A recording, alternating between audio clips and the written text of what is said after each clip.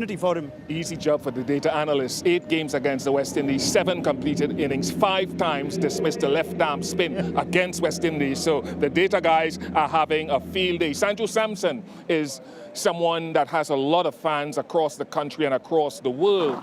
What have you made of his one stint in this series? Well, it really is a small sample size to judge him. If you look at his career, he hasn't really had a long run for India in ODI cricket. This was a delivery he was attempting to leave and then just nicked it on the way through. But it is a good delivery. I think there's another opportunity for him. He's a top-class player. We've seen him in T20 cricket. You look at his technique, you look at his career as well. In ODI cricket, he is produced. So I wouldn't judge him on that last innings. I think he needs a long, sustained run. He can definitely press his cause for playing in this upcoming World Cup for India. Yeah, and that middle order, without Rohit, without Virat, there's a bigger picture that Rahul Dravid is trying to establish. I'm not sure Indian fans are really up for this as we look at what Virat has done since 2021 and the rest of them. I think this only reminds us of how much we must appreciate what Virat Kohli adds to this ODI team, even if he's not at the peak of his powers and his form. And to be fair, now I think after what we've seen of Surya and Samson, India is just waiting on Rahul and Iyer, those two players at 2 and 3, who really made the most of their ODI opportunities, Bish, playing in the middle order, which is not KL Rahul's natural role, but how well he's adjusted and made the most of it. In Indian cricket, the timing of when you do well is more important than you doing well. Samson's done well at times where India has not focused or prioritized ODI cricket. And if he doesn't get a score today and Surya doesn't, it's just about Rahul and Shreyas coming back in. So timing is everything these days. All right, timing is a critical component of any batter. And one of those names you saw on that list there was chatting a little bit earlier with Samuel Badri. Quite privileged to have in my company Indian opening batter Shubman Gill. Shubman, thanks for your time. It's been a lean series so far for you from the test into the ODIs. I suppose how satisfied or dissatisfied are you with your returns to date? Yeah, obviously not very satisfied with how the things have gone in this tour for me. But I think I've been batting well. There isn't much that I would change about my game or about my technique. It's all about, for me, it's all about having that mental resilience. How much can I have? And if I get a start, try to be able to convert that start into a big one. And talking about that, you got a start in that second ODI, you won about 30 odd, and then decided to take the fielder at long off. In terms of your, upon reflection, do you think that was the right shot to play, or was it just a case of not executing properly? It was a case of, I would say, not well executing. Perhaps I would have wanted to take the cover fielder on instead of taking the long off fielder on, because the ball was turning there. So instead of taking the long off fielder, I could have tried some other option, maybe over covers, but I think the ball was there to be hit. And also we had gotten off to a good start, so it was time for one of us to keep the accelerator going. If you are looking for 250 or 230 on that wicket, if the openers are said perhaps go to maybe 270 or 280, and that's what the mindset was. Having been at 90 for no loss in 17 or 18 overs, you're always trying to accelerate and get your team in a good position. But yeah, I think for me it was more about the execution, or maybe a different place to hit that shot. Understandably, you guys are gearing up for a home ODI World Cup. There are some guys in that middle, Sanju Samson and Surya Kumar Yadav, auditioning for spots. How challenging is it, given the batting conditions out here in the West Indies? Obviously not very easy for any middle order batsman, especially in those conditions, to come in and rotate. So, but I think the bowlers have also bowled really well. The West Indies bowlers, the spinners, have also done a really good job bowling tight areas in not so easy conditions, and hopefully we'll be able to turn this game around and win the series. Thank you very much, Shubman. Go well today. Thank you.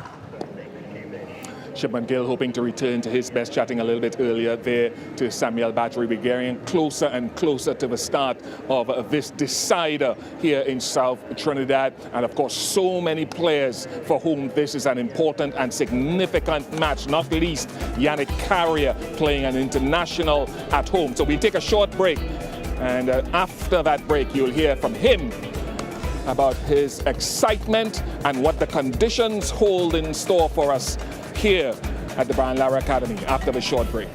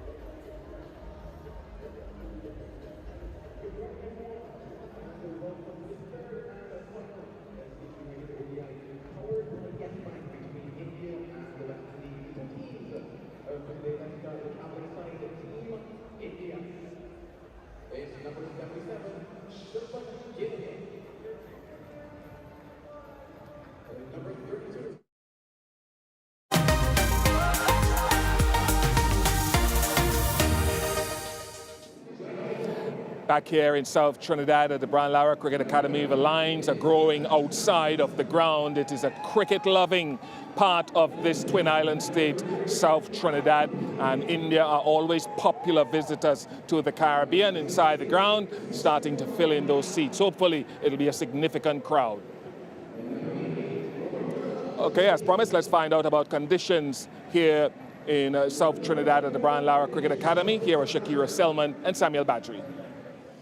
Always nice to be back in Trinidad. This time, South Trinidad Brian Lara Cricket Academy is host for this third and final one-day international. Bright and sunny at the moment, cloudless blue skies. It's a historic day, the first one-day international hosted here. It's also a public holiday, so we expect the crowds to come in.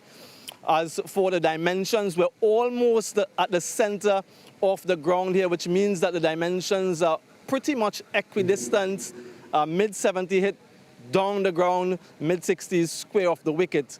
There will be a strong breeze that blows across from a northeasterly direction, so everyone will want to take that into consideration. As for the pitch itself, well, I've got alongside me Shakira Selman, a pitch expert in her own right. Shakira, from what you're seeing here, what can we expect from this surface today? Yeah. This pitch looks generally dry and hard. If you just chat here, it's quite hard, so you may get some bounce. I think it's a bit dark as well, so there may be a bit of moisture inside quite early on. But Samuel, you're the expert here. You live a lot closer to here than I do. Yeah, there is a considerable amount of grass, but not live grass. Like you mentioned, it's quite dry. We've had some high-scoring domestic tournaments recently. Of course, the shorter version, I don't know how much bearing that would have, but both these teams have an opportunity today to win the series. All in all, I think we're going to have a very exciting contest. Stay tuned. Thank you to Shakira and to Samuel and Darren. Your part of the world generally. Just revisit the toss decision by the West Indies in the context of the surface here. Well, history will show that teams are more successful batting first here, but that's in list A cricket. We haven't had men's ODI cricket at this venue. What I was told by the curator is it's more compact. It should be good in terms of bound consistently. There will be a little bit of turn, but I think it's still a pitch that is going to favor batting. Bat will dominate ball, so getting India out first up will be a big challenge. If they can do what we saw in Kensington Oval in that second game, it will give the West Indies a greater chance of winning. But don't expect the type of bounce we saw at Kensington Oval at this venue. All right, not as much bounce as Kensington Oval says. Darren, he did say there might be a little bit of purchase. Well, let's find out a little bit more from one of those tweakers playing in front of his home crowd here. A little bit earlier, he caught up, or Samuel Badri caught up with him. Always a pleasure to have a West Indian player alongside me. Today, it's Yannick Carrier. Yannick, first of all, thanks for your time. A couple of wickets for you so far in this series, but you've bowled with good control, good pace through the air. If you were to give a self-assessment of how things have went for you, what would you say? I think for me personally, come back from a surgery, I think, I never let a game time come back, but I think the last two games I played, I started to find my rhythm, it was a nice game back playing cricket again, and I really enjoyed it so far, so hoping for the best today. And if we take our minds back, as you mentioned that injury a few weeks ago, you were ruled out of that qualifiers in Zimbabwe. How was that recovery and your preparations for the series? The recovery is good. I think I got some good rest. Also, I got some time to prepare as well. But game ready.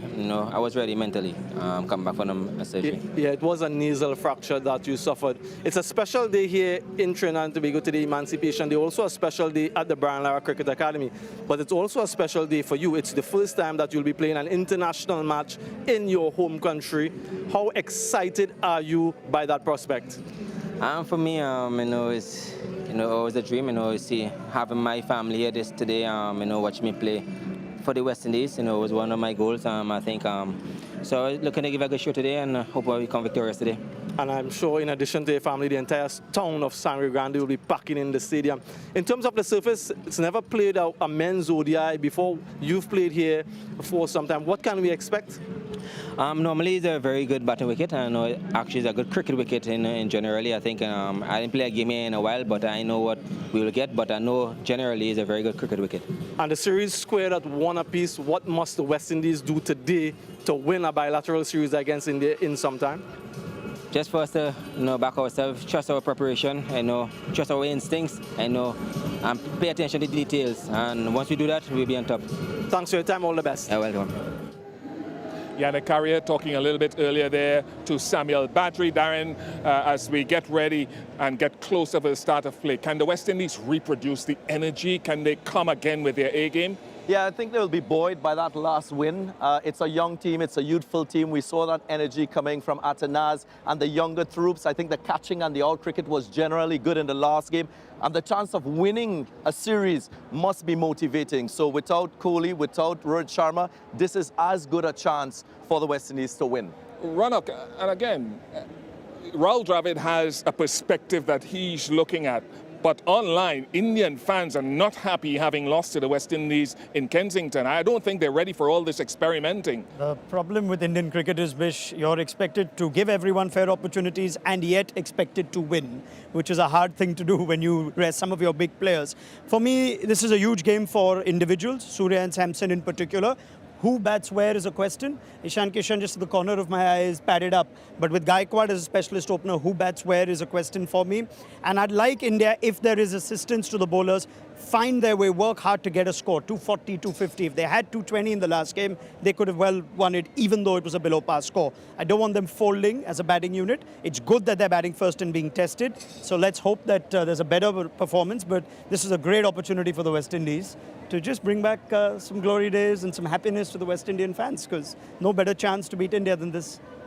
First chance to win a series against India since 2006. Thank you very much to Darren. Thank you very much to Ronak. The crowds are coming in to the Brian Lara Cricket Academy. We are in South Trinidad. We are excited to be here. We are excited that this is the decider, and they have packed in to see the end result. They'll be hoping, many of them, if not most of them, that the West Indies can do it here today. Sun is out. Hopefully we will get that sunshine all the way across this contest, the decider. Remember, we'll take a short break. When we come back on the other side, we will be closer to live action.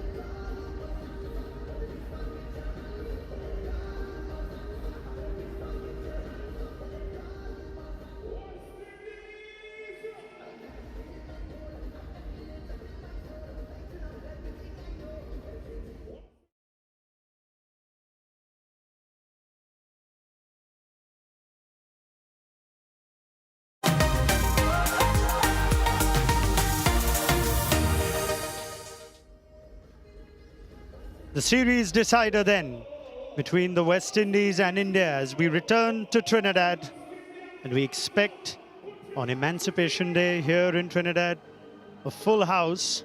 It's a game worth watching.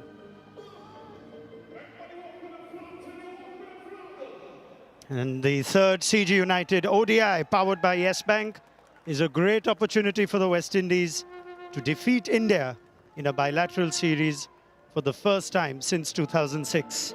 It started well for Shea Hope. He's won the toss, he's put India in again.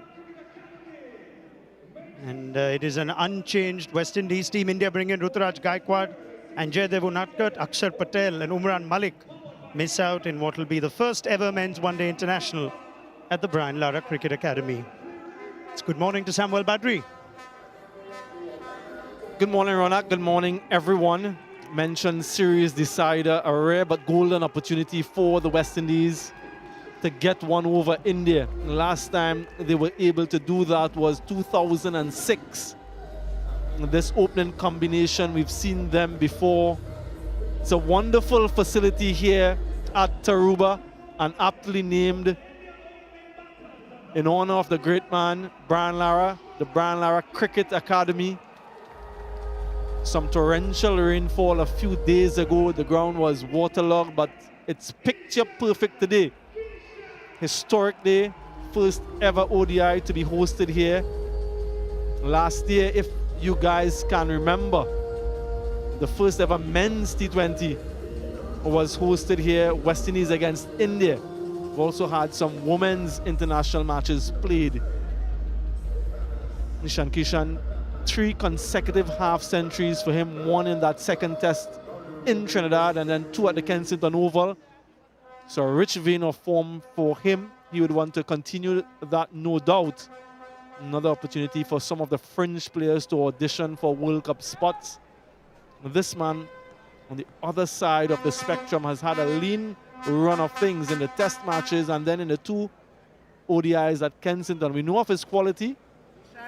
He'll want to make sure that he gets some runs under his belt and he gets some confidence. Jalen Seals, given the new ball for the West Indies, one of 2 new balls in one-day internationals, operating from the southern end and looking to make an early inroad. The first question might have been answered. The inclusion of Ruturaj Gaikwad, would that mean new look opening pair? No, it's Ishan Kishan on strike with 2 slips against Jaden Seals in the decider. It's a confident start. A player with runs and in form. And Ishan and India are underway. And we can see what Jaden Seals was trying to do there, get some swing to assess how much swing is on offer. Nice and full, good seam position, good wrist position. Is a hint of inward swing. So he wouldn't be too fazed by that drive. No Virat Kohli, no Rohit Sharma once again. A little bit disappointed, the Trinidadian fans. Shot Ishan. Runs for Ishan. First boundary. Yeah, he got some swing with that first delivery and perhaps just trying to change his line to see how much more he can get. But presenting an easy opportunity to an informed batsman. Isn't going to miss out on that. Crunched square of the wicket through the offside. I mentioned that he's coming on the back of 3 half centuries, so his confidence is high. Fastest ODI double 100 to this man.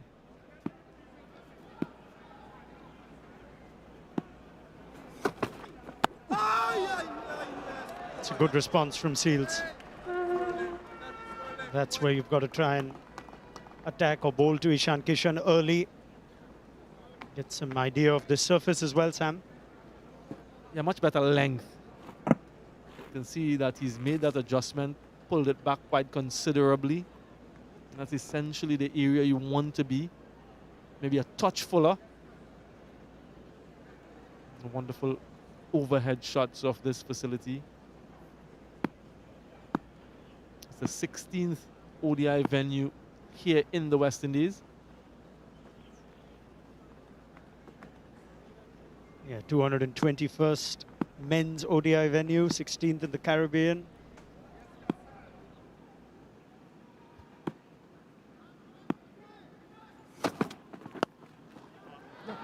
Fine leg has work. It's a good outfield as well. That raced to Yannick Carrier. It's early days, still just 4 balls, but we saw challenging batting conditions at the Kensington Oval. Seems like the batters have something to look forward to today. Well, hopefully, we're hoping so. We're all hoping so. The batters, the spectators, everyone. Much higher scores than we saw at the Kensington, 114 and 181. The 2 scores batting first. But the fielding of Yannick Carrier there, that's a good sign.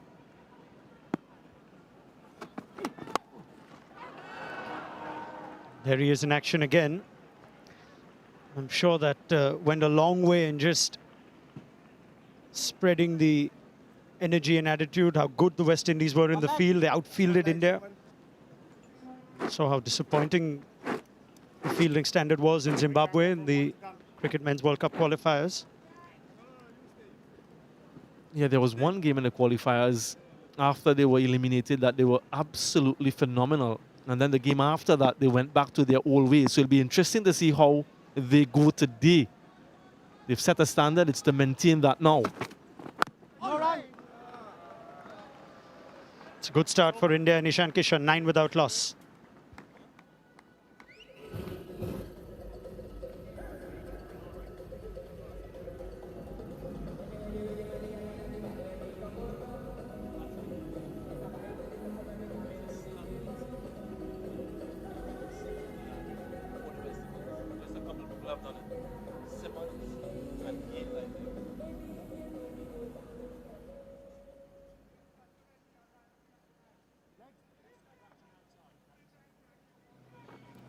Guys. Kyle Mayers continue to take the new ball. I think it's an issue that will be discussed and debated by West Indies cricket fans and pundits alike. Kyle Mayers ahead of Alzari Joseph. He's going to start round the wicket to Ishan. He's got 2 slips, but he's just moving a fielder that originally was at mid-wicket. He's just adding reinforcement to the offside, so only mid-on inside the circle on the leg side.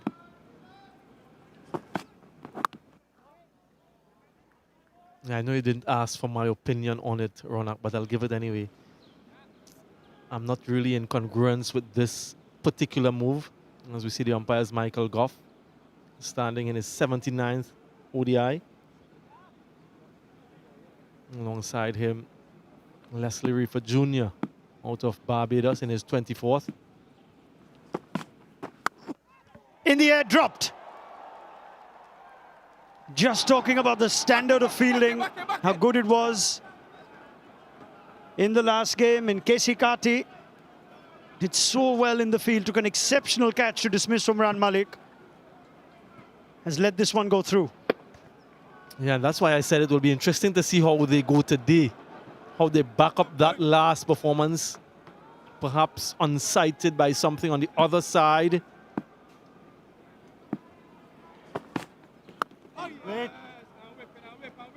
And an opportunity goes a beg. And it doesn't change what I was going to say, Ronak. I see you laughing. Even though he gets a wicket in this over or in this spell, I will still prefer to see Alzari Joseph set the tone. It should have been taken with that new ball. I know that he's quite skillful, Kyle Mayers, and it's the best opportunity for him with the new ball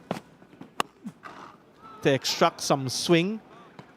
But when you want to set the tone in a one-day international, you want your best bowlers, perhaps to get you some early wickets and signal the things that you want throughout the game. And this man, I think, should accompany Jayden Seales.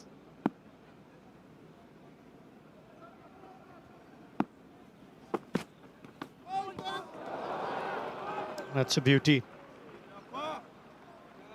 How much will that chance cost the West Indies? I guess this is what Shea Hope is trusting Mayers to do. If there's any early movement. Yeah, I was going to ask you for your opinion on it. You've given it to me. Wait. Well, for the moment, it's a terrific over from him. 11 without loss.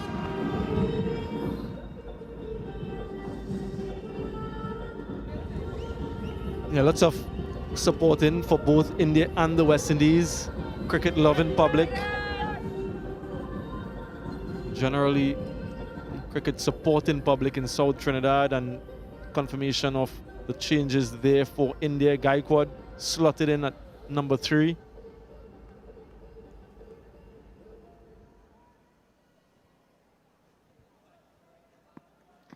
India still without Rohit Sharma and Virat Kohli in this deciding ODI.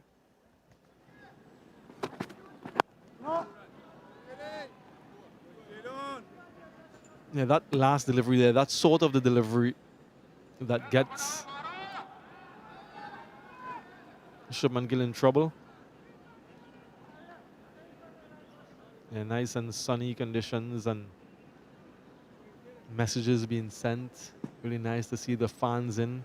Public holiday here, Emancipation Day holiday.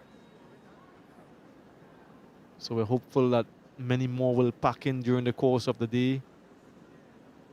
I'm sure they would have been expecting to see Sharma and Kohli.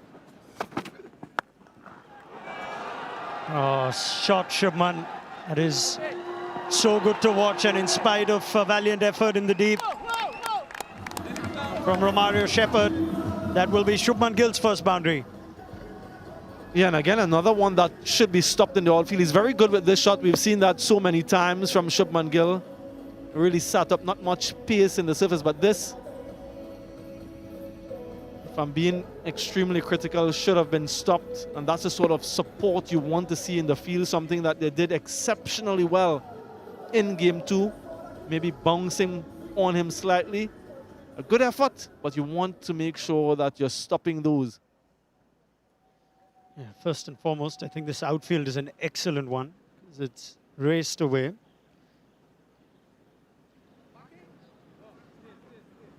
As we play on the centre surface here for what is the first ever men's ODI at the Brian Lara Cricket Academy.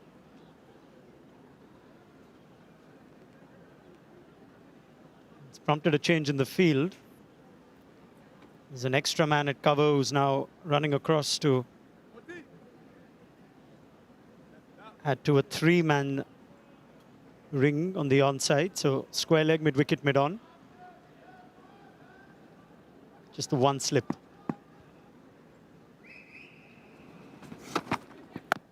No.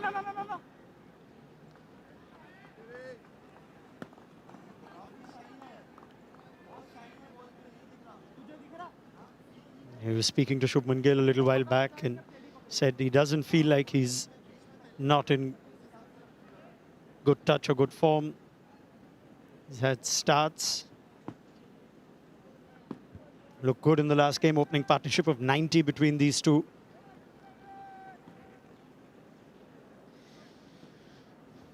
It's a decent sized boundary.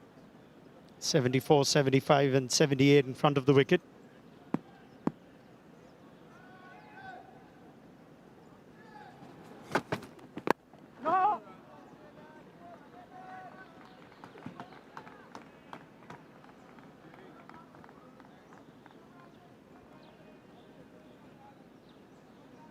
Yeah, West Indian fans, an opportunity for the home series. Caribbean issued MasterCard. Visit windiescricket.com to get the details and 20% discount on any West Indies home match. Lots of T20s to follow, and then England will visit the Caribbean in December. Lots to look out for. So please avail yourselves of that opportunity. Shubman Gill dismissed by Jayden Seals in the first one international. Really good delivery. And that will be fresh on Jayden Seals' mind. Looking to replicate that type of delivery.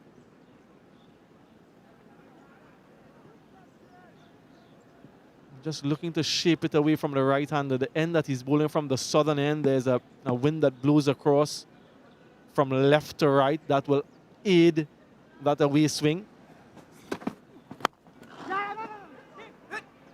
Finishes with the one that comes back in. Just the boundary of the over, 15 without loss.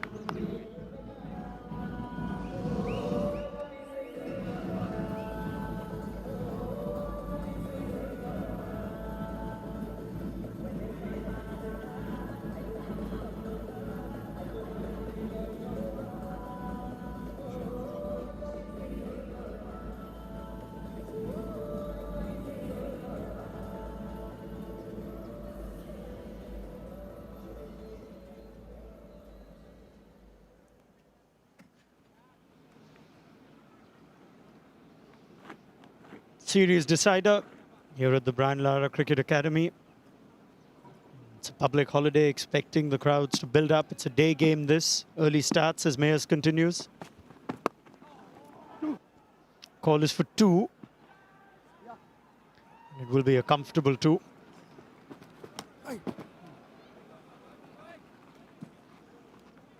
Kalmia's opening the bowling and also opening the batting for the West Indies. I think I read somewhere, Ronak, that there's only been 2 other players to open the batting and the bowling in the same ODI for the West Indies.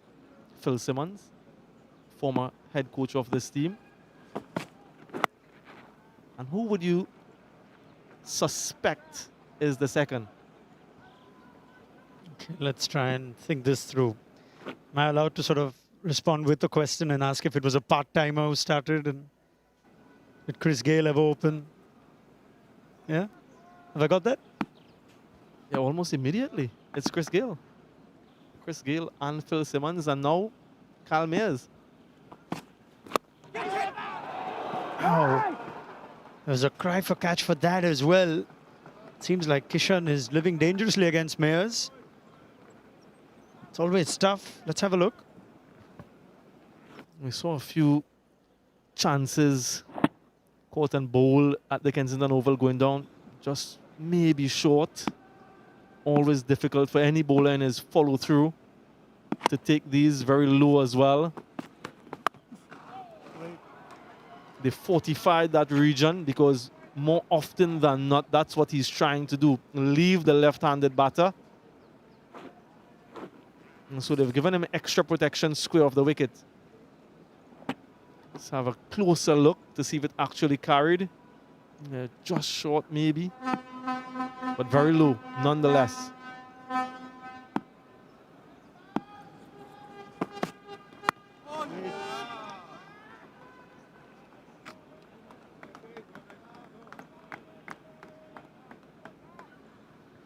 Let's just have a closer look at this. Don't look at the bowler, the non-striker. Look at Shubman Gill trying to get back in his crease with that foot. Really good. We've seen someone, I think it was Hardik Pandya, dismissed like that already.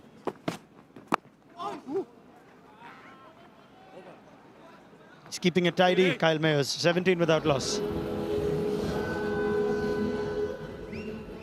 Yeah, the DJ is blaring in the distance, creating an atmosphere, always party-like.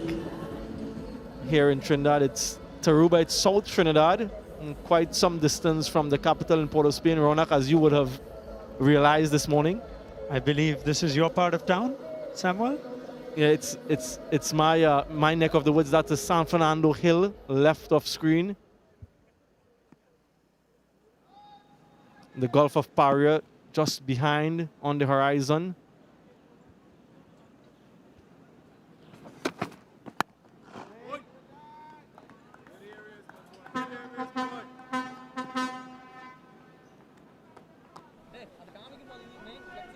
I believe significant population, Trinidadian population of Indian origin, dating back generations, and settled in South Trinidad, where we are. Well, they're missing the king. Might get a glimpse of him carry the drinks as he did in the last game. Did Virat Kohli, of course, along with Rohit Sharma, will leave the Caribbean at the end of this ODI series. not part of the upcoming 5-match T20Is. Yeah, the big news coming out of India a couple of days ago, Jasprit Bumrah, he's back and he's leading the T20 team in that series against Ireland. And Virat Kohli just relaxing in this one international series, giving others an opportunity. Yeah, their eyes are covered, but you know who they are. Virat Kohli, Rahul Dravid, Vikram Rathore, the batting coach.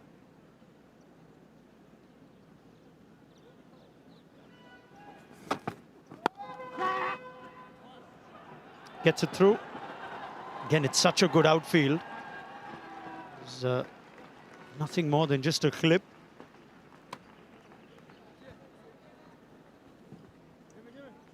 How exciting is that news, though?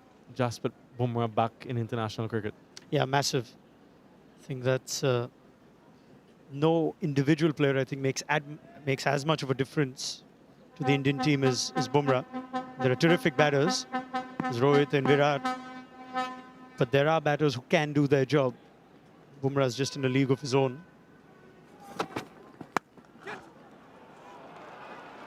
Sublime. That short arm jab from Shubman, which is so easy for him. Yeah, this is one of his signature strokes. Doesn't really play with a cross-batted shot, sort of three-quarter, vertical and horizontal, and picks the gap, and the timing is sublime. Lots of batters would try to hit that with a cross bat and backward of square. He finds the gap in front of square with precision, so regularly.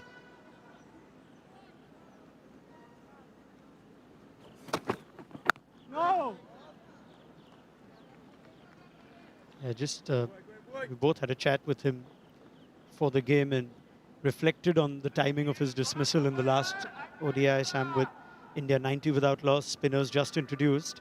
That's when the collapse began. I think that's something that Shubman Gill will also learn from. He certainly looks like he'll be part of that World Cup squad. It's the front line opener with Rohit Sharma. He will also learn that in a game that perhaps Rohit or Kohli may not get a score, in those situations, that's probably not the shot he wants to play.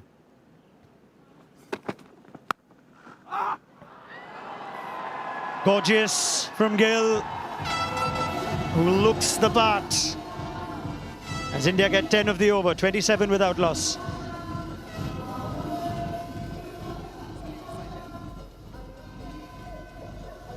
Yeah, Jaden Seals made a cry in anguish when he delivered that ball.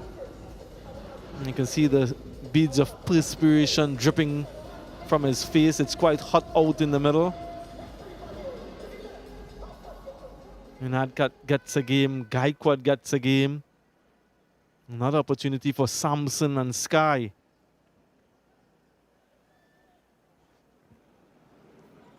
Looks like a different batting position again for Sanju Samson. Suryakumar Yadav too, potentially, with inclusion of Ruturaj Gaikwad.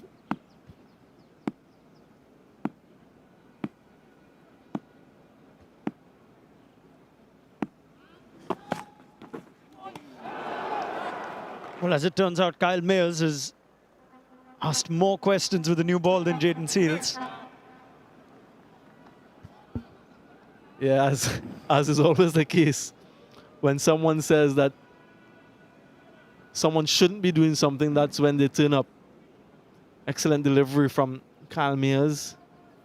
Should have had a wicket already.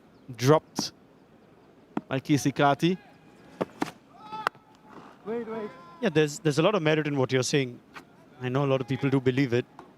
It's nothing against Mayers. There's also nothing to suggest that Alzari Joseph may not ask those same questions. Last ball of the previous over. Gee, when he gets runs, it looks so easy.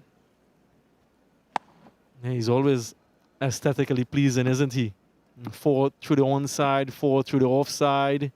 Square off the wicket. He's very good down the ground. Just want to come back to something that you mentioned in that last over. Down the ground. Ishan Kishan doesn't mind if he's played and missed. That's his response. India are on the charge here. And I wonder if because of that shot, Shea Hope would think about keeping up to the wicket. Left his crease to sort of negate any swing. Keep talking about the confidence that he has, Ishan Kishan. Continues to demonstrate that. Good option over the bowler's head. Goes again. Doesn't get the elevation, but gets the same result. Back-to-back boundaries. Yeah, and when it doesn't work out, Ronak, and Alzari Joseph comes into bowl with two set batters, it becomes so much more difficult. Really good strike once again. We know how much power he possesses. Diminutive, but power-packed. Ishan Kishan. Yeah, just on cue, Shea Hope asked for the helmet, which has just been brought on by O'Shane Thomas, substitute fielder. So West Indies captain and keeper will stand up to the stumps to prevent Ishan Kishan from dancing down. It's also a change in the field now. Fine leg is coming in. And a deep backward square on the onside. Right, Mayer's under pressure.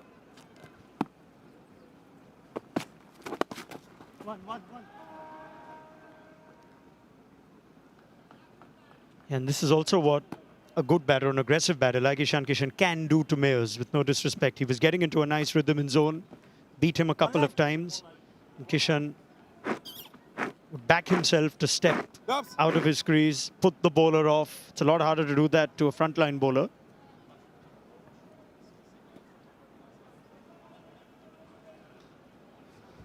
He was dropped on 9, second over of the game. The bowling of Mayers, Ishan Kishan.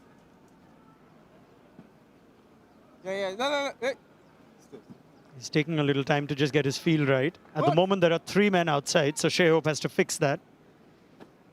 It's going to be rectified in the form of deep third coming into short third, so both fielders outside the circle on the onside.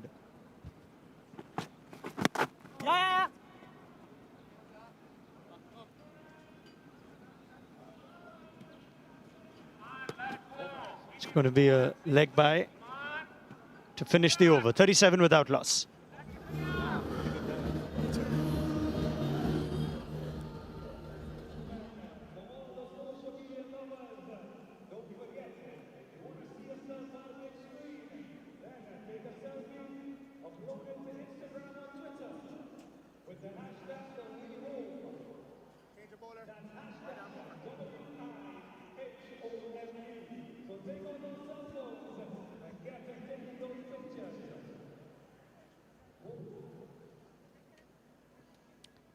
Good start for India.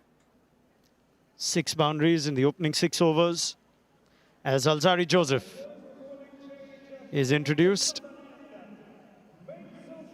Samuel Badri keen to see him from the other end along with Jayden Seals. For now, he comes in to replace him. He's an excellent record. Recent years in the Caribbean, 103 wickets. And he's going to bowl to his IPL teammate.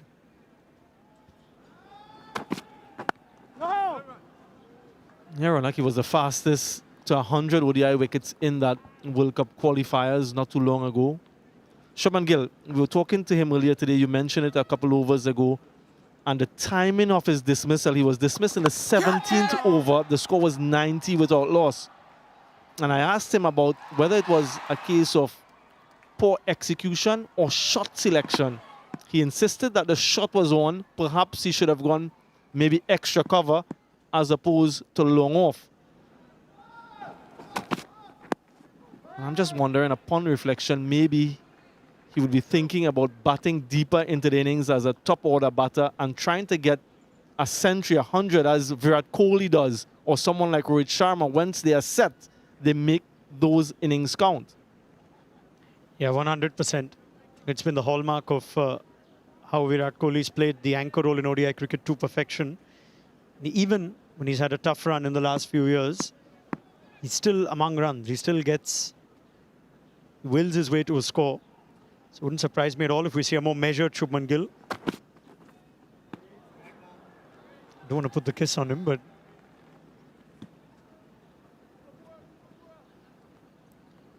But yeah, that's exactly what India would want ticked off for a Shubman Gill. Now, he's not under any real debate about his position in the World Cup squad, I'd imagine. What they want from him is how he responds to different situations. There was no Rohit and Virat in the last game. Let's assume he plays with them and they get out cheaply. What is the kind of shot Shubman Gill plays when a left-arm spinner comes on and the ball is turning?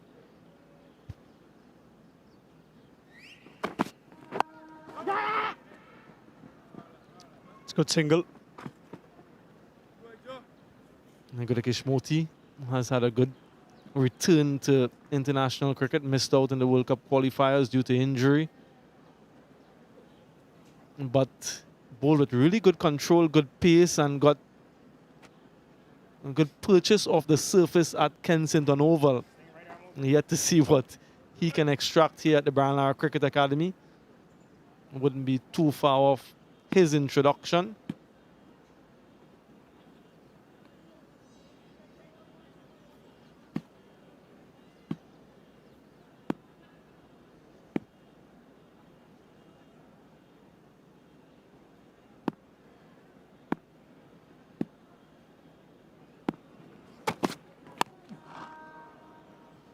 It's extravagant from Ishan Kishan. And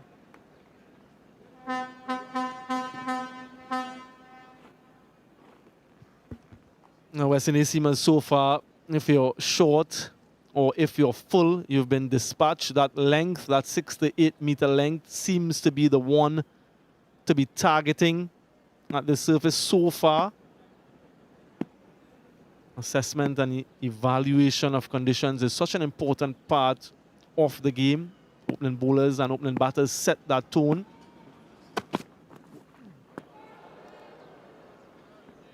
And it's so different, like I was mentioning, Ronak, when you have to face a bowler and you're already set, you already have a start.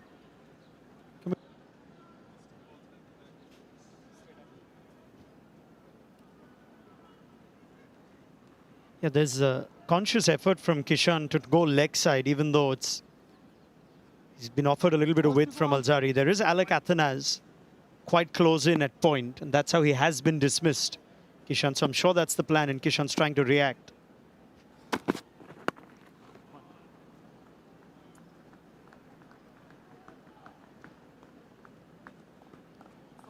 It's 3 of Alzari Joseph's first over, 40 without loss.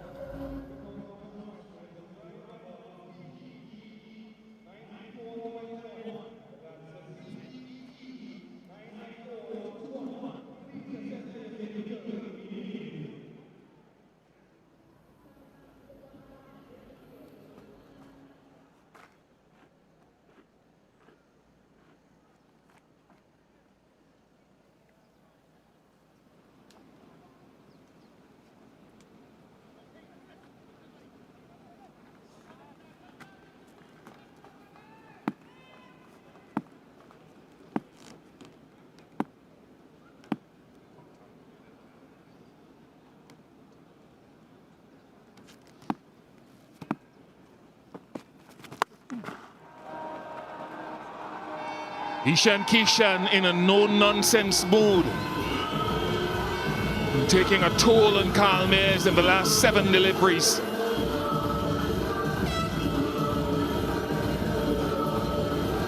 He's shown a lot more intent in the last 2 overs or so. Kalmir's not a lot of pace. That ball just levels off hip height.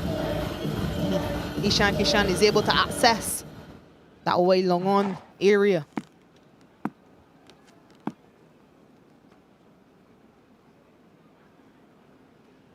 The deep third is coming up to a short third, top right of your screen, and that short mid-wicket or normal mid-wicket is dropped out to a deep mid-wicket, so the line has to be very straight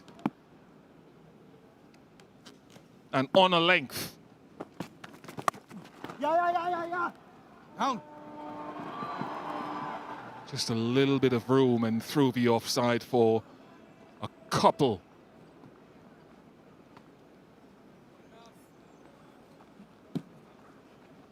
Yeah, this becomes a much more difficult field for Kalmir's to go to, as he predominantly outswings the ball from the left-handers. Now has to attack the stumps that much more. Get to me. One.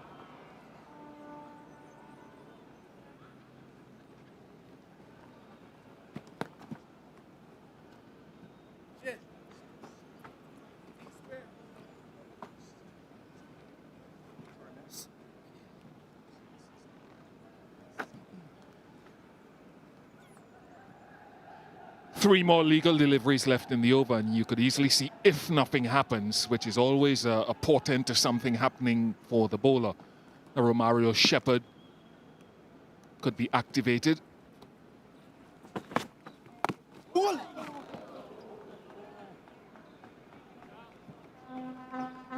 He almost called it. Shubman Gill almost playing that one back onto his stumps. Just coming on that delivery very late.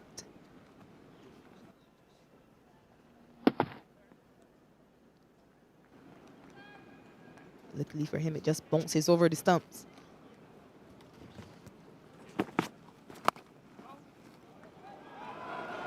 Lovely timing, and the 50 will come up for India. It'll be the 8th 50 partnership for the first wicket in the last 12 ODIs for them.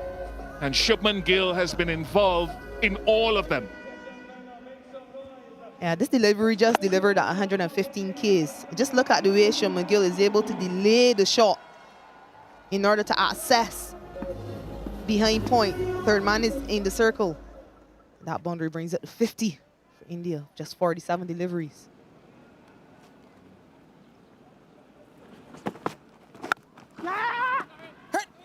Yeah, well judged single. Brandon King couldn't get to it.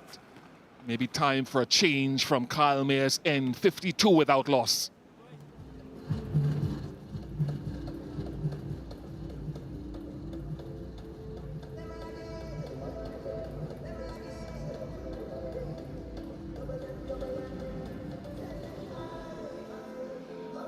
Wonderful to have the first men's ODI here at the Brian Lara Cricket Academy. Of course, we had T20 internationals before and women's ODIs and T20s. First men's ODI today.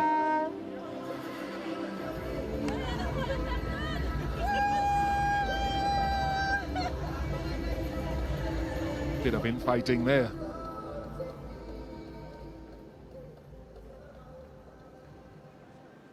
Of course, amongst other things, a high East Indian population in the central Chaguanas and beyond down to South Trinidad. Joseph. Such authority. At the moment, it seems the type of surface that they'll enjoy batting on at the moment. Yeah, it's not as bouncy as it was at Kensington Oval. So he's able to easily pull that one in front of square. We all know how good he is at pulling those deliveries.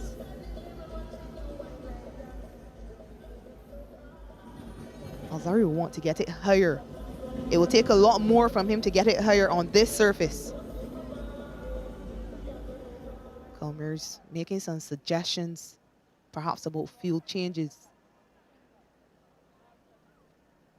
Yeah, he is vice-captain of the T20 team, Kyle Mayers, with no Rovman Powell as vice-captain in the 50-over team. I wonder if that hat falls on Kyle as well in this team. He's gone out to cover. Of course, Kyle captained the domestic franchise, the Barbados franchise, last season.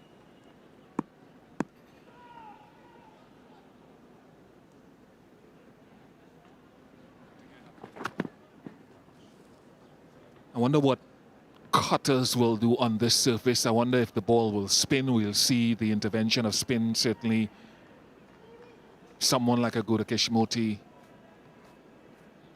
I would think not too far off. Romario Shepherd bowls a number of cutters and cross seamers as well. Yannick Carrier is also another option that will bowl at some point today.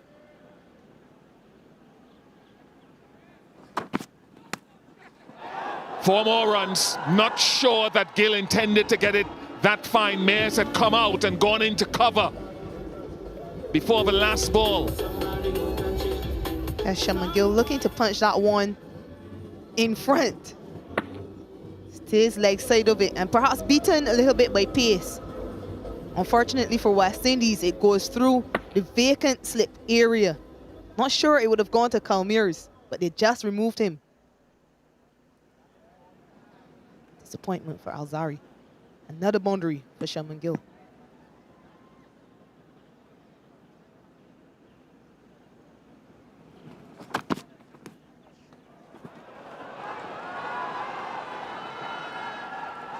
Very little chance, really, for Shea Hope, although he got the fingers on it. 5 wides. So this little ingenuity that Ishan Kishan started a few moments ago is being capitalized upon. And perhaps some frustration from Alzari Joseph being picked up. He really pushed that one, trying to angle that one into the batter. Shea Hope did well to get a hand on it, but really unable to stop that one from going to the boundary. 6 wides by West Indies so far.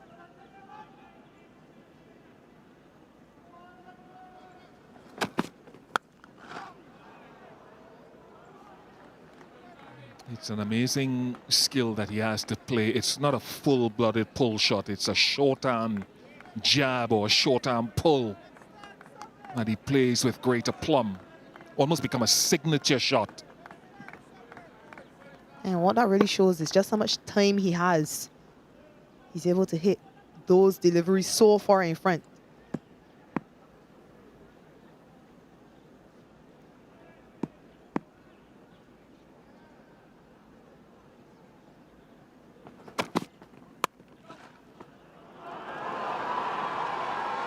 Sublime, and conditions at the moment look good for stroke play.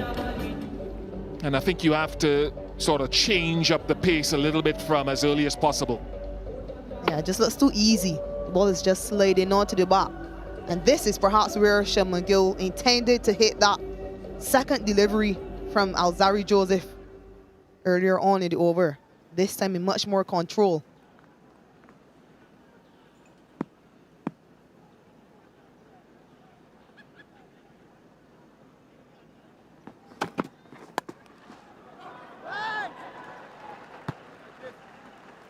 Yeah, I was looking at the one that he nicked down to third. Just on middle and off stump at times. When we saw him dismissed, for example, in the first ODI, he was standing on leg stump. Much more across his stump then, but still it is a factor for him nicking the ball there off those forcing shots. But he's a supremely talented batter.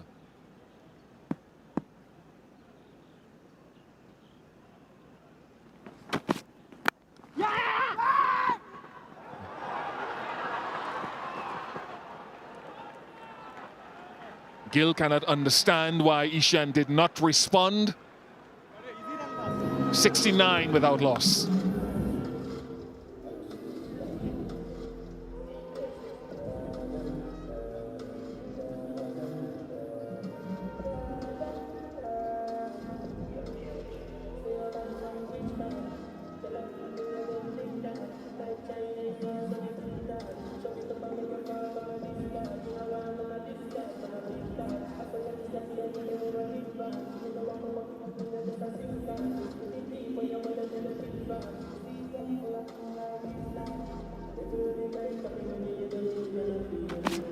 And this was the last ball of Alzari Joseph over.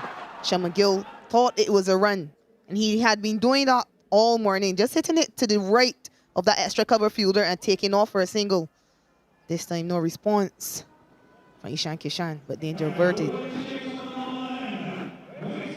First sign of spin for West Indies. Gulakesh Moti into the attack.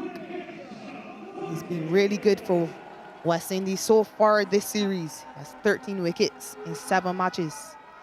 And it'll be interesting to see what he can do here on this surface.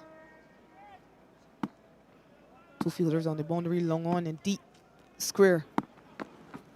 Oh, yes, Mota. Start, boy. Only the third over of his ODI career that he's bowled in the first power play. And he'll be asking them to hit into that wind that comes off the eastern boundary. Well, I assume so anyway. Doesn't want to bowl with that amount of width because his defensive fielders, 2 deep fielders, are leg side, long on and deep mid-wicket or forward square. Oh, yeah. Bit of spin.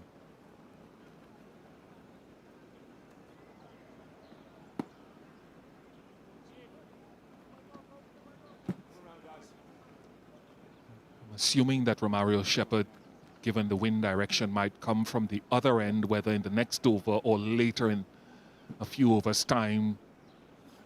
He just seems to like that wind helping his outswinger very early in his spell. Oh, well ball, boy. As much as it may be to give Moti this end to bowl from, more importantly. Immediately long off being employed for Shaman Gill.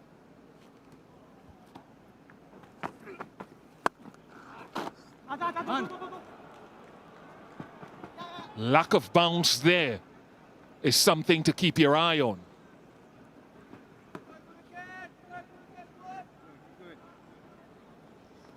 Not surprising here on this surface. You don't often see the ball bouncing too high. Quite different soil from what's used in Kensington, in Barbados, and around other parts of the Caribbean. It's a single to end the over, just 4 from it. And the end of the power play, India 73 without loss.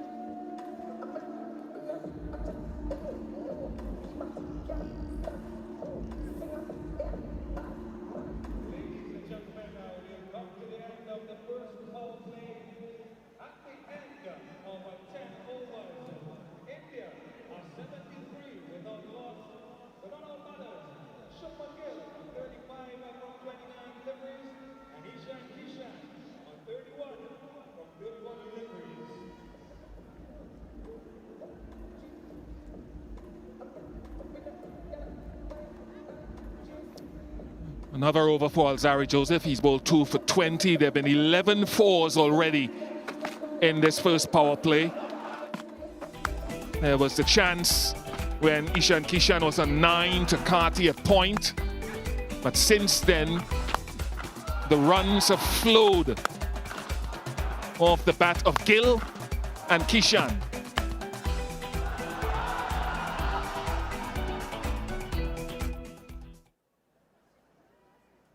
So can post the first power play, can Alzari Joseph find a bit of magic? Will he bowl some cutters, use the odd cutter? Will he be more aggressive with now 4 fielders outside the circle? All square and behind square.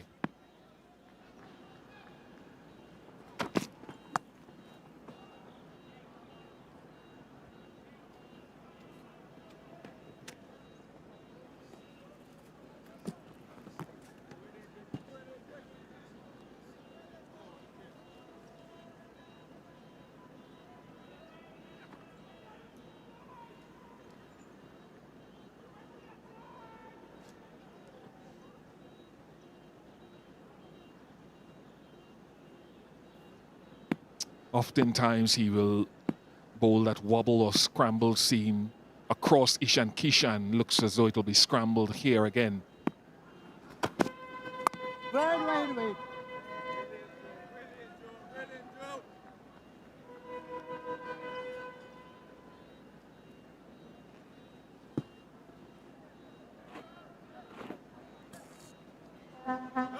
Yeah, that scramble seam, which he finds easier to take away from the left-hander. He'll be upright, obviously, to try to get it to curl back when they swing. Who's that security person walking up and down behind the bowler's arm? It's the second time, and we've only had 2 balls in the over, she's walked across.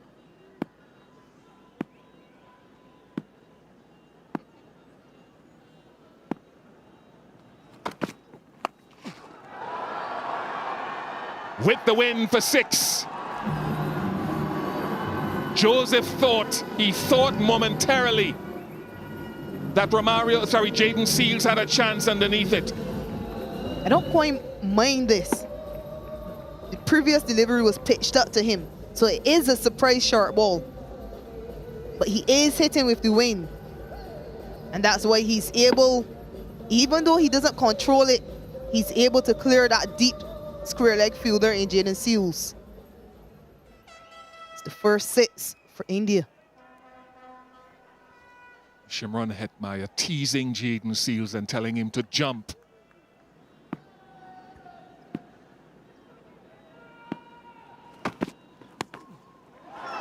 More runs hemorrhaging. Leg buys, but all to the team score.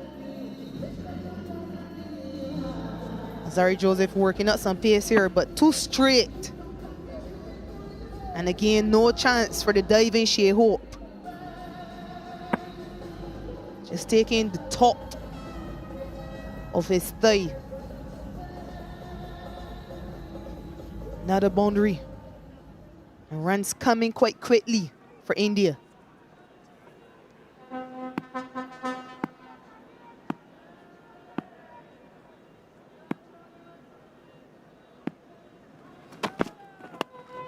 One.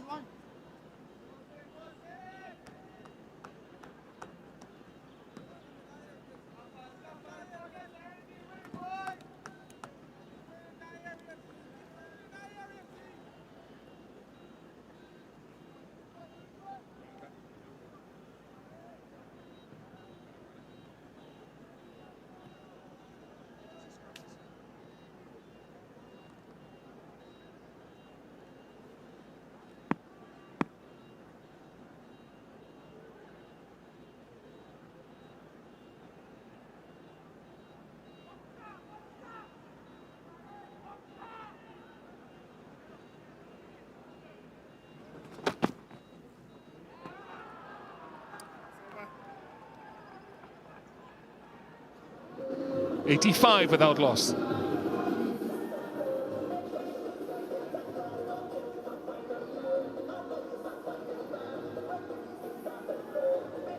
Wonderfully located venue. It's a huge expanse, the property of this Brian Lara Cricket Academy, and so many, including myself, feel that it can be even better utilized by actually having additional development to it. Dorms and what have you, multi-purpose facility. Biggest over 17. Alzari's previous over before the last one.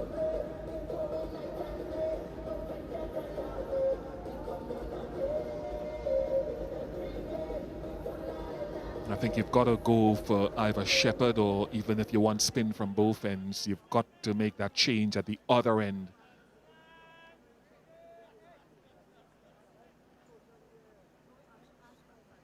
Yeah, it looks all too easy with the ball coming onto the bat. So perhaps someone with not as much pace in Romario Shepherd or Yannick Carrier, just to slow things down.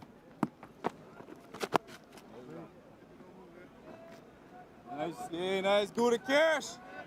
Work it, good catch. Moti is getting the ball to turn a bit.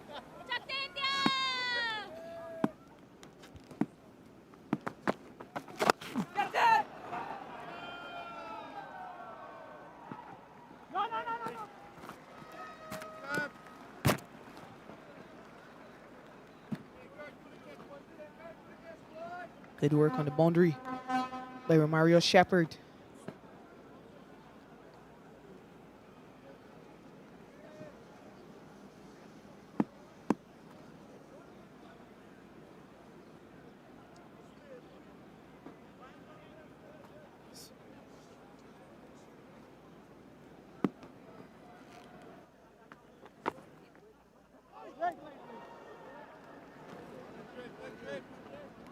joint leading wicket taker in the series.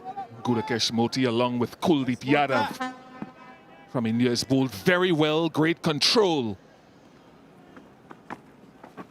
No run in there. Sweet Moti, sweet Moti. He spins the ball, he gives the ball a lot of revolutions at a decent enough pace. Oh, get it.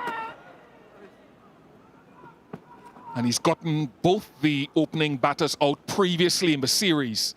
Ishan tried in Barbados and succeeded in hitting him over long on, but was also caught at deep mid-wicket.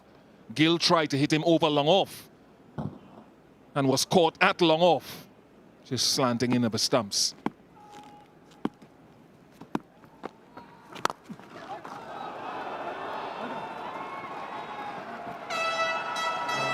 Perilously close, but it flew past with some power. 91 without loss.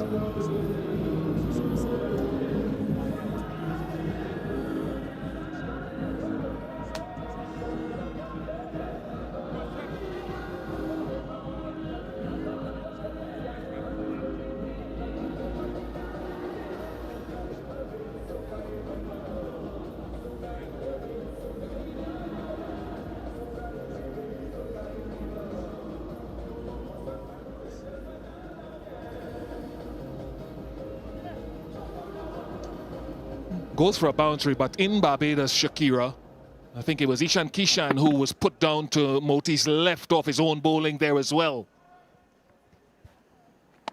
And so often he hits those quite aerially. That one a bit lower. So no real chance for Gudakesh Moti. But he'll want to stay alert. Mario Shepherd, as you expected, Bish, into the attack. Had a good outing last game.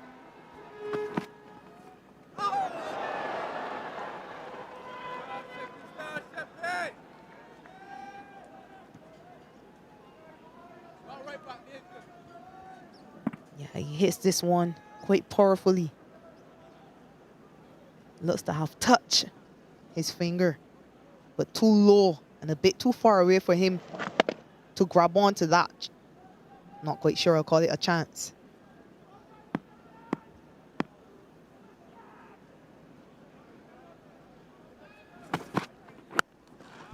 The one thing I'd say, I was looking at a non-striker's end when that boundary was hit last ball of the previous over, and I'm looking at Shubman Gill for two things. His left leg stayed planted in the crease, but I'd prefer if Gill has the bat in the right hand. If you're taught in coaching at school, and there was an occasion earlier this morning where he stretched his leg back to try to get back in the crease. I think it's easier if the bat is in your right hand to look at the bowler, look at the batter, and keep the bat stretched into the crease or get back with the bat into the crease. Just a little thing. 6 more. Anything that is just fractionally short, Gill and now Kishan for the second time is maximizing. He hits this one with absolute authority. Not getting this one as high as the previous one, and he's in complete control, hitting into the wind. He easily clears the boundary for his second maximum. Moves on to 49, Ishan Kishan. Just one away from a third consecutive 50 in this format. Fourth consecutive of this entire series. As a bowling group, you don't want to take away from what suits you naturally, but if push comes to shove, you want to keep them away from scoring on that, what is now the leg side for Ishan Kishan. Not saying go away from what suits you naturally, but with the wind, it's helping the aerial shots at the moment.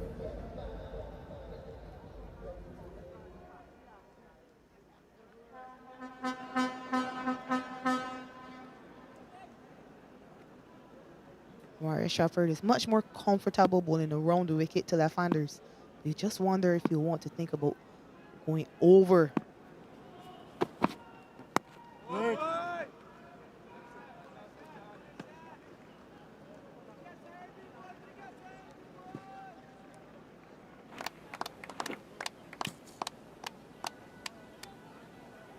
Lots of Indian supporters around the ground.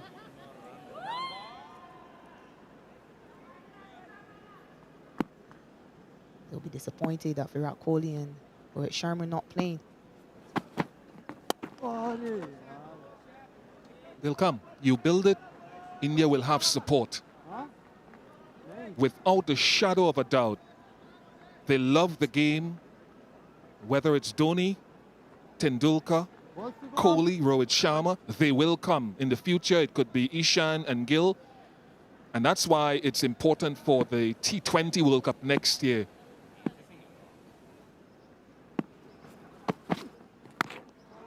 They'll come in from North America and beyond. 98 without loss.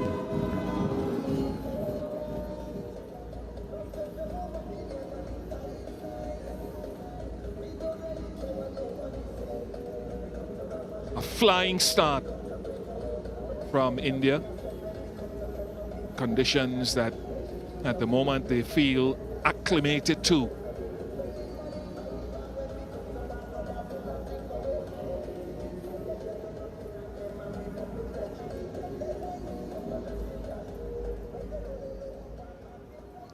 .49 to Ishan Kishan, 38 to Gill. Shakira, no Rohit, no Virat if you just joined us. Moti continues.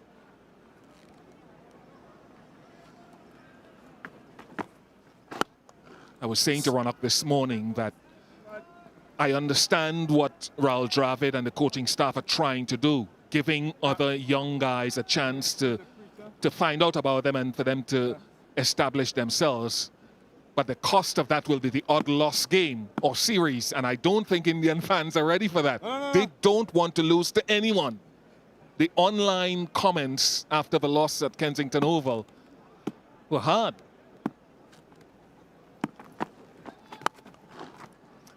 And another 50 for Ishan Kishan, his third consecutive of this series, added to the test match half century here in Trinidad. It is his sixth in one-day internationals, and he is one young player who's been given the extended run in this series at opening by Rohit Sharma, and he is making use of it. Yeah, he's been in ripping form. He's made every opportunity count, Ishan Kishan. Nice, Mota. And he will want to go on and convert this start. He only has one ODI 100, that his double century. So it's an opportunity for him to go on and convert.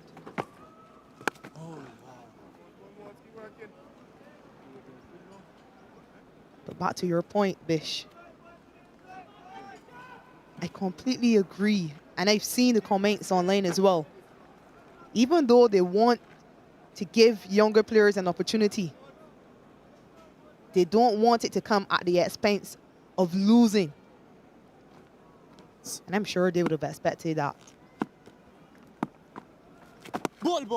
Given the way West Indies have been playing, even a second string team would have been able to beat West Indies. And I think that's where I was really impressed with West Indies.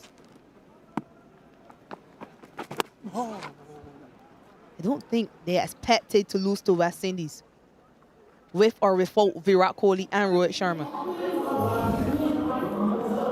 102 without loss.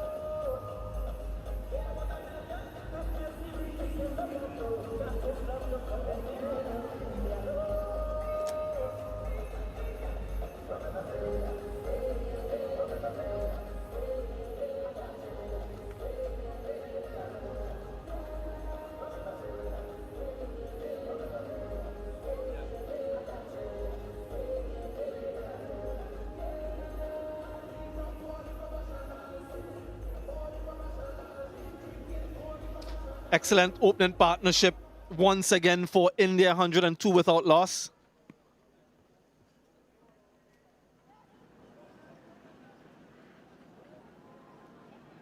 Suppose the question for these two is if they can carry on and make this count as a big one, a significant one, or are they contented with what they've done so far?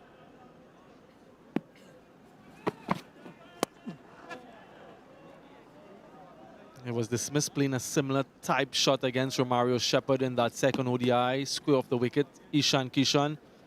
But really good from him to see that consistency. 50 at the Queen's Park Oval, 50 at the Kensington Oval twice, and a 50 here. The first ever men's one-day international being hosted at the Brian Lara Cricket Academy. So he will have the record of scoring the first half century.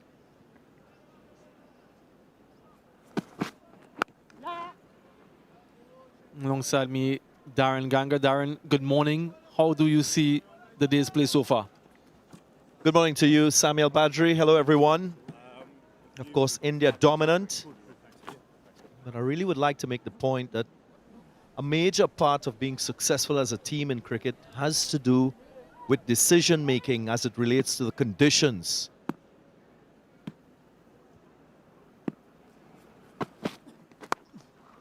Cut away beautifully, picks the gap, and he blossoms once more. Ishan Kishan.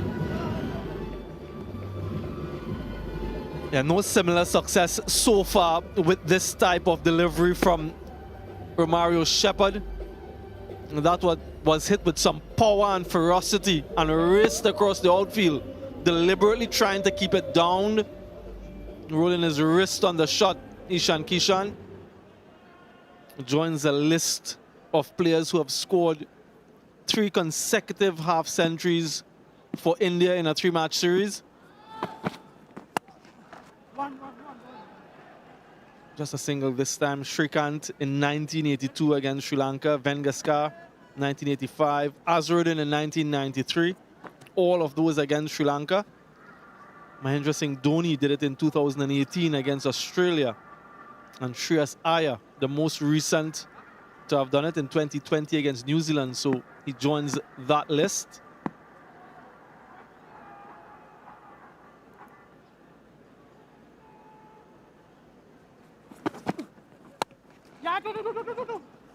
Two is the call, just one.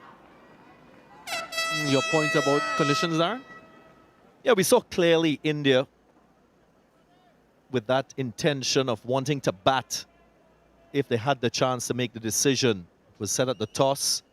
The West Indies, of course, electing to field first. And again, this pitch history will show that it's a pitch that will become more dry, will assist the spinners a little bit more as we progress further into the day's play. So in good batting conditions, the West Indies, they've allowed India the chance to bat first up. And so far, so good. 15 overs gone, 110 without loss.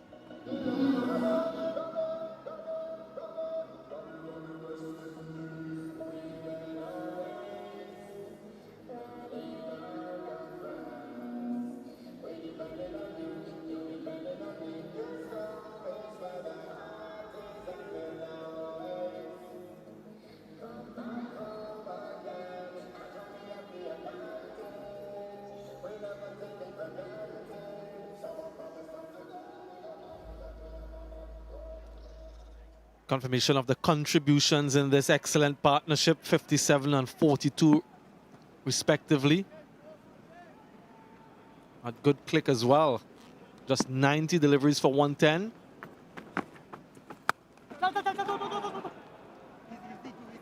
Very short from Moti. Just reflecting on that first power play. Of course, the West Indies went quite defensive with their field placing. Alzari Joseph, when he bowled, there wasn't a slip or anyone catching in that cordon. It was a 5-4 field, again showing the mindset of the captain, Shea Hope. Oh, yes, boy. Make the point again that the pitch, the conditions, the fact that these square boundaries are quite small. There's a strong wind as well blowing across the ground. Those are things that are very, very important.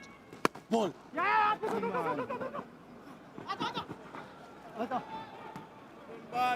Still don't agree with the fact that the West Indies, they continue the approach to open bowling with Kyle Mayers. Of course, maybe 1 or 2 overs, but not surely 4 overs. Not 4th over he bowled. Just going for 12 runs.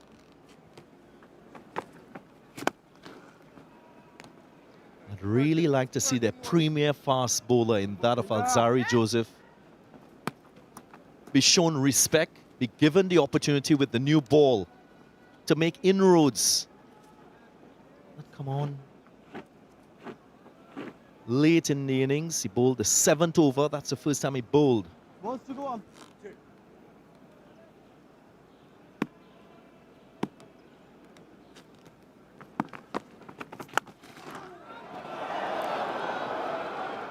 Yeah, firmly drilled back at Moti. Really powerful striker off the cricket ball, straight down the ground. And did well, the bowler, to stop that. Down, Letty. Ready, Letty. Almost an opportunity. Wasn't able to collect clean initially, Hetmeyer. After 16 overs then, 116 without loss. India being sent in by the West Indies, and it's time now for everyone to have a drink. It's the Blue Waters drinks break.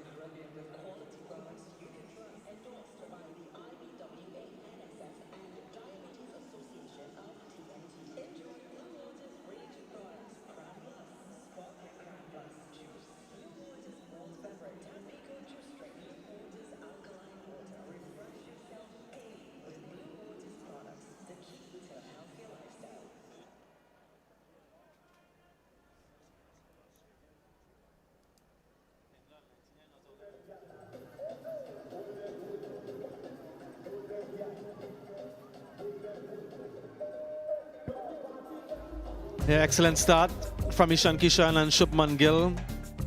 Another half century for Kishan, 116 without loss in 16 overs. Ishan Kishan once again showing his worth on the international stage. Really powerful drives down the ground, use of his feet. Good against the short ball as well. Really a pocket dynamite. Against the fast bowlers, against the spinner, it doesn't matter. It just continues to blossom and flourish. First ever half century at the Brian Lara Cricket Academy in men's ODI. No wicket yet to report for any of the 5 West Indian bowlers used. There was an opportunity, however, in Kyle Mayers against Ishan Kishan, and Casey Carty was not able to hold on. Should have been taken. Usually a very good fielder, excellent play of hands. Not this morning. Virat Kohli has some fans in. Of course, we're here in the most southerly of the Caribbean islands, Trinidad and Tobago. A wonderful destination, local flora and fauna, activities to do. Rich culture, rich heritage, multi-ethnic, multicultural, very diverse in what it has to offer. Home of the steel pan, home of carnival, greatest show on earth, and of course the local cuisine, very delectable. Like I mentioned, a huge variety. Destination Trinidad and Tobago. If you ever have an opportunity, please avail yourselves. Cricket, of course, is a major part of the landscape. The first T20I will be played here in a couple days' time, right here at the stadium. Confirmation of the West Indies T20I squad announced yesterday. Rovman Powell will be leading. Shea Hope included into that, and it's really nice to see Nicholas Puran, fresh off a century in the final in a tournament played recently, will be on show, along with some other familiar faces. Jason Holder returns after being rested. Akil Hussain, Obed McCoy, also in and amongst those names.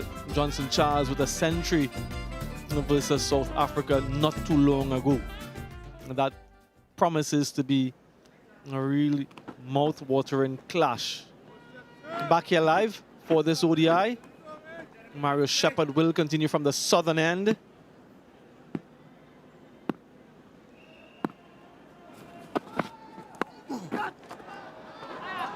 Beats the fielder and will go for 4. So straight after the drinks break, some disappointing fielding results in another boundary. Well, if you're a batter playing at this venue, you'll know that the square boundaries are quite short. You'll also know that if you hit with the wind, you get more value for your shots. And that is what we've seen from Ishan Kishan and to Shubman Gill. Ishan helping himself to 2 sixes to that westerly end of the ground. And once more securing another boundary, so smart batting.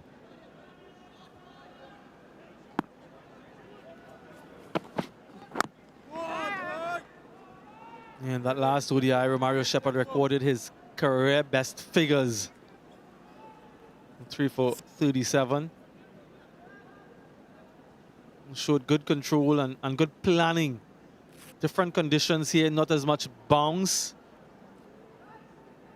And so he's had to adjust his line, his length. So far, he's been expensive in his 3rd over, conceding 20. So not yet finding what that ideal length is.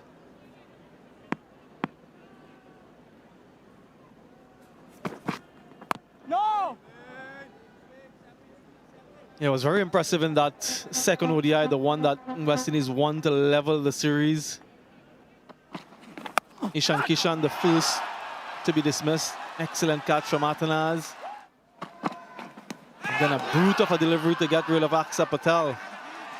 Short and very hostile. And then another short one to get Ravindra Jadeja. Good catch by Yannick Carrier.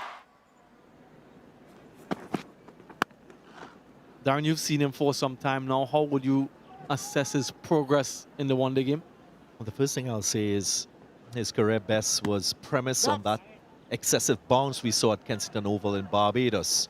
And you can't just use that template and apply it to any condition when you play in future matches. Here at the Brown Lara Cricket Academy, we see straight away bounce average. So that means there needs to be an adjustment in his length. Has to get the ball a little bit fuller on this surface. Much better. Added to that, the fact that the straight boundaries are quite long, around 78 meters in length. If I'm a fast bowler, I'm erring on the fuller side. When we speak about adjustments and adaptations, that's a prime example of what the West Indian fast bowlers will need to do at this venue.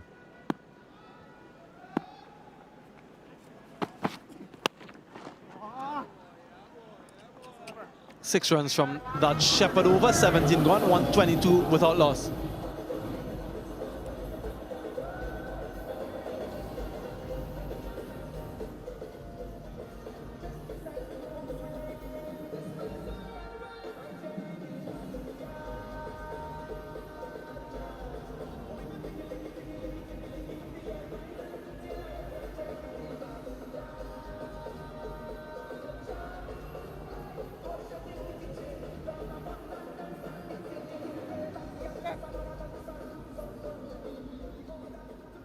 Yeah, magnificent part of the country, South Trinidad, Taruba to be precise, is where this facility is located. And this man will be bowling his first delivery in international cricket at home. Hails from East Trinidad, Sangre Grande. And I'm sure his family will be in the stadium looking on, his fans. Very stylish with the hair as well from Yannick Carrier. Very familiar with the conditions at the Brian Lara Cricket Academy.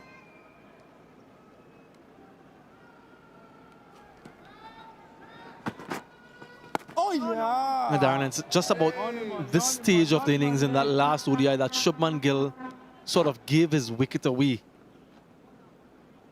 What should he be doing better today?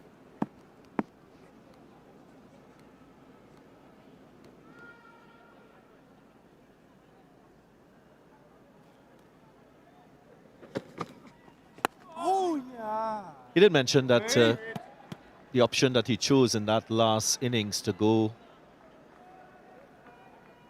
trying to beat long off was the wrong one. He was more looking for that cover region, the gap in that space. Didn't quite get it, so he also mentioned that he is in top form as a batter. No technical deficiency. Oh, yeah. When you look at his record as well across formats, he has a very solid conversion rate. So if he gets to 50, there's a high probability that he'll go to 3 figures, given the fact that he's had a lean run on this tour. Last innings was his highest. 34.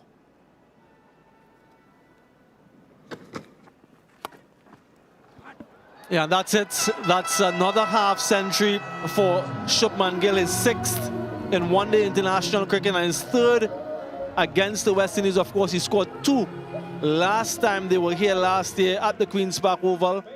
Stuck on 98 for one of those. A loose delivery from Yannick Carrier and helped along its way. Good knock from Shubman Gill so far. 6th half century in ODIs. He's got 4 centuries, so watch out, West Indies. Mix up. Not effective enough for the run out. Shimron Hetmeyer. Surely a missed chance. Yeah, lots of confusion between the batters and enough of an opportunity for the run out.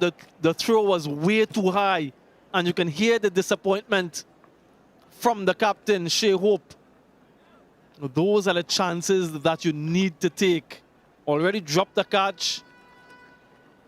And in the field, you've got to be switched on. Every chance or half chance against a higher ranked team, you need to take them. That was almost a gift, not accepted.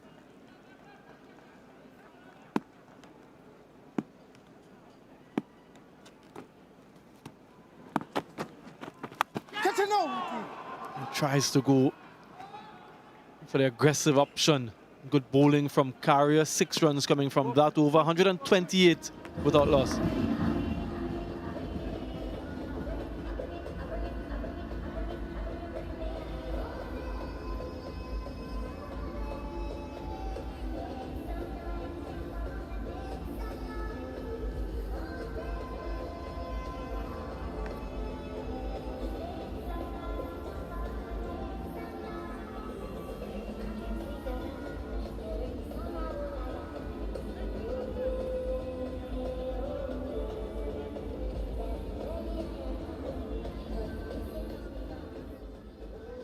Yeah, just look at the 2 batters here. Wanted it, didn't want it.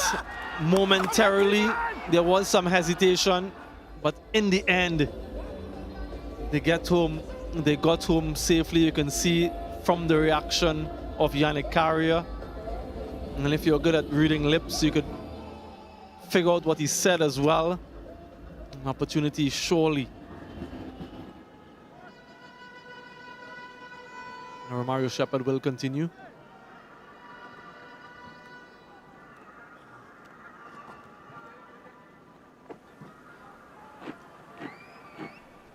Yeah, members of the Base Academy in at the stadium here today, the young cricketers, the future.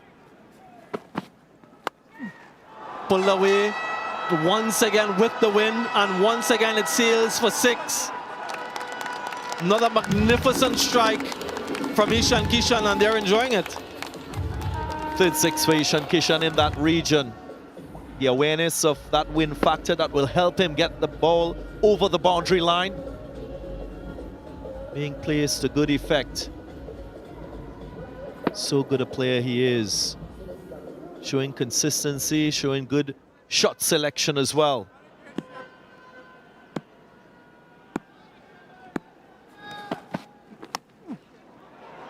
Edged, fortuitous, but another boundary. Really racing along now and wants to press the accelerator, Kishan. And there's that length, which is a little bit fuller. Kishan trying to force this one on the up. Not a bad delivery. That's why I still feel that Shai Hope has to invest in at least one catcher in that slip region. Makes no sense being defensive all the time. It's a good batting surface. Finds the fielder. The last ball of that carrier over, he tried to take him on, and you just sense that he wants to get this innings moving quite quickly.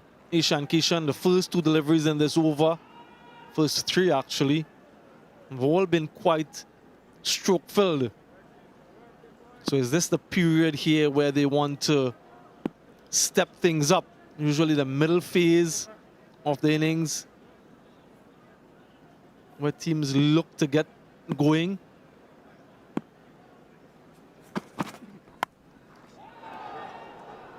Just a single. Yeah, just there again. Ball in the air in that region. Of course, West Indies should be trying to push Ishan Kishan to play offside, as against hitting leg side with the wind. Shubman Gill, the right-hander on strike. Again, we've spoken about the number of times he hits the ball in that slip region. Yet no investment in a fielder.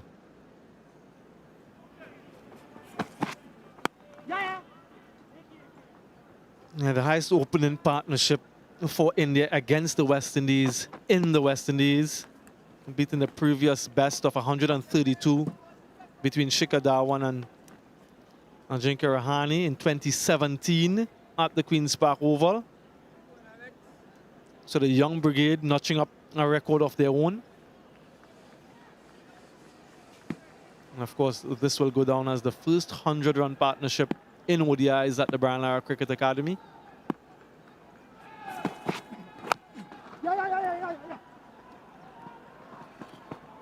Retains the strike. Another quick single. 141 now without loss.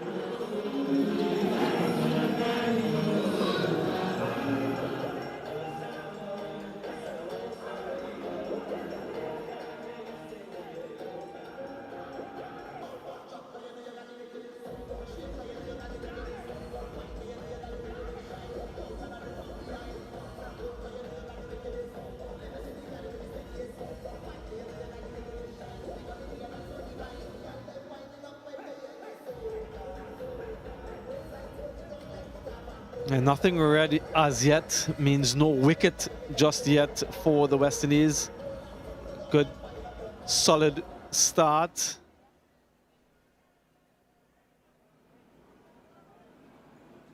I'm very interested to see what this over brings for Ishan Kishan against the wrist spinner, the leg spinner. Does he want to take him on? He'll be hitting into the wind, remember. Might be targeting straight more than square. Does target straight, gets a hand on it. Long off is very straight as well. And it's the right approach by the West Indies. Of course, you want to encourage and entice Ishan Kishan to go leg side. Got out to Moti at the Kensington Oval, playing that slug sweep. Chooses a straighter option, learning from his past mistake. That is what the very good players do.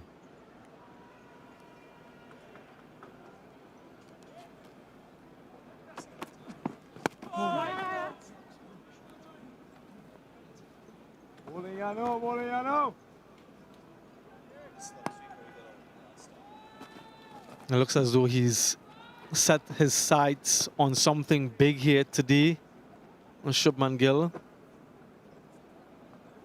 And it seems as though, too, that Ishan Kishan has taken it upon himself to accelerate and increase the momentum. An already healthy score.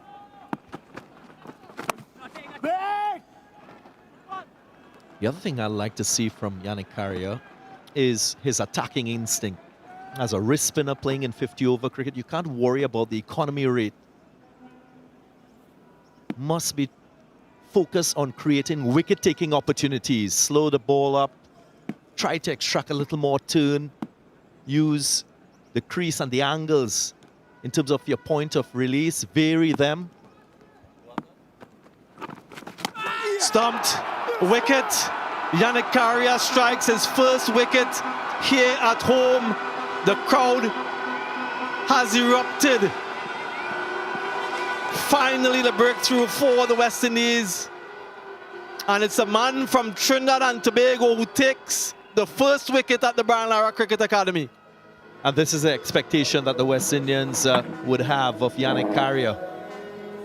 Create wicket-taking opportunities, and that he did on that occasion. 1 for 35 in the first game, 1 for 25 in the second. Now another wicket, that of Ishan Kishan. Gone for 77, solid innings from him. It's now 143 for 1.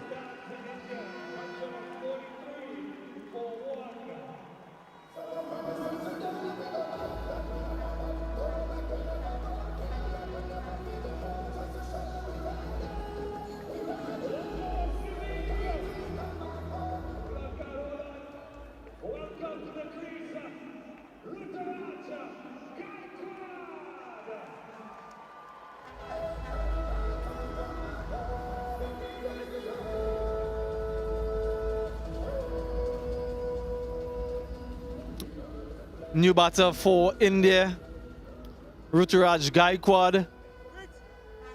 This is his List A career, 15 centuries and 16 50s, so excellent conversion. Strike rate of over a run a ball as well, so really good numbers from this man. Gets an opportunity. Usually opens the baton, Ruturaj Gaikwad, so it'll be a little bit unfamiliar for him. Very classy player.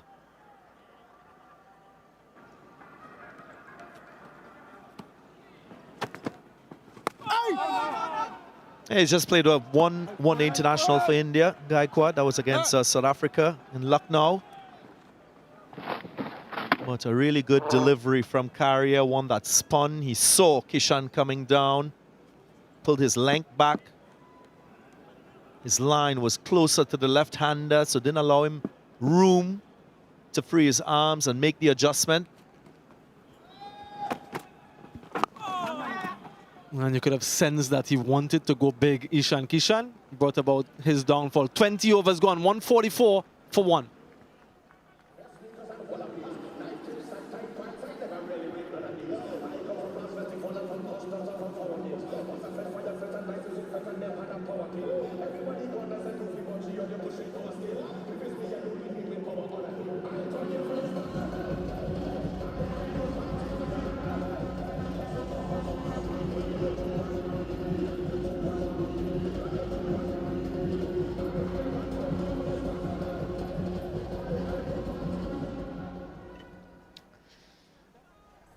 Relief for the West Indies with the wicket of Ishan Kishan.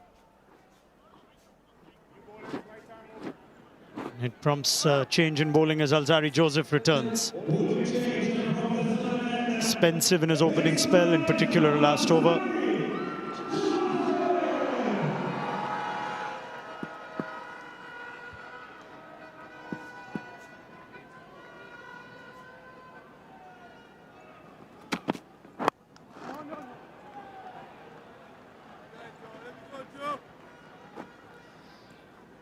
Well, it was an innings blazed with boundaries from Ishan Kishan. He was looking for one more. It's a smart bit of work by Shea Hope, kept a bit low. But that's how he's going to play. He wasn't looking at three figures and changing gears. If he was to get there, that's how he would have. But huge sense of relief for the West Indies side, who dropped Kishan on 9, just the second over of the game. Slip in place for Gaikwad. It's only his second one-day international. He's batting at 3. That's where he batted on ODI debut as well. His reserve side led by Shikhar Dhawan just before the Men's T20 World Cup in Australia. It's going to be Jasprit Bumrah's understudy in Ireland, lead the Asian Games squad later this year. This is an opportunity now for a number of batters that have not been among runs, Ian Bishop.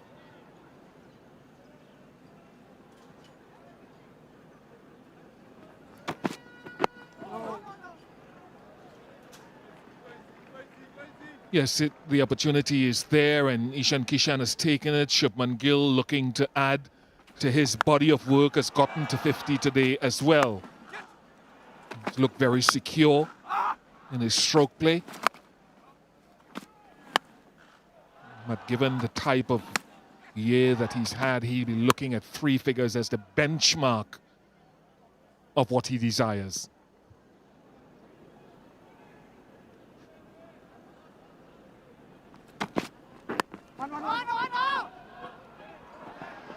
Yeah, as far as roles go, I think Shubman Gill is clear about his, especially in light of what happened in the last game. This has been a much more measured, controlled effort by Gill. He's run well, loves scoring square of the boundary, has that short arm jab, can play the ball along the ground, in the air. I think we will see a more classical ODI anchors innings from him. He's still striking at over 100, which is exactly what you want.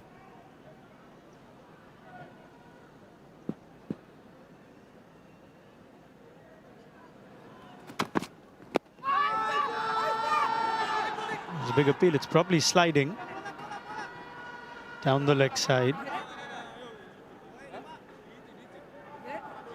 Oh, Leslie Reef has given it runs.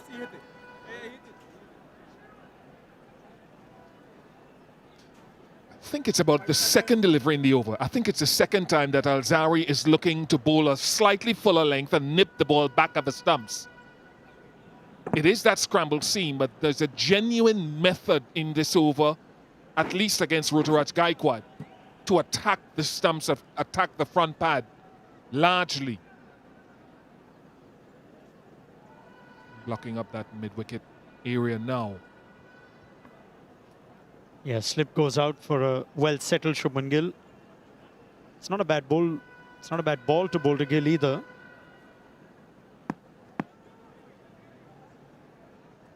Yeah, agreed. Margin for error to Gill, though, is minimal because he balances himself well and plays the onside well.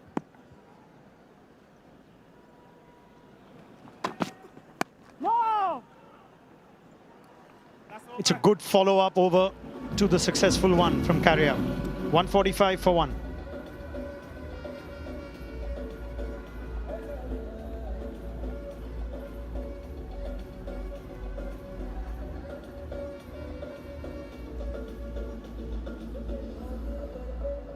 Six bowlers used just into the 22nd over.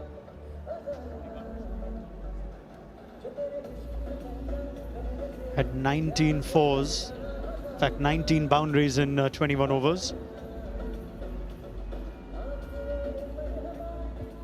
16 fours, 3 sixes, and we're just into the 22nd over now. But Yannick Carrier has provided his side an opening to try and control the game.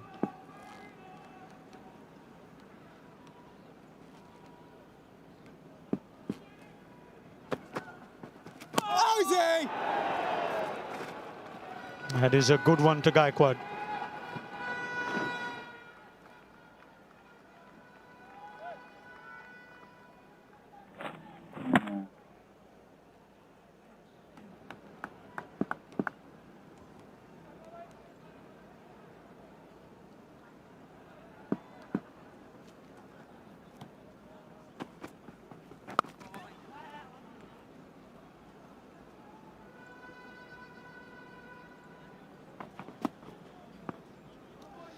There's an LBW shout, last ball of Alzari Joseph's over, and correctly adjudicated by the umpire. Gave it his runs, and there was an inside edge. Yeah, a really good decision. Not many people, of course, they're closer to the action than most. Very good. I just want to... Nice boy, nice boy, nice boy, nice boy. Pitch. Saw Michael Gough limping today. He likes to run around the ground. I don't know why he's been limping over the last 2 days. Reefer Jr., member of that Reefer clan from Barbados, had news yesterday that Billy Doctrove, after whom the pavilion in Dominica, where we played the test matches, name, lost his mom over the last couple of days at the age of 99.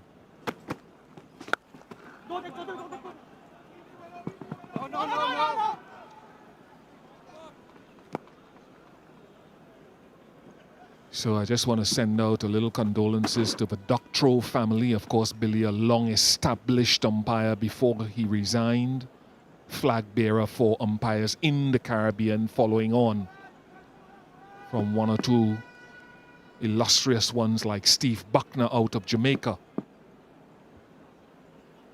Much love to you, Billy and family.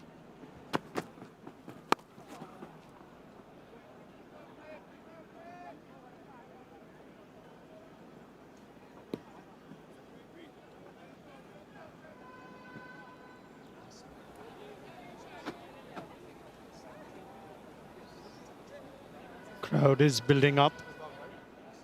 A public holiday, Emancipation Day in Trinidad and Tobago.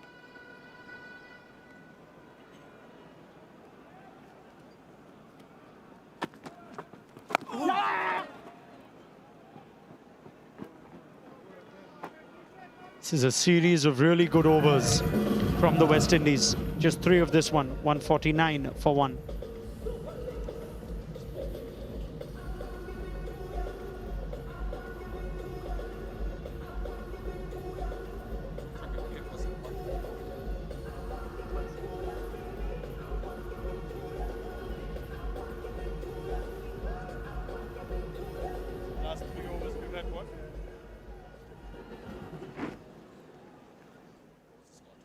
Wicket of Ishan Kishan in the 20th over. We've now had 3 overs that have yielded 8 runs and that wicket.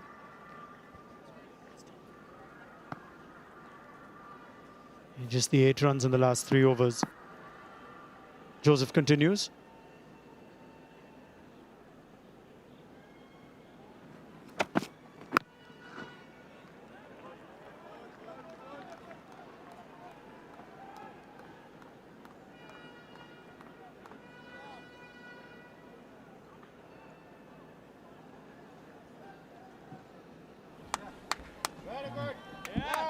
Of course, we've had visitors from afar, and I would say afar overseas, and many of the locals and those from South Trinidad, from Central Trinidad, from North and East Trinidad coming to the venue today.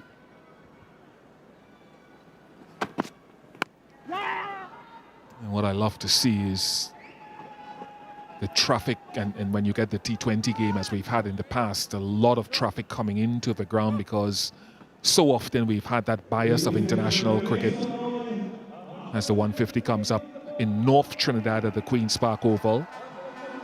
But this venue, commissioned in 2008, I think it was finished and ready for play 2016-17. Was supposed to be a warm-up venue for the 2007 World Cup, and now the Southerners get their own international venue.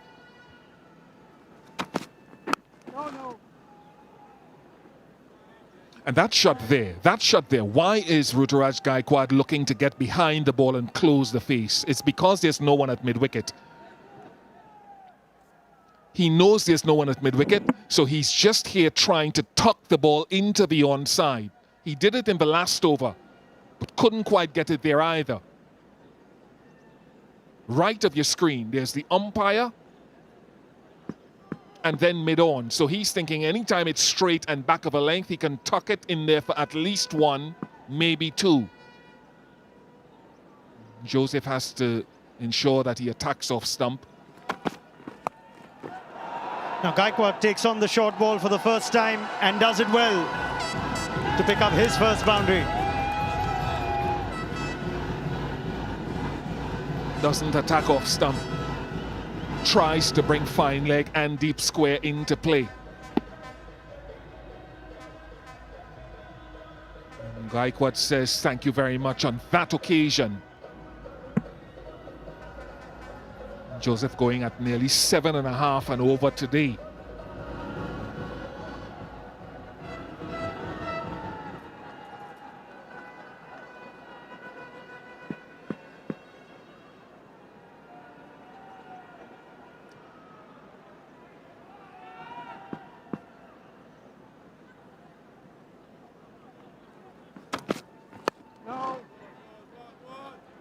And what I was trying to say to young cricketers looking on, this is the Brian Lara Cricket Academy, is between boundaries. Here is he trying just to knock the ball in there in the last over, Gaikwad that is. Gill managed to do it effectively, but there was a fielder there for Gill. So seeing where the single scoring opportunities are and working the ball on length and on line is quite critical to supplementing your boundaries.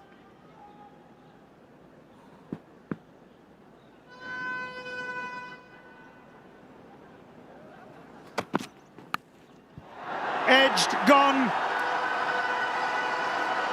Joseph gets Gaikwad. Good captaincy from Shehab to have the slip in for the new man. The West Indies have their second.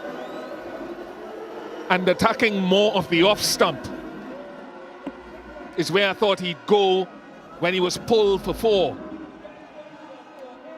Safe hands.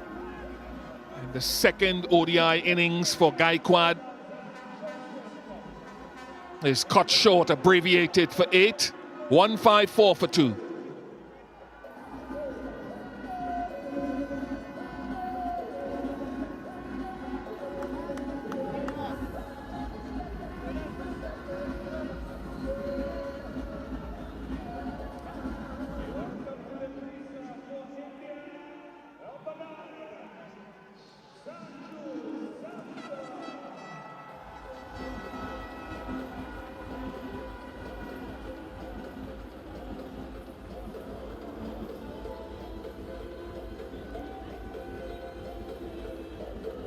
In comes Sanju Samson in what could be defining innings for him. It's not fair to say that one innings should decide a player of such promise and ability with an average of over 50. What's been a sporadic ODI career, innings few and far in between. Walks in a period of play of the West Indies. Have pulled things back, first with Kishan and now the wicket of Gaikwad. Yeah, it's a good adjustment in line. Initially, he looked to nip the ball at Gaikwad's stumps. It's a scramble seam again, but it's about 6 stump. And Gaikwad feeling for it, and you're absolutely right, the slip in there was a big thing. Much more significance on Gill now to bat deep.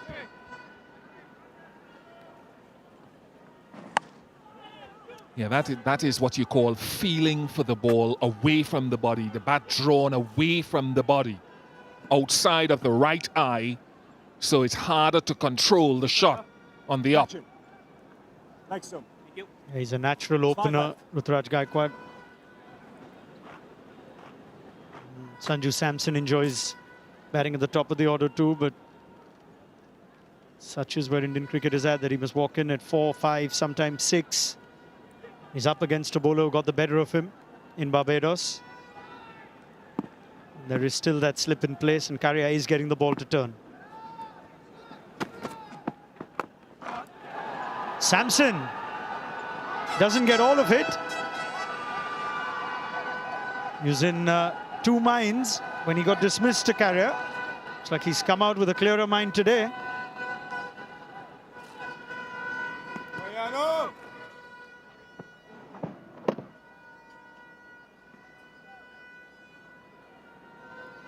Ball dies as it drops into the outfield. Now Carrier, can he get it fuller without over pitching it? You probably earn the side of over pitching it if you have to make an error. It's in the air, it'll be 6.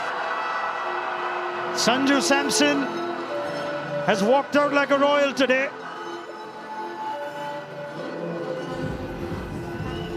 What the benefit of this risk and reward would be, we'll know. But this is how he's going to play, Bish. It's a very brave shot because there are fielders back at long off and long on. And so to take it on early in your innings when theoretically it's spinning away from you is very brave. I wonder if Carrier himself is brave to keep getting it up there.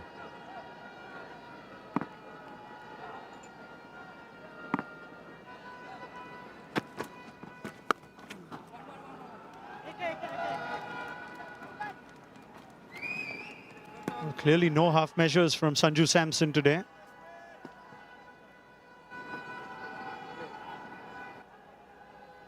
Speaking at the discussion just before play, Bish, and pointing out the timing of when you get runs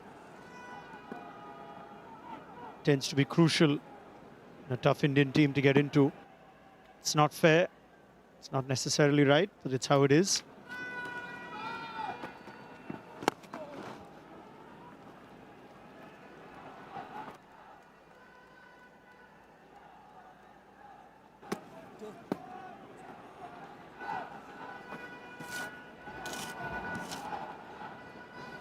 It's a problem of plenty for India. That's a good problem to have. Better a problem of plenty rather than a problem of paucity. There's no doubt he has something about him, Sanju Samson. High risk approach.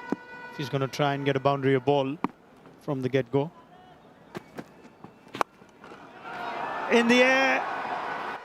6 more. It's coming off for Samson for the moment. Extraordinary counter-attack of an over. 171 for 2.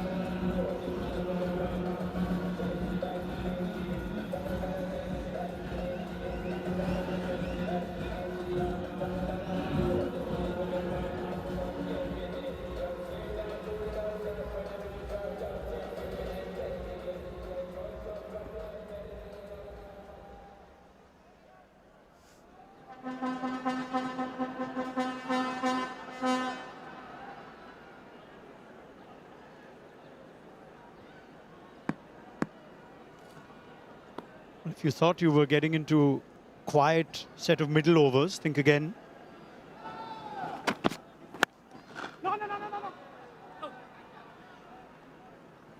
Gill is being measured. He wants to bat deep. Samson's in the mood to hit it deep. It is a fascinating contest with Samson in this mood to take on the leg spinner, because that's gone for 6 and it's brave of Yannick Carrier. I won't criticize it at all getting it up there. On another day, that could fall into the hands of long off, but also credit to Samson, at least at the moment, for looking to counter the man who got him out in the previous game.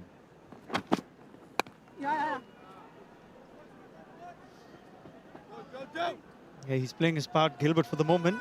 I quite like a single to get Samson on strike. It is an approach that has to be treated with security. If this is the message, the dressing room, to ensure that the West Indies don't sniff an opportunity to pull the game back, these are the kind of simulations or match situations that will test India in the World Cup. How they bat from overs 24 to 35. To get a score 330, 340 on a day where their openers have put them in that position and not fall short. Whether or not Samson is part of that World Cup, time will tell. Now it's a race. A competition against KL Rahul and Shreyas Iyer's fitness, among other things. An innings of note today. You never know. Joseph has made sure he's seen the deep square. Made sure he's seen the deep square moving to sow that thought of a short ball. They've not been blemish-free today in the field. If it looks good, I won't finish it.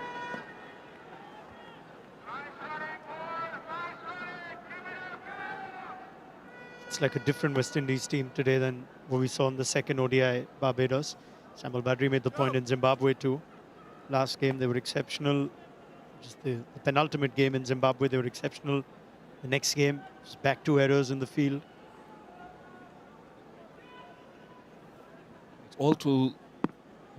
It's been a part of West Indies cricket for too long.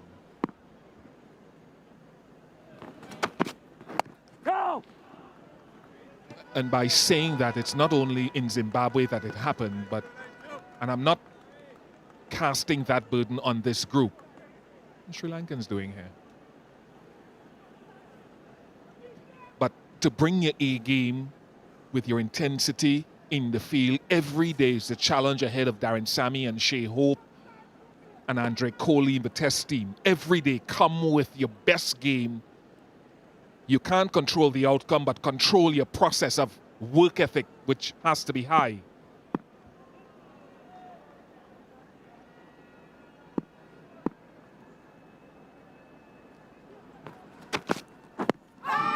Full, straight, how straight?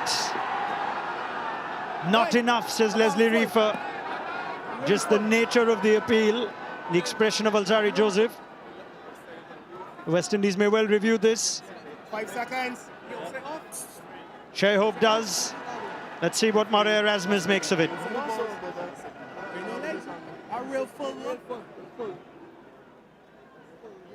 TV umpire to director, players review for LBW. Original decision not out. I've checked the front foot and it's a fair delivery. Can we start with spin vision, please?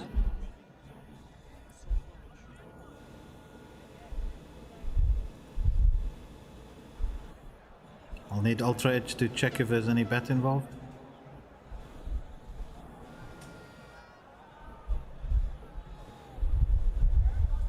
Roll through. Flat line into the pad, please. No bat involved. Ball tracking when ready.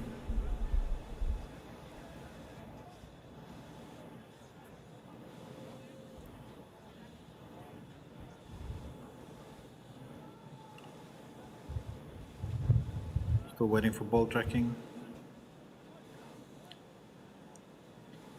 Here it is. Pitch in line, impacts in line, and it's umpire's call on the stumps, so you can stay with your decision. I'll tell you when you're on screen. By the margins permitted. With the umpire's call, Sanju Samson survives. It's probably a fair umpire's call as well on field.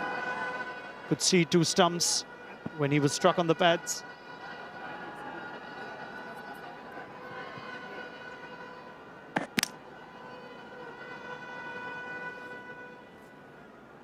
Definitely mixing up his length or bowling a slightly fuller length in this spell. Joseph there's the odd short ball, but he's bowled a fuller length. Yeah, he's got a reputation, Samson, of power hitting from the crease, so it's not a bad length to bowl to him. Doesn't usually step out or walk out.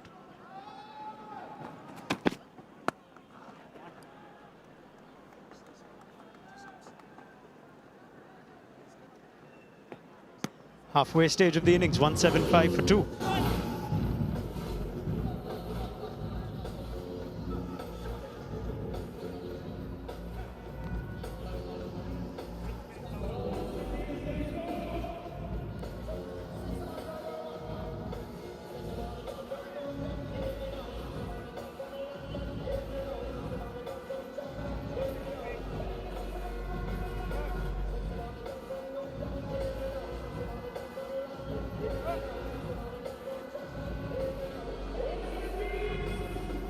Seven and over is what the innings is going at.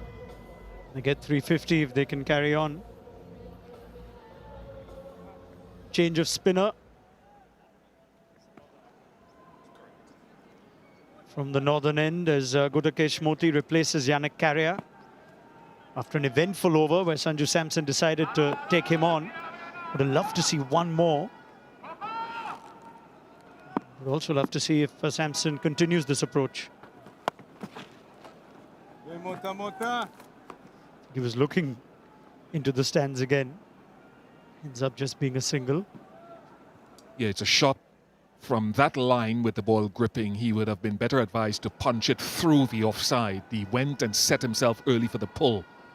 Hence, didn't quite have the leverage for more than one.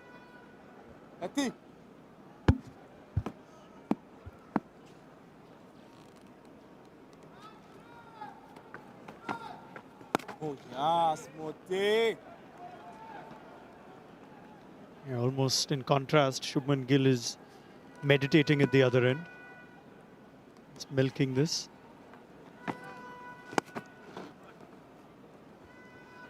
If Surya Kumar Yadav gets a knock today, I'm looking forward to see the battle between himself and Moti. That must be at the back of Shea Hope's mind, because the stat is Moti's had him twice in the series, and I'm just predicating this on him coming into bat if he gets there. But against the West Indies, he's had 8 matches, Sky, to the left there. Oh, yes, boy. Yes, 7 yes, completed boy. innings. And of those 7 completed innings, left-arm spin has gotten Sky 5 times. Fabian Allen twice, Akil Hussain once, and this man twice. Oh, yes, man. So it's a matchup to look forward to if it happens. Of course, Surya has got his work cut out for the T20Is as well, where Akil Hussain will be back. That's the shot there. The one he pulled earlier, that was where I thought it would have gone. 178 for 2.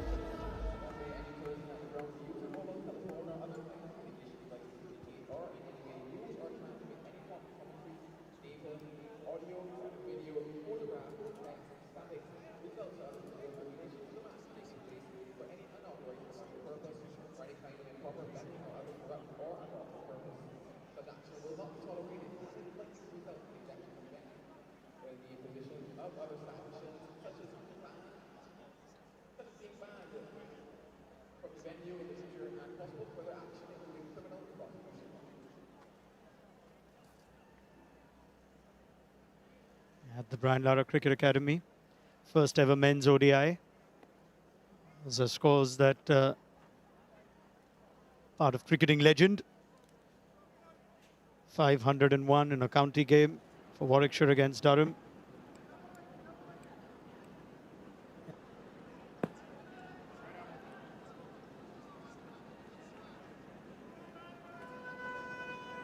.400 and 375 world records when they were made against England 10 years apart in Antigua. Jaden Seals replaces Alzari Joseph, so a double bowling change by Shea Hope. Just the 3 overs with the new ball.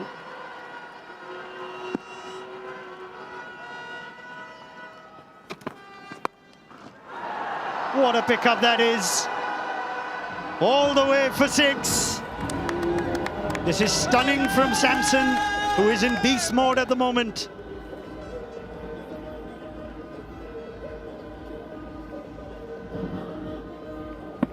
Definitely a different intent at the beginning of his innings today.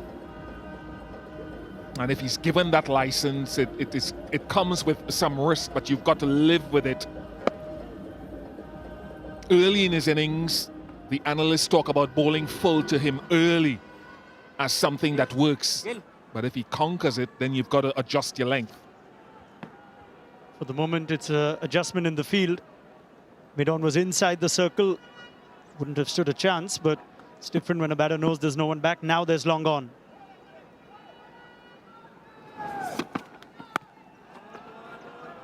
There's an immediate correction of length. You look at the field for Jaden Seals, and it's going to give Shea Hope something to think about, Sanju Samson's approach. There's a swap in personnel between mid-off, who's inside the circle, and long on. Shimron Hetmeyer is going to the boundary. Fielders in the deep third, deep backward square. Sweeper, the offside. And that has to be with the field that you just talked about there. He can't afford to be pitching the ball up off stump or just outside, because Samson is very good at hitting it inside out, over mid-off and extra cover as well. The line is the key as well now, with fine leg inside the circle. It's a good batting surface, so there are runs. The way Samson started, it promises to be a innings of serious entertainment, subject to it lasting.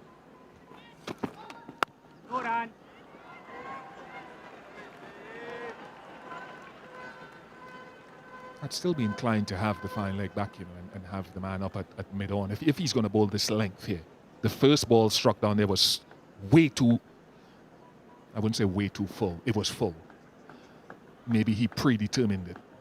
Bowling full to Samson early on by seamers brings reward. But once he's set, it's different and difficult. There's his dad, Larry Seals, and mom at the front.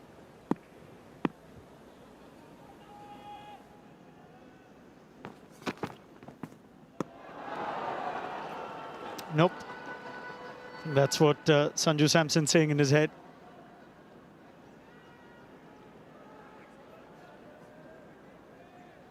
And cross seam as well. You'll see a lot more of that on this dry-ish surface. X factor. Love Sanju Samson. He's inconsistent, but he brings something. Yeah, just the first ball and the fifth ball tell a story, Bish. First ball, it's a low-risk shot. No one in the deep on the onside.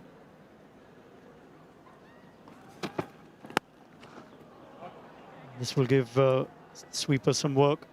That last ball that he played and missed, if it best got him a single, was close to getting him out. 185 for 2.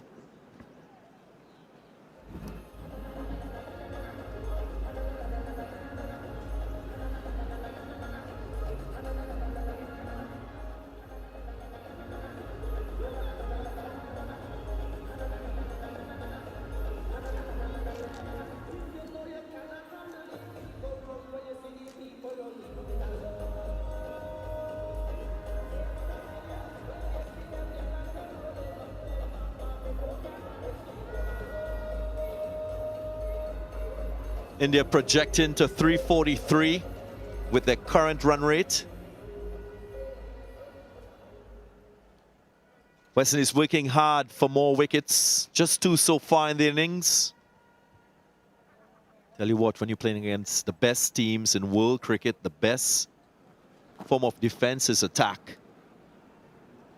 They will attack with Gurukesh Moti.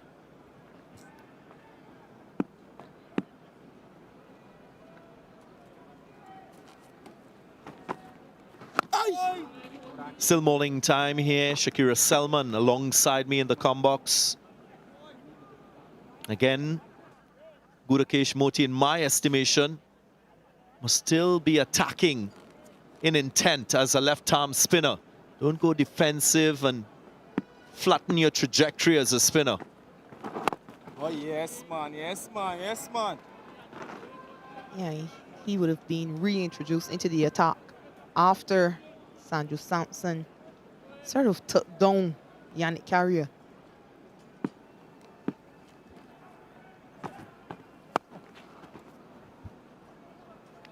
But I completely agree with you. West Indies needs wickets, and he has been the main wicket taker for West Indies for the series so far. So Shea Hope will be looking to him to break this partnership. And in order to do that, he will want him to continue to be attacking in lanes and lengths. You want him to continue to toss it up and put revs on the ball. Morans fine enough to beat Jaden Seals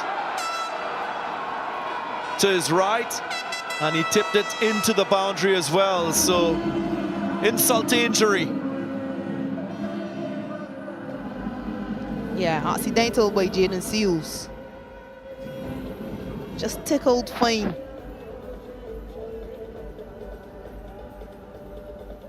But it really should have been regulation. He completely missed it with his hands, just taking the outside of his boot and rolling into the boundary. And again, to the left of Atanaz. Shubman Gill is having a field day playing with the bowlers now. It's his 10th boundary, Shubman Gill, and he goes on to 70. This time, flatter A bit shorter by Gudakesh Moti. He plays that one really late and getting it well behind point for another boundary. Insult to injury, really. Now what's he going to do? Has to get that length fuller. Much better. Much better from Moti. But it's an expensive over. 10 runs coming from it. 195 for 2.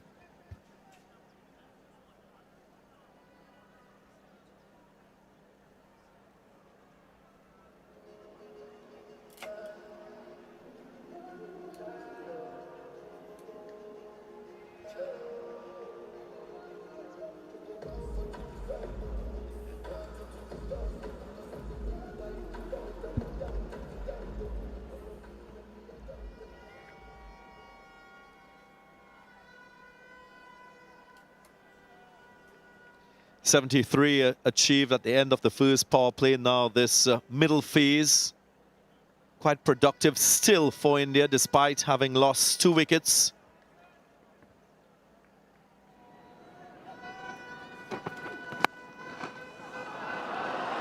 That's glorious.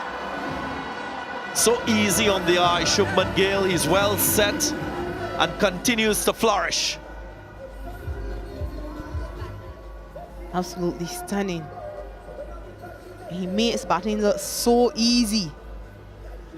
Foreseen by Jaden Seals. He just leans into that, a forward press. Not such a big stride. Hitting that one on the up between mid-off and extra cover. Well into his stride now, Shubman Gill.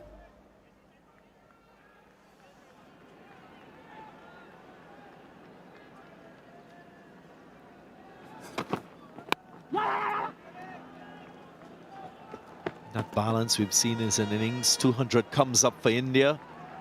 They've done it with ease. That run rate just over 7.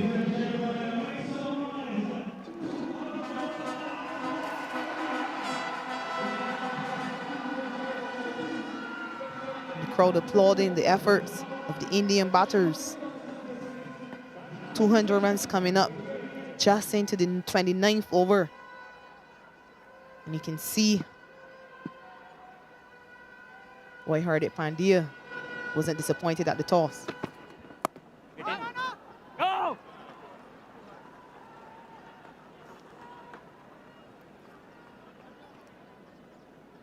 Sanju Samson has changed the outlook of this middle phase of the innings for India. Of course, with his courage, the way he attacked Yannick Carrier, has just shifted the mindset of the West Indian spinners. You can see that with the length. Bowled by Moti, shorter, flatter, more defensive. That's what really good players do. They dictate pace and terms.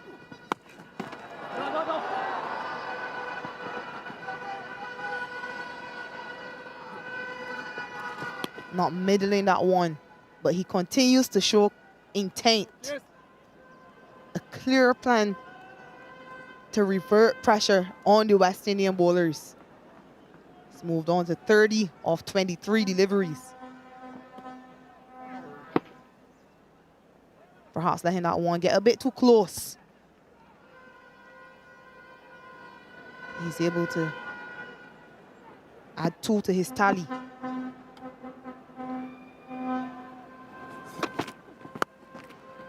Cut in the gap.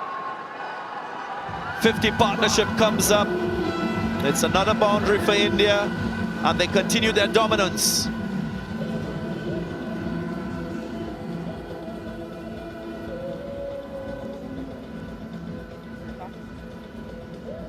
.50 partnership coming up off just 35 deliveries, and it's the 3rd fastest 50+ partnership for India in ODIs. Loose from Jaden Seals. Short and wide and easy pickings for Sanju Samson.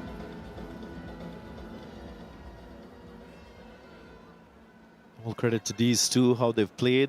Been helped along with some indifferent bowling.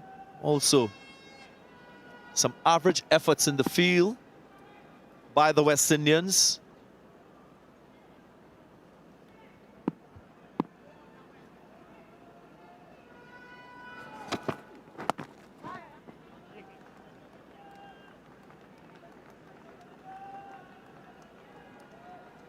"12 runs from the over, 207 for 2.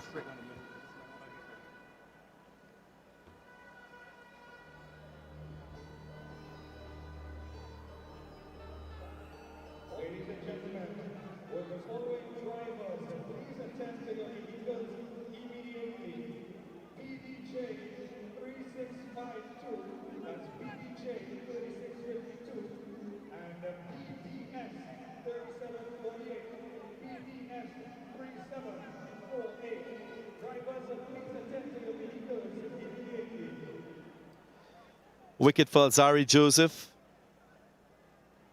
1 for Yannick Carrier. Good piece of stumping by Captain Shea Hope to get rid of Ishan Kishan.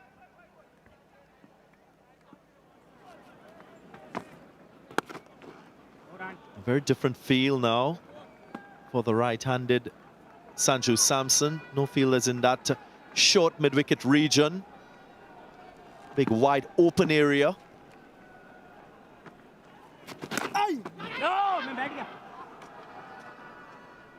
Of course, we know cricket is a game of angles, and you can tell straight away that the plan is to bowl a little bit wide outside the off-stump, give a little more protection offside. Starts down the leg side.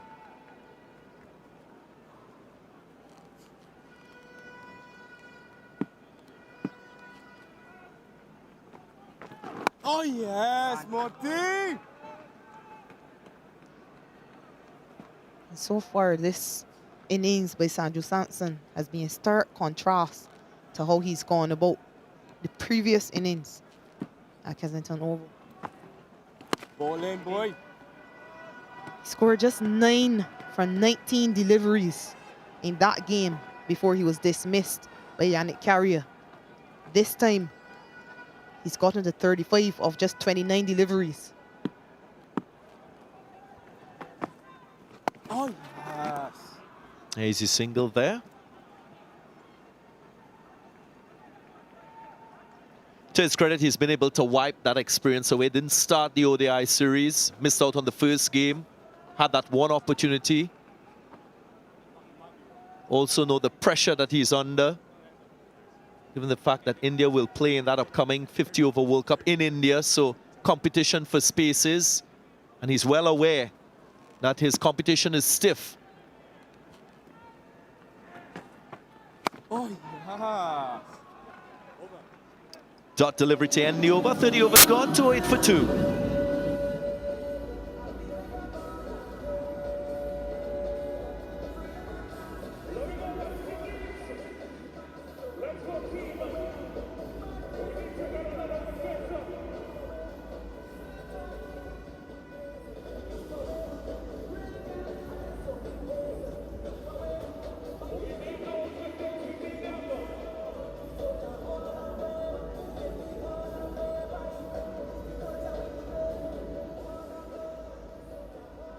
The conceptualization of the Brian Lara Cricket Academy started with a small committee, the Union Park Committee in Marbella, an adjacent little town here in South Trinidad. And it was a group of gentlemen who wanted to celebrate the accomplishment of Brian Lara when he first broke the record for the highest individual score in Test match cricket back in 1994. That led to discussions with the then Prime Minister, the Honorable Patrick Manning. Felt it was the ideal way of celebrating a son of the soil for his record-breaking feat as Carrier.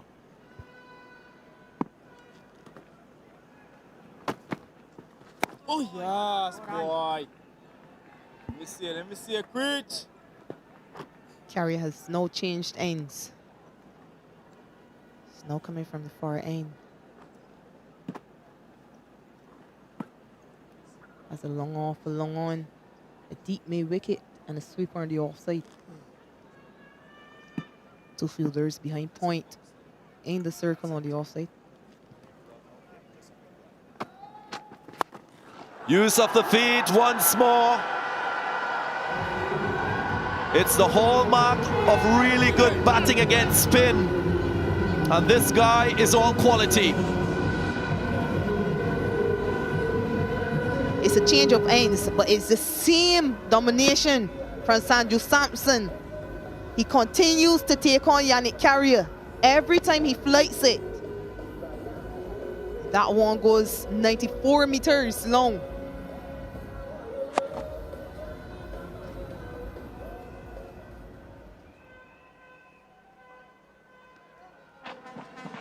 Really good use of the feet. Get into that one quickly. And he's able to get his hands through the shot.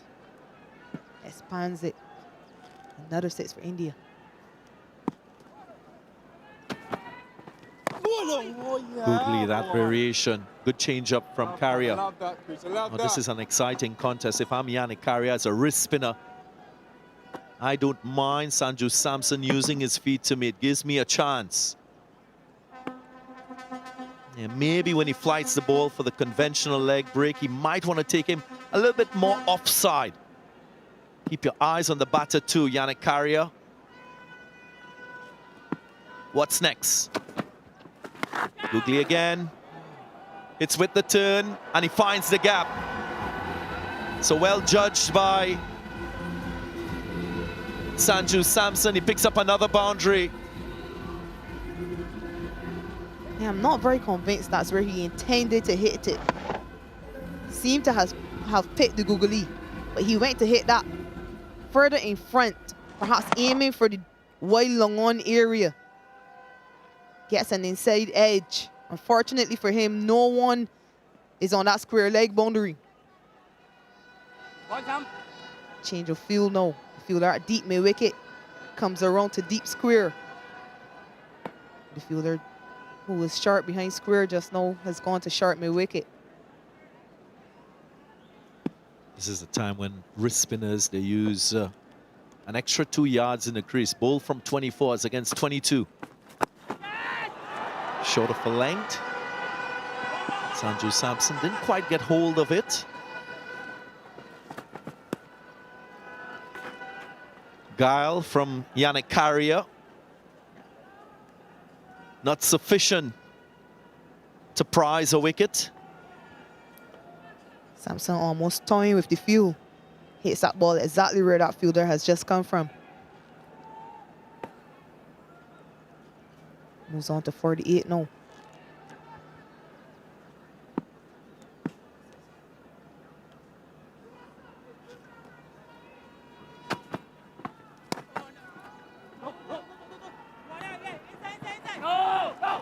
Settles for one. Will have to wait for his landmark half century. End of the over. 31 gone, 221 for 2. And we'll have a Blue Waters drinks break.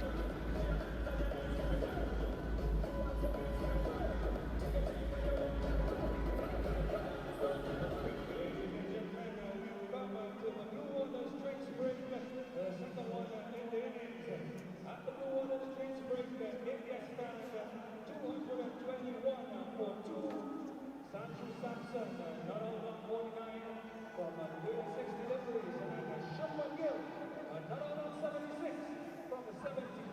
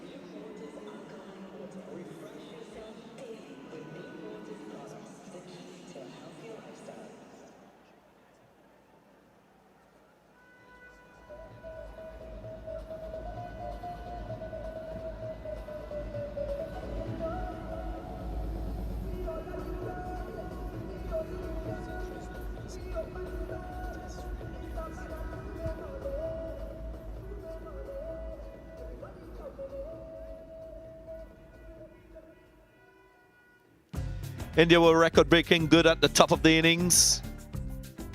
Partnership of 143 between Kishan and Gill. At the moment, 221 for 2. Ishan Kishan was a significant contributor in that record partnership, the highest against the West Indies in ODIs. He was dominant down the ground and particularly square up the wicket, hitting with the wind. And in his dominant, instinctive style, it was really special to watch.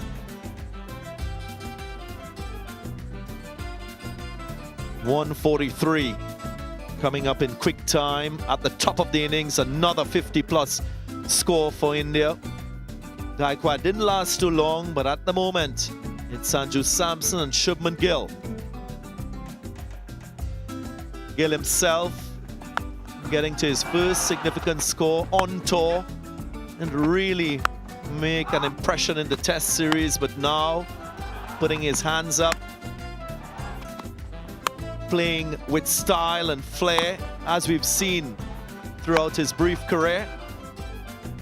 And he's still there, unbeaten. West Indies, they had to work hard for the first wicket. Both Carrier and Joseph, 2 wicket takers so far. Carrier getting Ishan Kishan stumped, making the adjustment on his length and getting support from his captain behind the stumps. Ishan just misjudging the degree of turn on that occasion. Well bowled from the right-handed wrist spinner from Trinidad and Tobago. And Ruturaj Gaikwad, his first game on tour, nicked one off the bowling of Alzari Joseph. Fuller in length, a little bit wider, he was reaching for it. Brandon King made no mistake at first slip. There were a few more opportunities in the field which were not taken. The West Indies will have an uphill task in these remaining 19 overs. Shepherd with the ball.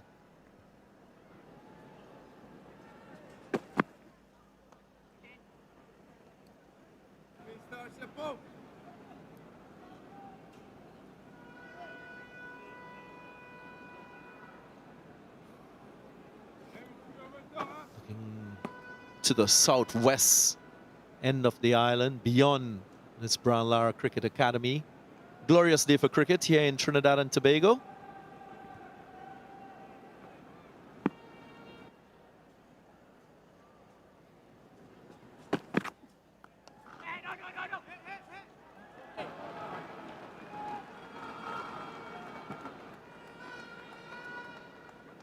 Mario Shepherd, change of ends for him. He was good for West Indies in that second game. Got career best figures of 3 for 37 from his 8 overs. It's been much more challenging for him on this surface. It's been knocked off a length.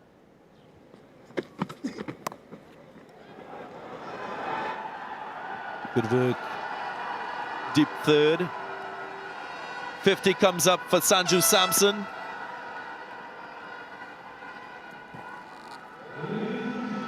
Third 50 in one-day internationals for the stylish right-hander, making a statement in how quickly this landmark has come. 50 coming up off just 39 deliveries, and it couldn't have come for at a better time for Sanju Samson. Given another opportunity, he's fighting for that place in the Indian side as they prepare for that 50 over World Cup.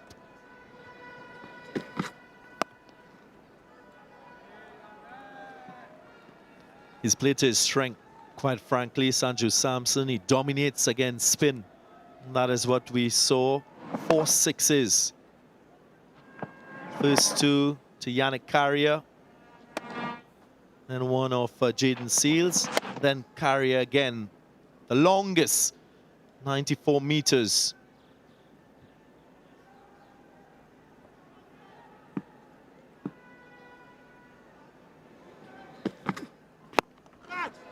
Catch him is the cry, and that he does. Hetmeyer gets the big wicket of Sanju Samson, well set after completing his landmark 50. Yeah, 50 and out for Sanju Samson. And he tries to go over the fielder at mid-off. Thus to be a scramble seam delivery. That probably too full for him to get under. He's unable to clear Shimron Hetmeyer at mid-off.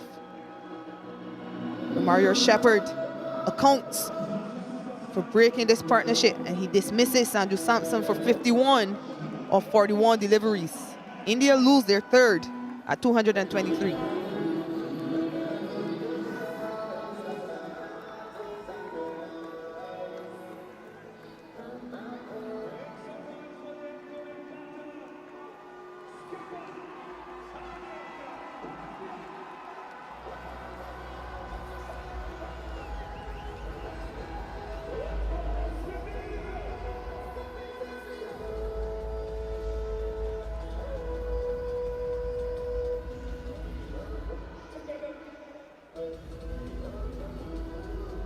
Stand-in captain, Hardik Pandya. Destructive batter at this stage of the innings. When he's in full cry, he could take down any attack. Strike rate over 100. Again, showing that attacking nature that he has.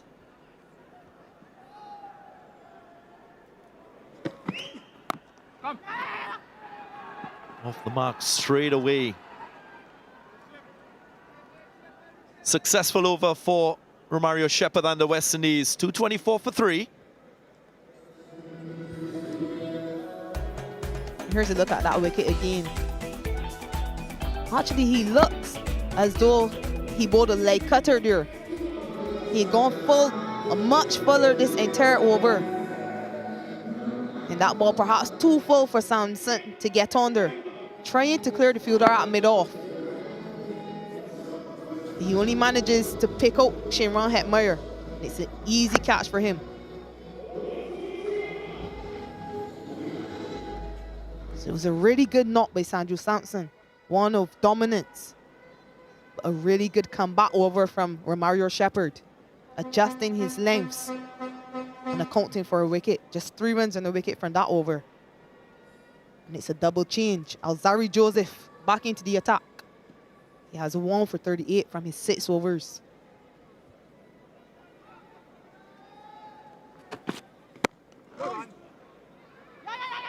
Fumble in the field. Shimron Hetmeyer, the guilty party. West Indies have not been polished with their out cricket. The expression from Alzari Joseph says it all. New batter gets a let off. Hardik Pandya. Yeah, it really should have been simple. Never should have been a run. And it's disappointing. West Indies haven't been able to back up the standard they set in that previous game. They were really energetic.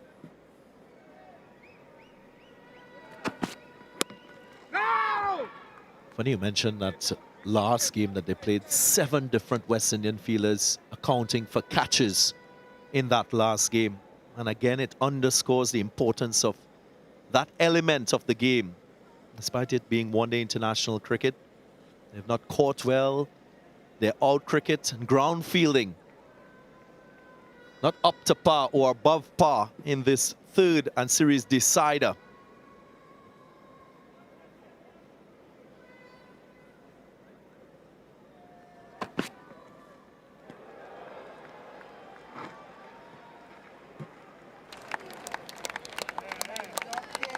Youngsters in the stands really enjoyed that bouncer from Alzari Joseph. Some aggression being shown. And it's something fast bowlers have done at Hardik Pandya quite early in his innings.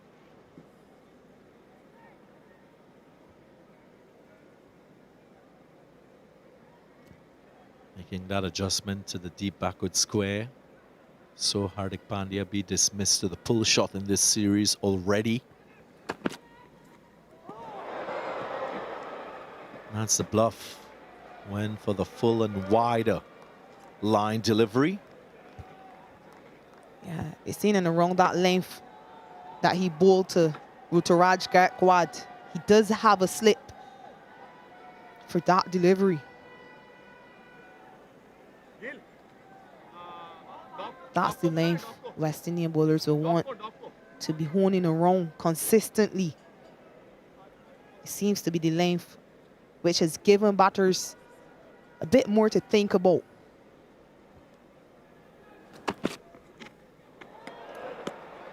That's too high. Just gone too short. Not well directed, but you could understand the strategic plan here by Alzarri Joseph to surprise Hardik Pandya with the short delivery.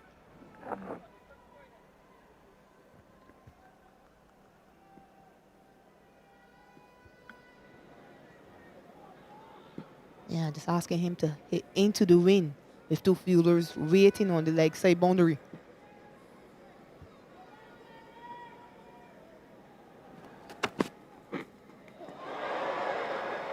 Playing a miss. Good little phase by the West Indies. Alzarri Joseph creating some problems for Hardik Pandya. He's just hit those lengths a lot harder. You can see by the carry through to Shea Hope.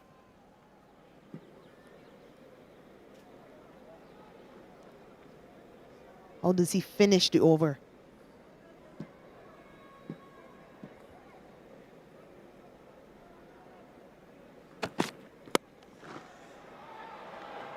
That's a fine stroke. Considering what transpired in the previous deliveries, Hardik Pandya is really given a response to Alzarri Joseph. Boundary off the last ball of the over. 231 for 3.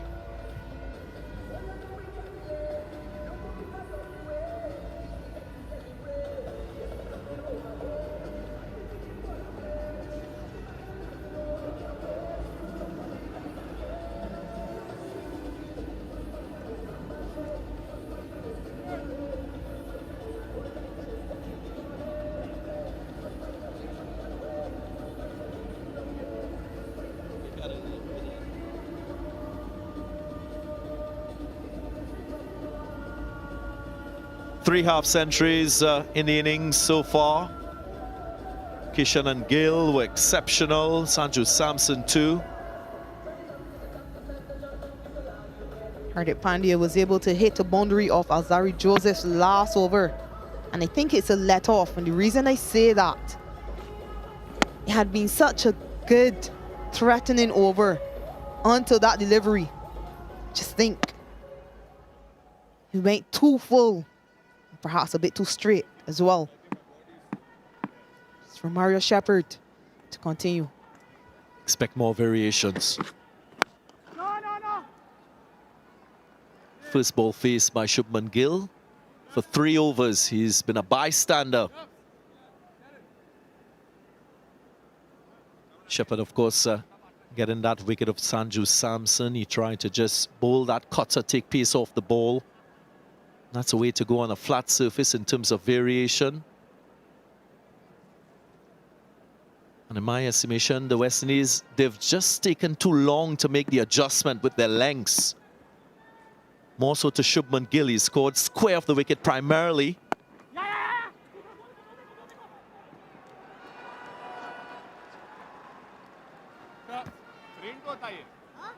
Yeah, as mentioned, the very good teams in world cricket, they're able to adjust to conditions. The length, seamers lengths to Shubman Gill. 53% in that green band. It should have been closer to the 6-meter mark than the 8-meter mark. And you can see that reflected in the way he scored. 30 to the offside square, 32 leg side square.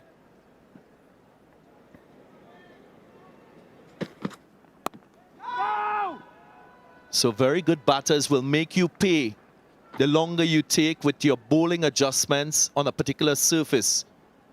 as we did mention previously, Shakira Selman, not significant bounce from this pitch. Yeah, it has taken the West Indian seamers in particular quite some time to adapt and adjust. And getting that length fuller. As we're seeing now from Romario Shepherd, Alzari Joseph, staying relatively full and then creating that element of surprise with his bouncer.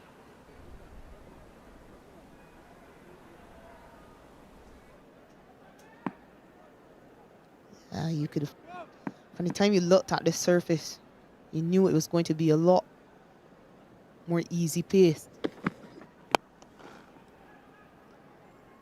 A lot easier going for the batters.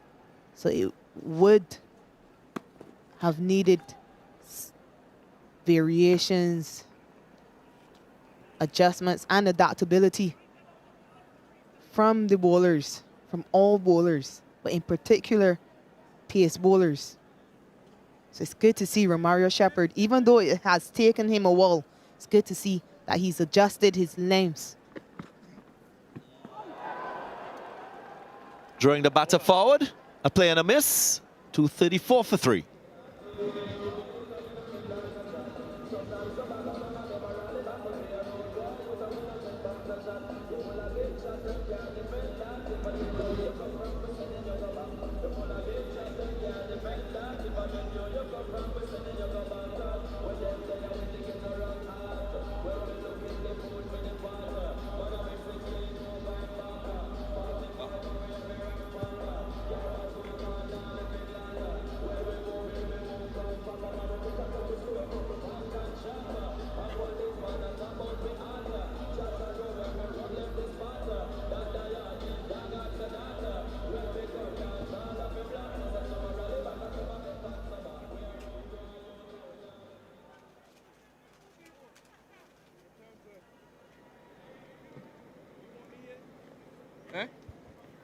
Gudakesh Moti rather, reintroduced.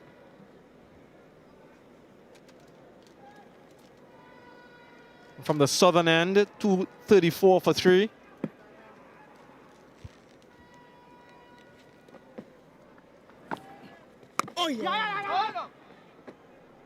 Looking to find a way to get rid of Shubman Gill. Has been there from the start, unbeaten on 78. Looks quite determined this time around to convert this start.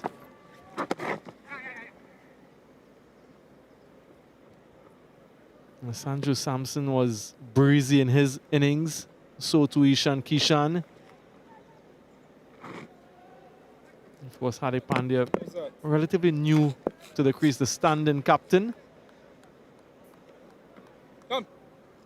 Always with a smile on his face. Change in field. Looking perhaps to have a slip in position, yes. Brandon King. I like this. I really like this to the new batter.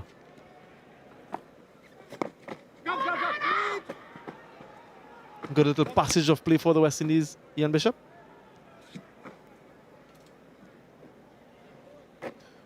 They'll desire to continue creating pressure, particularly on this new batter, the captain. I suppose one of the challenges for both teams really is adapting to a surface coming from Kensington where they haven't had the time to train here.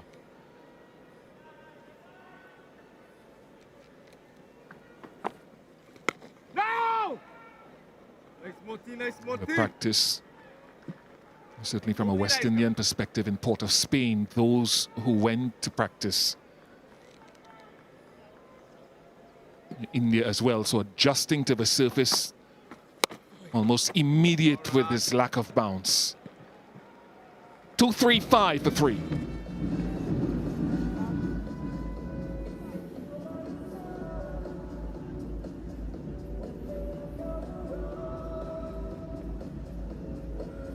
Joseph with a wicket along with Shepherd and Carrier. Moti, the most economical so far, 8 overs, none for 35. Still searching for more wicket takers.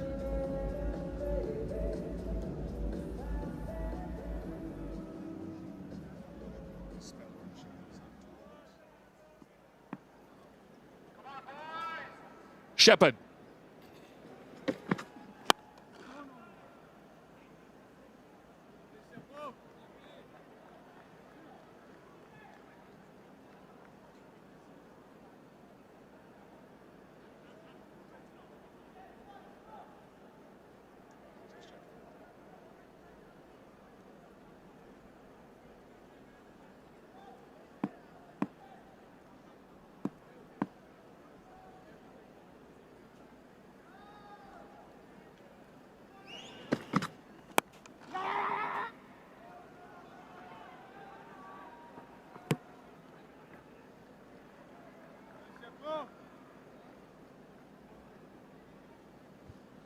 Andrew Sampson came and was quite attacking, quite aggressive.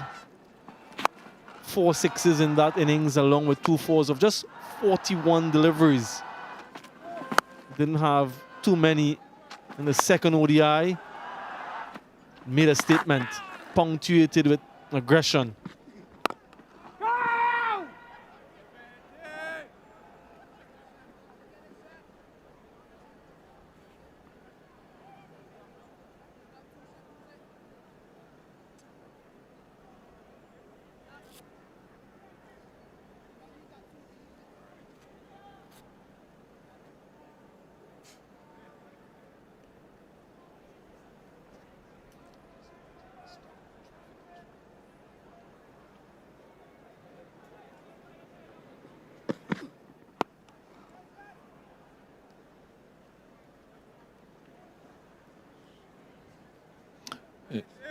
Beyond this game, there's a T20 international series coming up consisting of 5 games. So as West Indians, you'd want to participate in this home series by patronizing it, and you can visit tickets.windies.cricket.com to purchase West Indies home tickets in 2023. England coming later this year. Save 20% by buying online. Gill just soldiering on his way.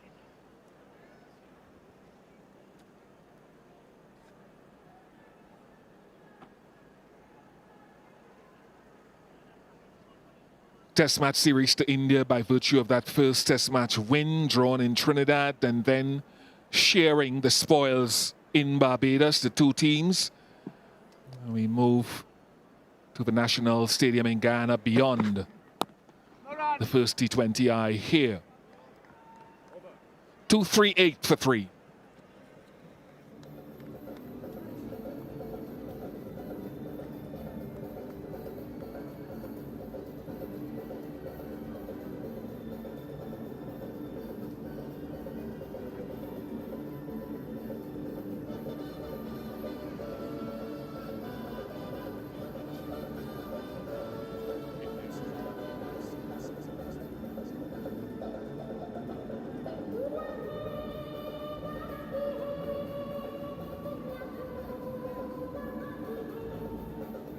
India will be hoping to progress beyond that 331, which would come at just about 6.5 and over on average.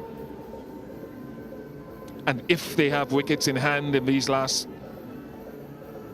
phase, particularly the last 10, they'll be hoping to go at more than an average of 6.5 per over.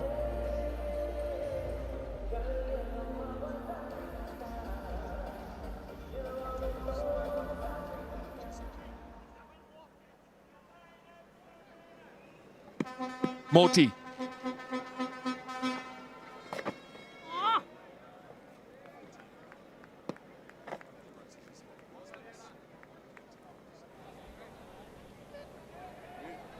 That's a little bit of a surprise with a West Indian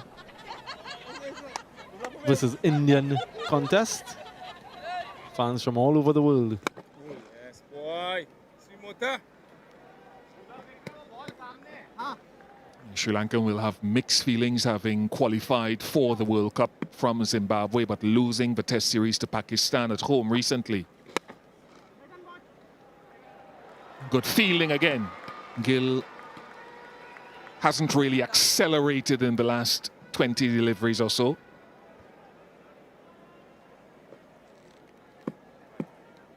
Five off his last 11 deliveries. Excellent take from Shea Hope. That was pacey from Godakesh Moti, 93 kph. Let's look at the revs on that. Some grip, also some bounce, not something that we've seen a lot from the surface. Oh yeah, boy, yeah, boy. Just wonder what effect the first innings would have and how much more spin we can see later on, likes of Jadeja and Kuldeep Yadav.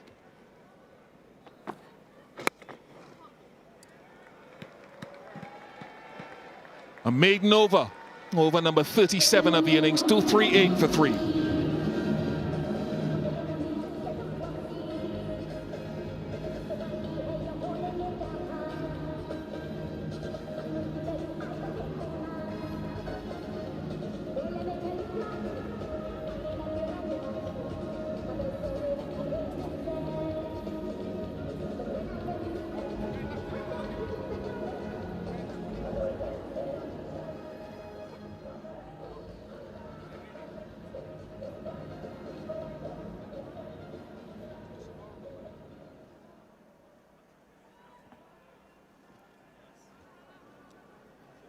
Yannick Carrier from the northern end.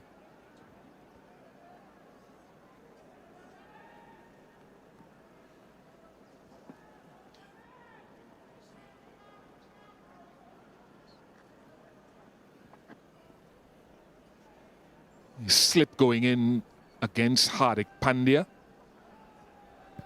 You talked earlier about the news of Jasprit Bumrah coming back. What I was particularly enthused about as Pandya gets his shoelaces looked after is not Big D in the foreground, the cameraman. Hard-working crew. I have to give them a lot of plaudits for the travels that they've had to go through and giving us quality pictures. It's Rinku Singh being selected for India for that Ireland series. Think he might have gotten home. A lot of people understand my appreciation not only of Gill and Samson, but Rinku Singh for his story and finally getting rewarded for 2 wonderful seasons, one of IPL cricket, but excellent domestic form. Might have been just short, in fact.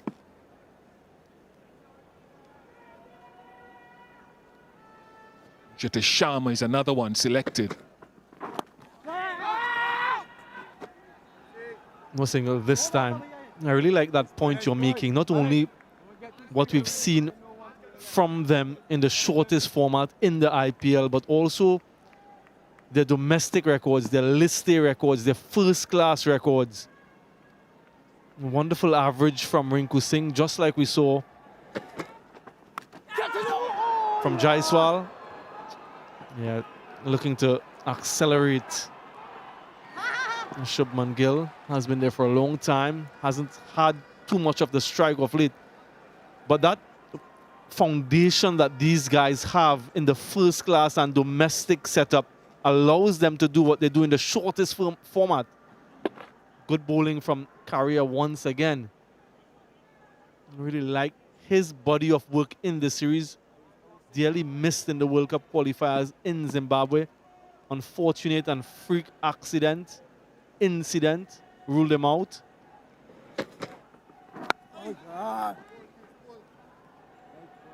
Yeah, during a practice session, a ball flew across from the batting net and struck him on his nose whilst he was in the middle doing his drills, and suffered a nasal fracture, had to do surgery. hasn't seemed to lose or have lost any of his control. Just look at that. That is a thing of beauty. When a wrist spinner is able to do that, it's a sight to behold. Bounce and turn. Perfect length, perfect line. It's his first international game at home here in Trinidad and Tobago, so a special moment for him. Of course, he took the first wicket at the Brian Lara Cricket Academy in ODIs. And a good end to a good over. 242 for 3.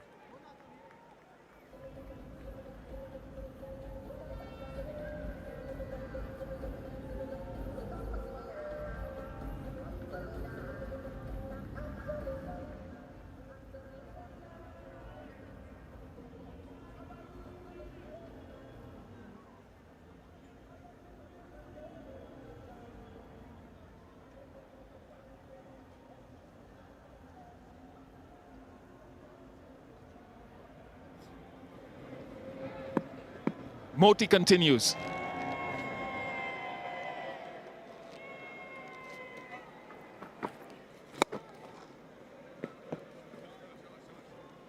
Into his final over, he's been economical, given the rate of scoring across the innings. Hasn't picked up any wickets yet, though. There was one area that the West Indies would be particularly pleased, their spin bowling department across these 3 games. Moti was especially good in Barbados, and Carrier rather, in the 3 games.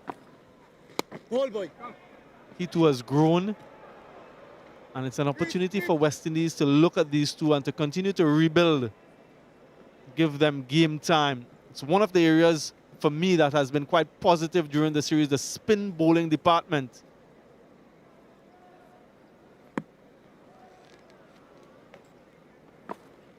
Ball boy. Brilliant, Moti. Brilliant, Moti.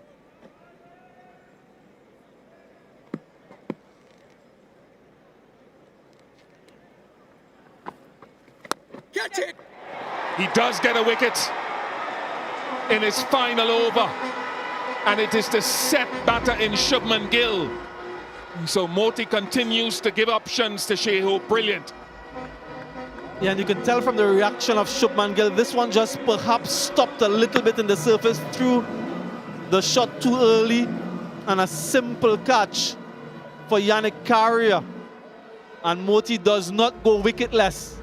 Exceptional knock from Gill, 85, 244 for 4.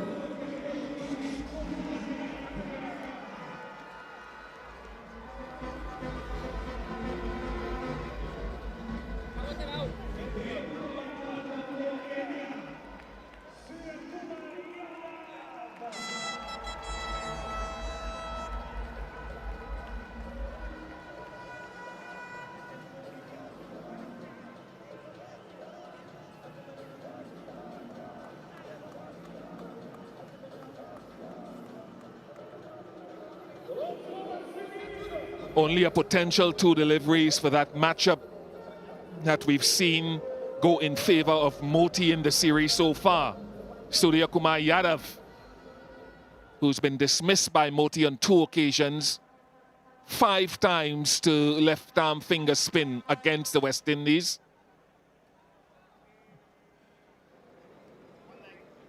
Fabian Allen a couple of times, Akeal Hussain once, and Moti twice, who is now the leading wicket taker in the series. Gudakesh Moti. Can he prize Surya Kumar out again?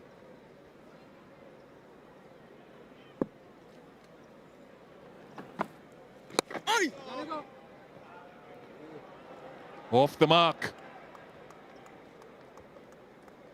Yeah, maybe short from Gudakesh Moti, and the shot was on, but just stopping on the surface. You can see from that reaction there. Yeah, not much you could have done with that. Very disappointing for Shubman Gill. As you mentioned, I think it's going to inform the Indian spinners for later on. Excellent from Gudakesh Moti again in the series. 2-4-5 for 4.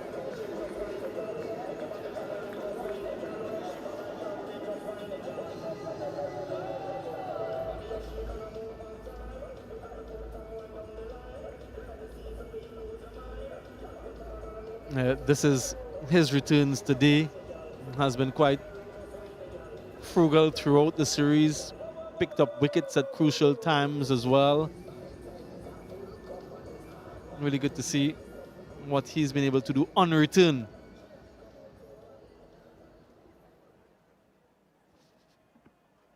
Six wickets in the series for Moti. There's a period that India have been strangled in this little period here by the West Indies bowling. Haven't been able to accelerate yet.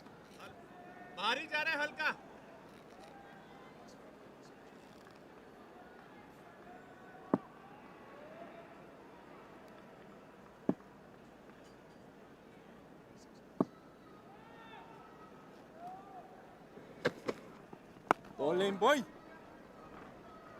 Last 6 overs, 14 runs for the loss of 1 wicket. Yeah, Hardik Pandya, 11 from 22 deliveries. This guy new to the crease, slip in position for him, so Shehub looking to get another.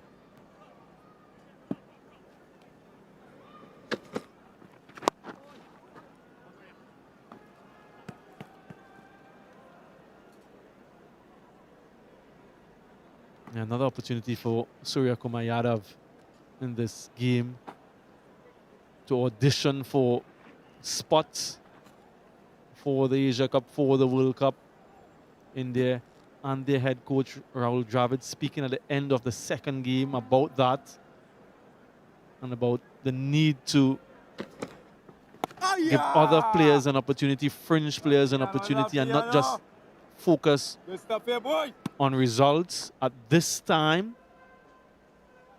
but with a bigger picture in mind, which is that home World Cup, and to find out more information about some of the players who are on tour. And again, Rohit Sharma rested, Virat Kohli not featuring.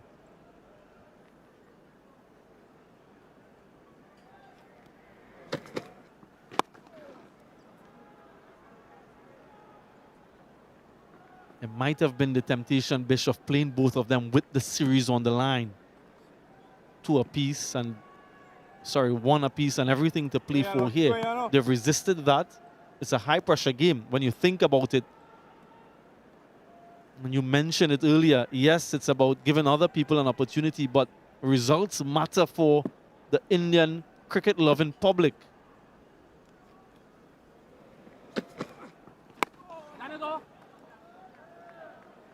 In every game you lose, and if you end up losing a series for the first time since 2006, there will be public outcry. There already is. With some of these guys not playing.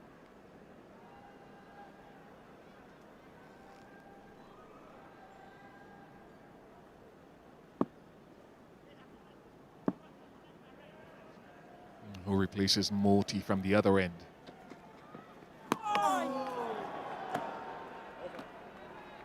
Just 2 off the over, good again from Carrier.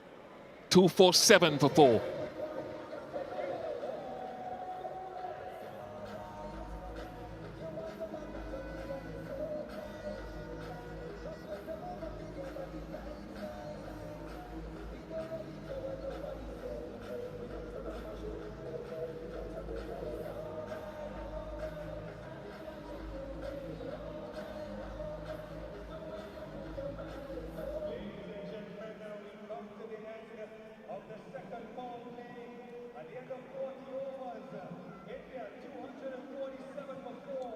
First power play was very good in terms of rate of scoring.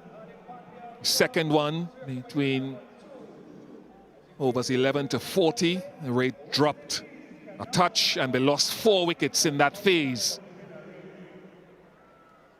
Now Jaden Seals is back to start the final phase of the innings. where an additional fielder can be dropped out of the inner circle, making it 5 if the captain chooses to do so. And he has 5 outside the circle. Deep third, fine leg, deep point, deep square leg, and long on. Catch it! Start, JD. Turn and go, JD. Turn and go, JD.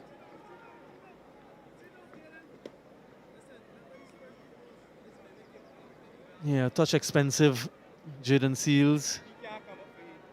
In his opening spell, looking for swing, not finding too much.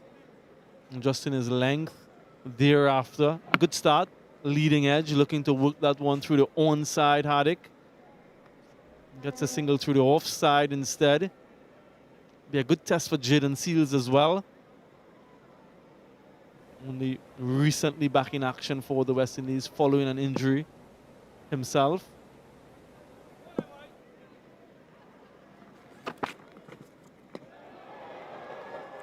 Have to reload that one. So this final power play against really good players who can score quickly will provide that, I suppose, a litmus test to see where he's at upon his return.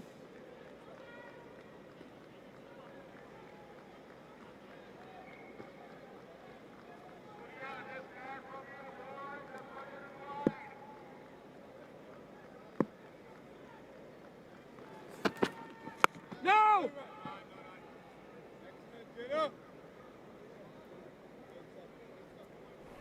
यहाँ तो हो जाएगा tap से मैं देखूंगा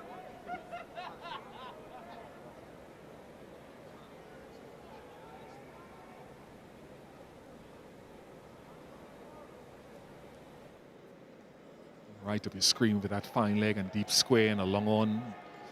Dangerous bowling back of the length to sky or bowling into Midland leg because he gets inside and flips it.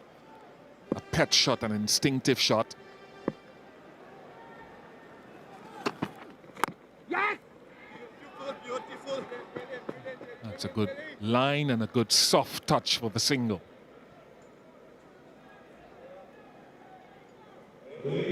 Brings up the 250 for India.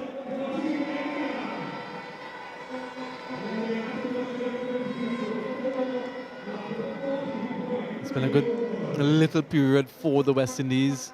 In that back half of the second power play, at one stage,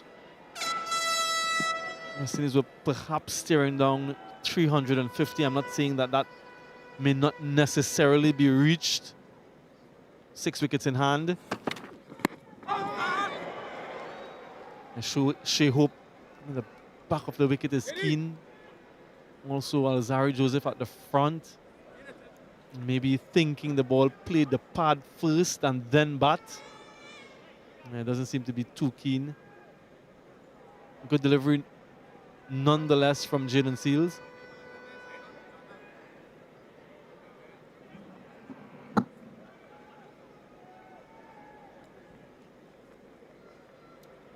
Yeah, would have been sliding down the leg side.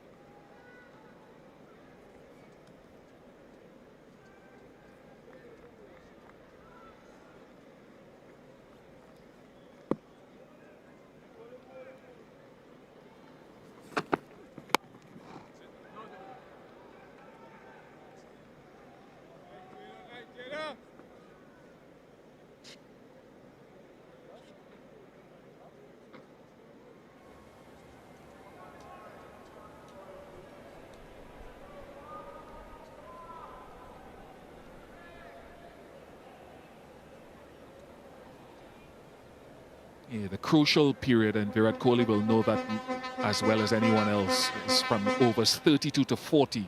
Just 26 runs were scored for 2 wickets.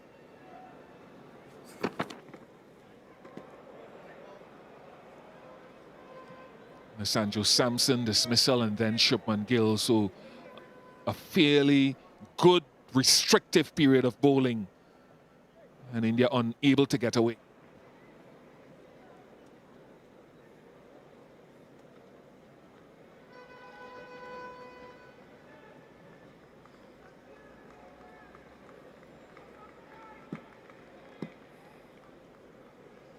Deep third is up and 4 fielders now lining the leg side boundary.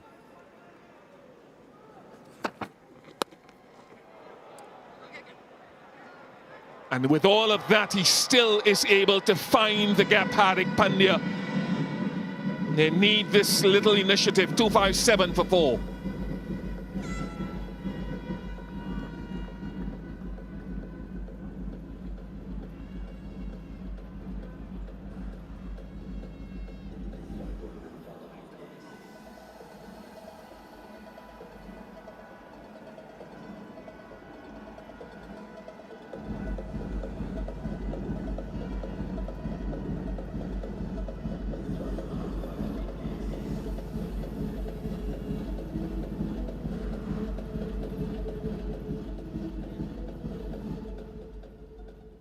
Maybe perhaps a predictable length. Hardik Pandya waiting on that type of delivery. Casey Carty, desperate and despairing dive. Good shot, good positive stroke. Powerful stroke from Hardik.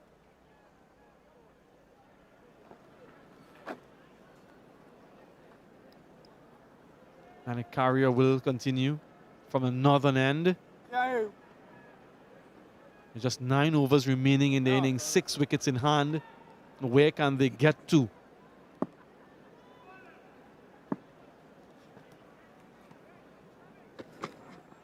Ball. Sweet boy. Zone. Getting good bite, so given the wind direction, couple of options. I'm not saying the only 2 options for Sky because he has many. Will he look to play that slog sweep again or inside out? If he gets fullness of length.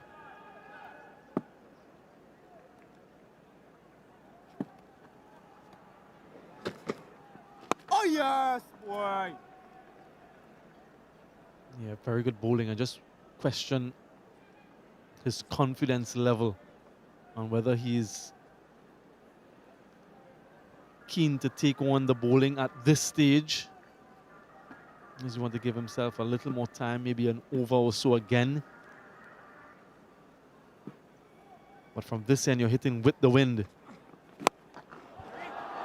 Tremendous from Hardik Pandya. A boundary of the last ball of the previous over, now a 6, and India know with wickets in hand. They've got to try to shift through the gears a bit. Yeah, 2 full. Hardik Pandya is very, very strong down the ground. So in the hitting arc, in the slot really, from Yannick Carrier, 89-meter hit, almost coming towards us. Phenomenal strike.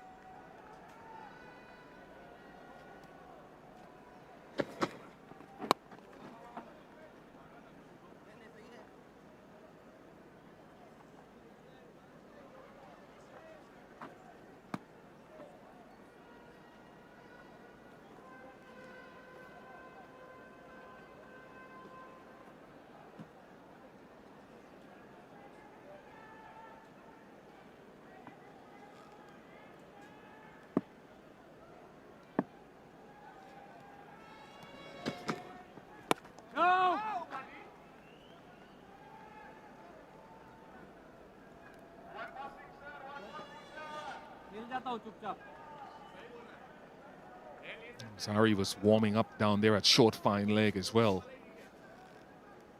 Was he close to a return into the attack?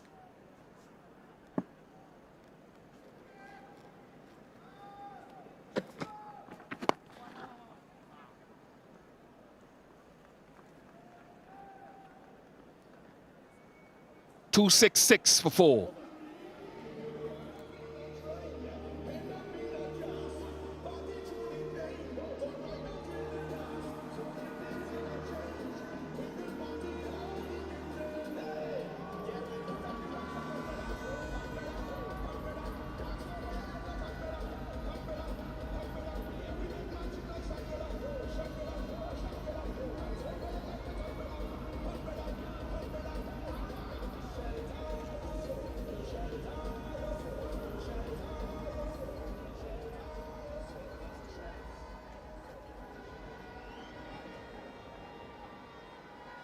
$19 of the last 2 overs as Hardik Pandya has just shifted gears.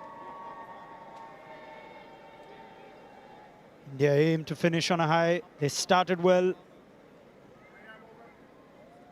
West Indies have pulled it back between overs 30 and 40. And a good start to the final 10.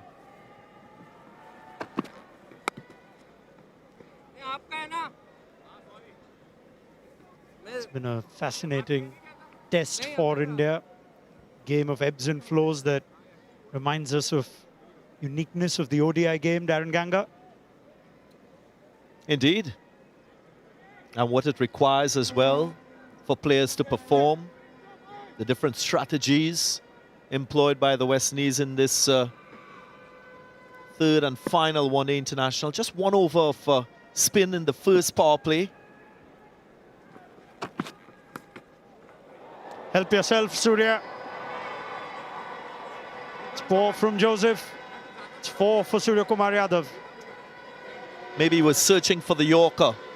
Just went full toss. Alzari Joseph hasn't really looked in full rhythm as the leading fast bowler for the West Indies in this format.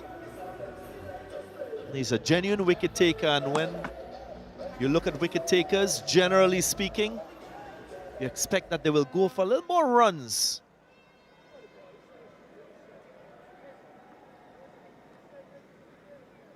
His economy 6.6 at the moment.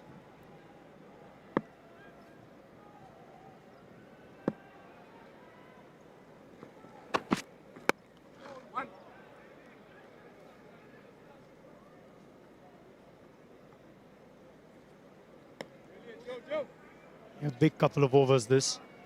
Wicket or 2 and we're down to India's bowlers along with Shardul Thakur. If these 2 get going, anything's on the cards. This is an important innings for Hardik Pandya.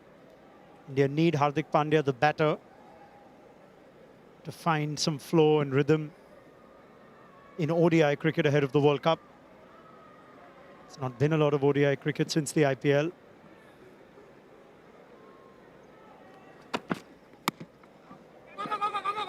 Run through for a quick single. 66 runs in the 3 games against Australia at home when India went down. Scores of 5 and 7 in the opening games in Barbados. He's vice-captain. His stock is on the rise as a player. But in one-day international cricket, it's been a while since Hardik Pandya has finished an innings off, batting first or second. Start today. Yeah. Period of play with Shubman Gill. When he walked out, he got 11 of 21. It just seemed like Shubman Gill lost all sorts of rhythm in a period where he didn't face a ball for 3 overs. Well, a couple of things. One, it's evidence that this pitch is slowing down. It's drying out, so batting will become much more difficult later. That's why I felt the West Indies made the wrong choice in bowling first. They gave up the opportunity to bat in better batting conditions. And the second thing about Hardik Pandya, very different as a captain to this man on screen. Quite inexperienced in this role as captain. He hasn't captained a first-class team. Beyond these 14 one-day internationals that he's stood as captain, only 7 list A matches to add. And his role and experience as captain. In the air, there is a fielder, but he doesn't get there. We've seen it before in T20 cricket. We're seeing it now as Surya Kumar Yadav finishes the over with 6, 280 for 4.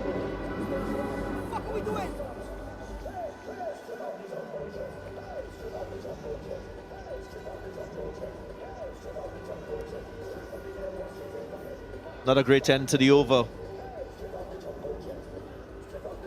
14 from it, Alzari Joseph, yep, frustrated.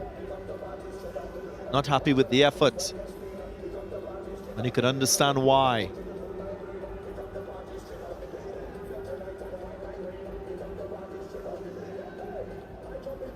He is absolutely fuming, Alzari Joseph. Now, is it because he expected better from his fielder at fine leg? Was it for the nature of the ball in the over? Catchable? Difficult chance, but I think he expected a better effort. Yannick Carrier, the fielder, maybe Alzarri Joseph was expecting a dive at the very least.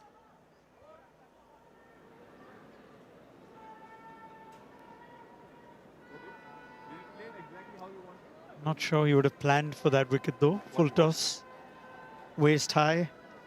Got away with, didn't get away, but he only got 4 of full toss previously in the over. Romario Shepherd must try and curtail the onslaught.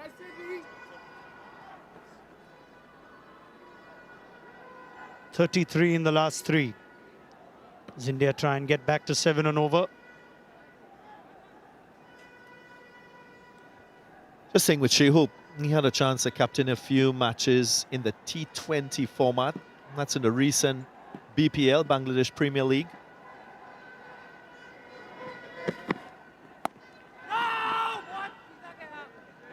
So I say that to suggest that he requires assistance from the senior players in this West Indian side. His vice-captain, Kyle Mayers, must give him support. And he's critical in the way this team moves strategically. He's used that slow ball to good effect. That's what got the wicket of Sanju Samson.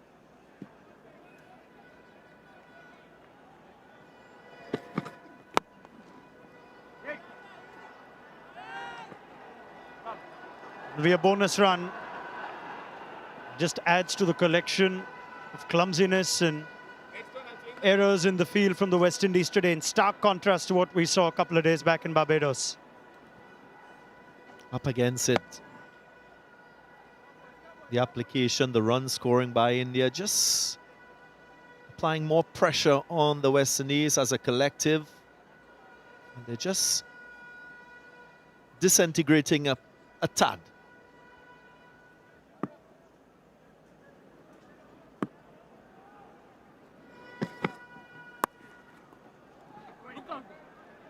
If he would have got that through, he helped himself to 4 more. It's 4 wickets that the West Indies have managed. This was a huge relief. Ishan Kishan is only looking for boundaries. Ruturaj Gaikwad, his first appearance in the series, got captaincy to have the slip. Sanju Samson entertained. In the end, his IPL teammate caught him at mid-off. And Shubman Gill just lost momentum. The overs building up to his wicket. This is good from Shepherd. Good use of his T20 skills. Slow balls, Yorkers. Slow ball, Yorker.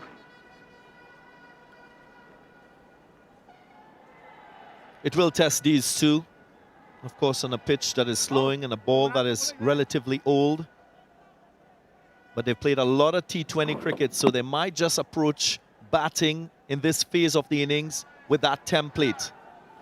Two of the very best, you would say, to finish an innings in T20 cricket for India at the crease.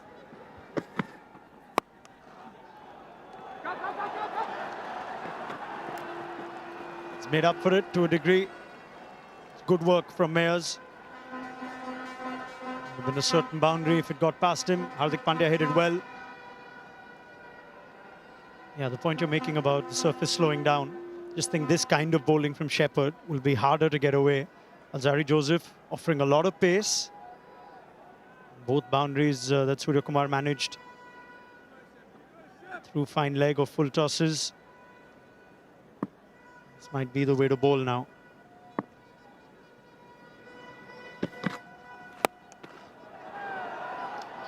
In the gap. Easy as you like. Surya with a boundary to finish what was a good over from Shepherd. 287 for 4.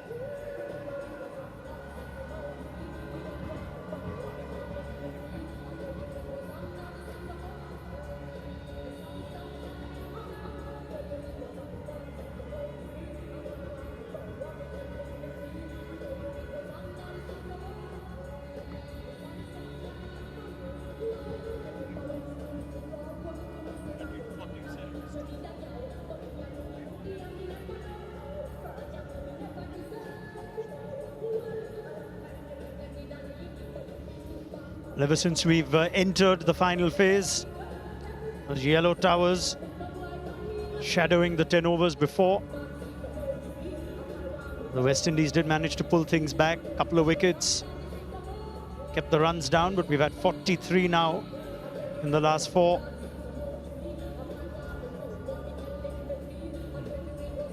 Two for 26 in the 9 overs before that.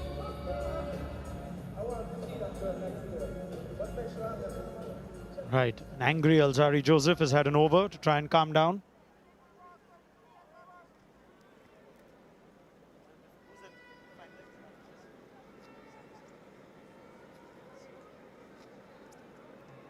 There's a change in personnel. He was unhappy with the effort from Yannick Carrier at deep fine leg.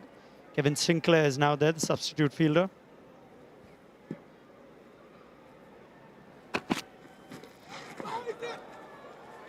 Stifle appeal by Captain Shea Hope. Field quite interesting. Just one deep fielder offside. So it means that Alzari Joseph can't offside. Hence the reason him just sliding down, getting too far and conceding a wide. So narrow margin for error. They didn't like that umpire gave that wide. So in the last game, there's one that just brushed thigh pad, but if you go up for the review, that will be wide without dispute. And last game, Shea Hope wasn't happy and wanted to review one which he knew touched something. He would have got the wide overruled, but would have lost a review.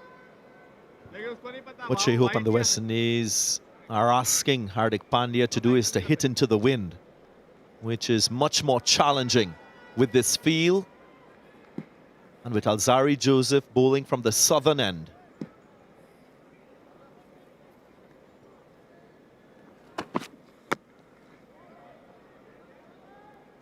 Yeah, it's a field with protection predominantly on the onside for Hardik Pandya. Let's see now if it changes for Surya Kumar Yadav. Got 4 fielders in the deep. Fine leg, deep backward square, deep mid wicket and long on. And just the one man, the offside.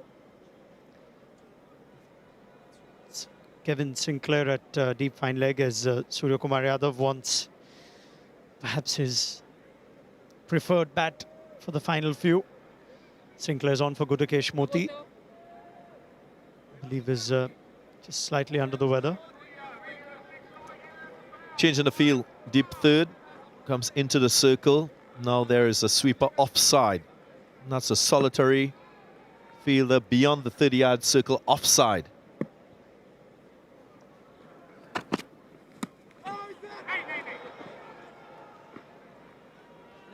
One thing you'll find with Surya Kumar Yadav at this stage of the innings, he'll try to score a lot of boundaries behind the stumps, especially if there's pace on the ball. We have seen that in T20 cricket, that's one of his strengths.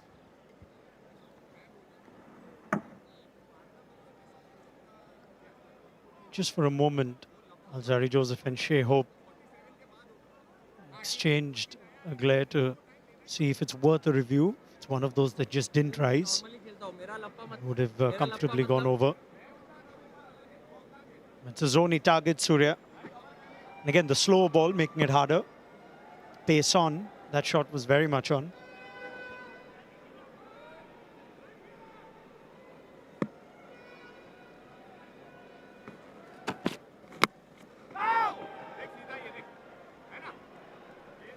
Good stuff, this. Wasn't a great over from Alzari last time round. Started with 2 wides.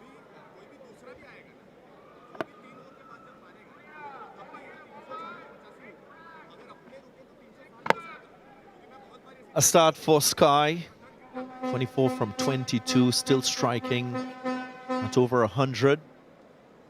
So a good platform being laid still beyond this over.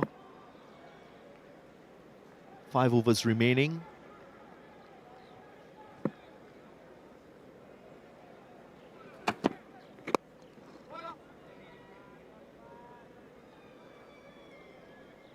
change of pace again.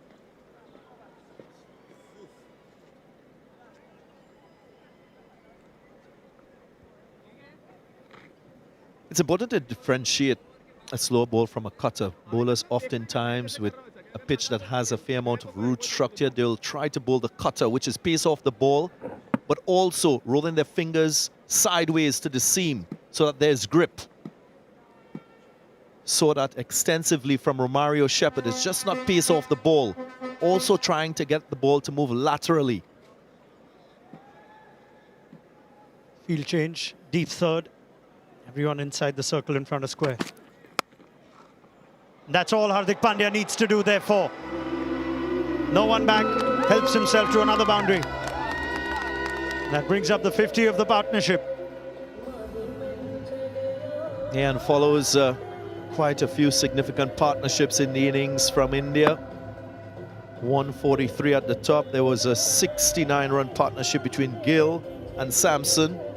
Now these two still managing to have tempo to the innings. 51 from just 37 deliveries.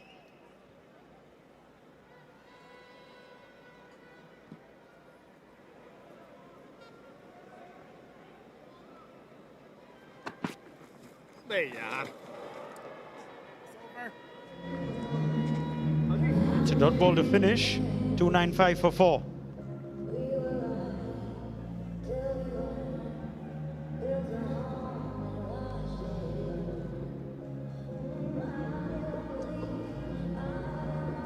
India started the innings at a rapid pace. First power play going at 7.3 runs per over. And just under 6 runs in that middle phase. Now they'll be expected to go beyond the 300 marker, maybe 320, 330. Yeah, 10 and over gets them to 345. Hardik and Surya stay the end of the innings. Almost think 10 and over is par. But the slow ball is working, so there are remedies to reduce flow of boundaries. As Jaden Seals replaces Romario Shepherd.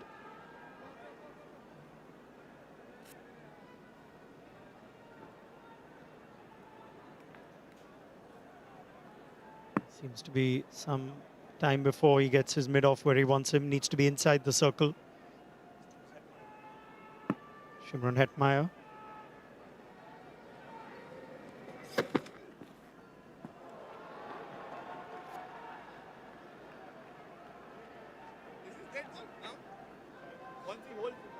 Yeah, back at number 6, Surya Kumar Yadav in batting position.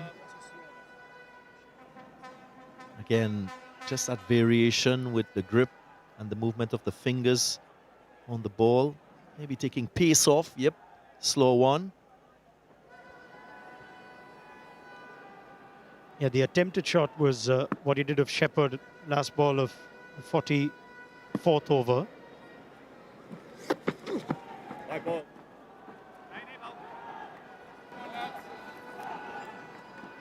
This is going to be the plan of attack from the West Indies. Lots of cutters, lots of slow balls. Then Surya has to open up the offside. It's just a sweeper, a deep cover point. That's the area he's targeting.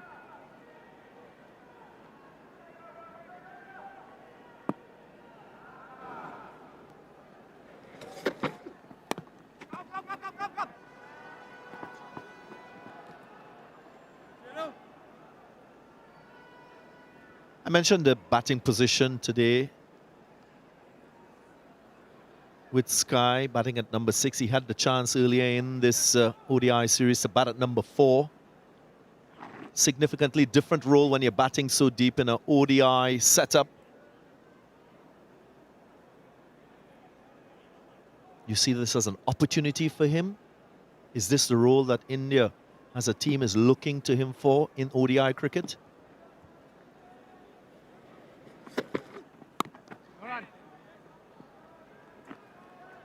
Well, they've tried him at 4. Darren batted 3 in the first game in a small run chase. The vision perhaps of just giving him time in the middle.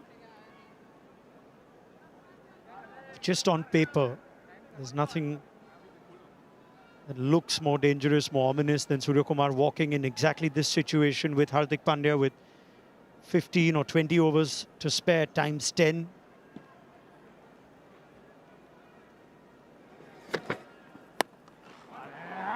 There's a man back for that. So it's good bowling this from Jayden Seales. Just the wide and 2 singles. Yeah, if he finishes these games on a consistent basis, Suryakumar Yadav, I think India would still look at him as an X-factor player. He's competing with Sanju Samson for what could well be one reserve batter spot. Ishan Kishan has shown utility, left-hander. Samson's helped his case today.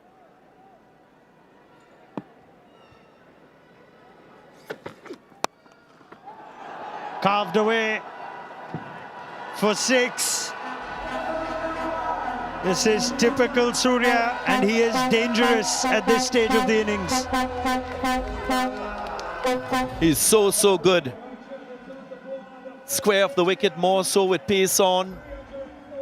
Just opens the blade, finds the middle of the bat, and that's hitting against the wind. So that's the power that he can generate. Sky been able to pick up boundaries in the last 2 or 3 overs. It's a nice way to bring up the 300.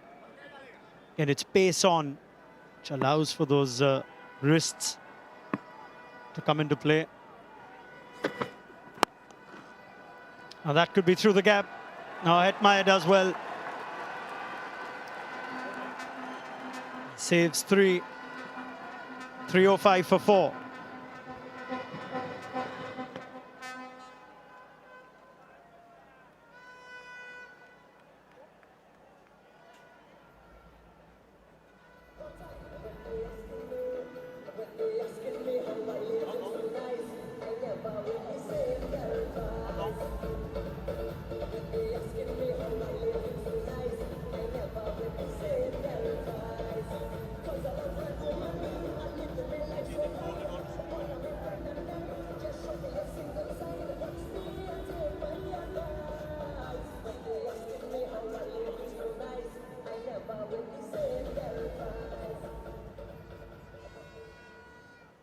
Four overs to go. With Suryakumar Yadav and Hardik Pandya now giving it everything as Romario Shepherd swaps ends.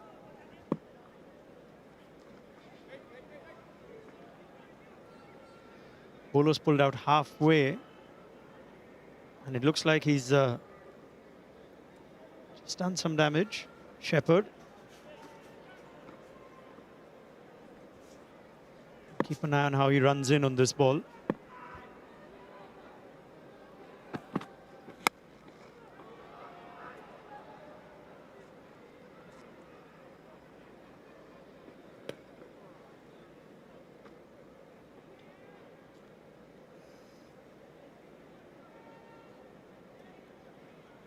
Yeah, what his late entry point or batting position today also did, Darren, is Gurukesh Moti had bowled out pretty much, just pulled the 1 ball as far as Romario Shepherd goes.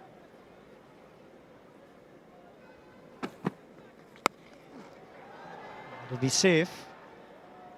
Yeah, that was Shepherd a while back. As he tries to get through his 9th over, potentially will bowl his final as well. Maybe a bit of cramp, just stretching that hamstring muscle, or maybe an issue with his knee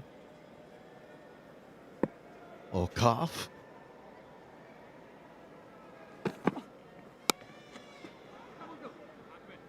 West Indies will hope that it's not too serious, because he can be a significant contributor with the bat at the back end of a 50-over innings.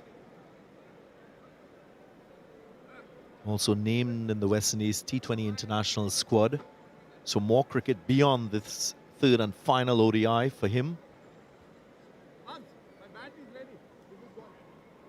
Yeah, and it's still bothering him quite clearly. Don't see any signs to the dressing room or the dugout to have the physio have a look at this. Though he will get a little more breathing time as there's another change of bats. Hardik Pandya has asked Yuzvendra Chahal to walk out with some options.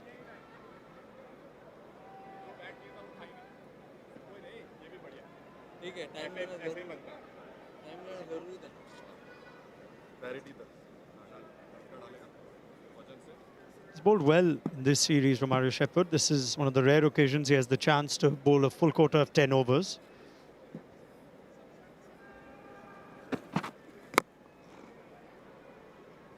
He's bowling well at the moment. Indeed. Mixing up his pace, mixing up his lengths, bowling generally to his field. Now 2 fielders deep offside, so a little more balance for Romario Shepherd. Not a one-dimensional field. So he can keep the batter guessing with his line.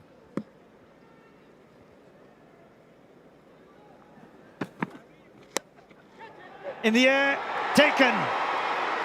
The plan works, and Yannick Carrier redeems himself in the field.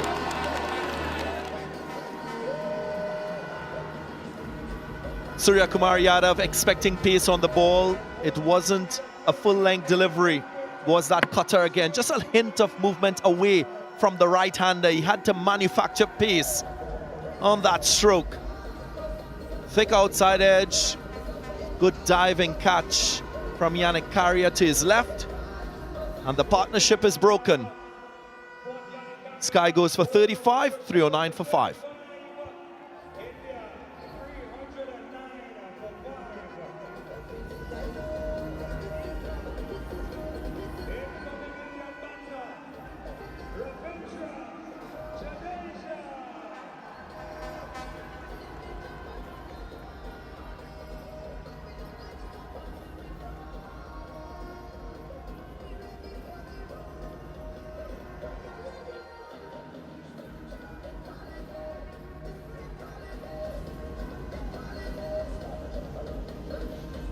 Ravindra Jadeja with just 19 balls to go in the innings.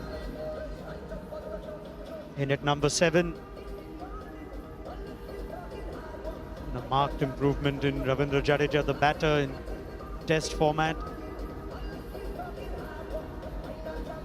He's here because the West Indies, to their credit, thought of a plan and bowled to it. Resulted in the wicket of Surya Kumar Yadav.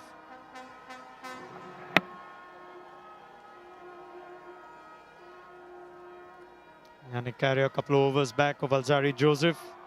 Tough chance at deep fine leg.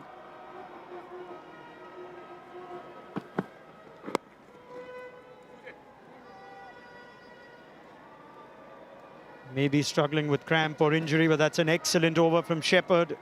47th over, wicket and 5 runs, 310 for 5.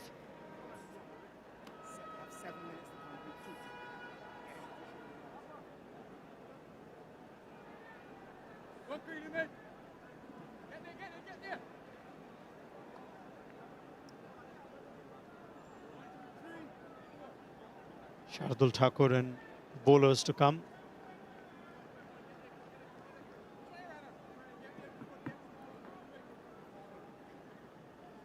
Middle, please.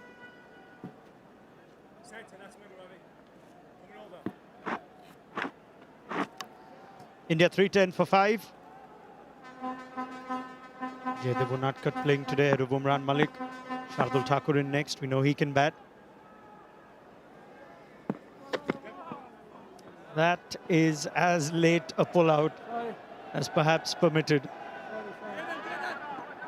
Chetan Seals doesn't like it. We are getting ready for lunch. Already nearing 1:15. Security that needs a security.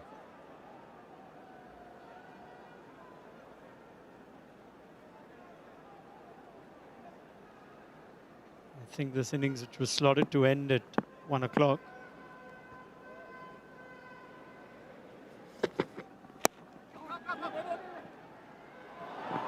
might be two. Comfortable two. So we're over scheduled close of first innings. Might be a word with the match referee for Shea Hope.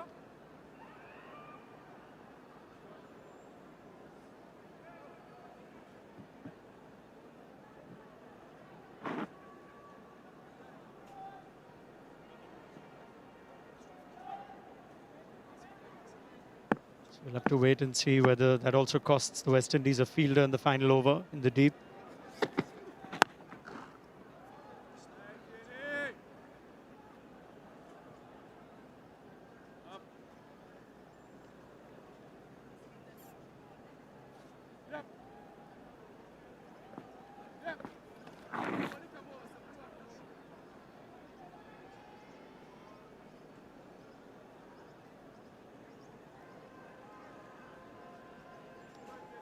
Left-right combination now at the crease with Jadeja replacing Sky.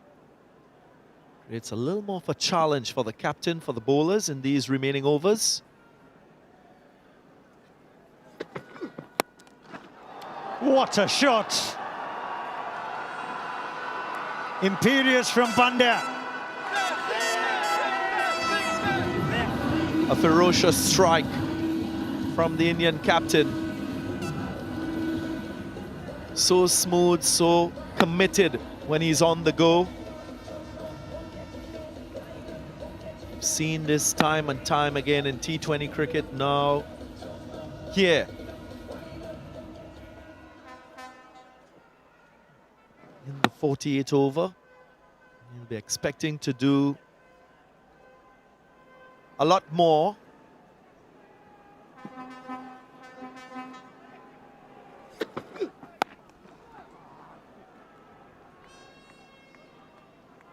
It was all power on that shot. Seals it, stuck to the plan. Cutters and the change of pace. Such a solid base when he's at the crease, allows him to use his arms, throw his weight into the strike. And the flourish of the bat, full circle. Optimal swing, you can see, for Hardik Pandya.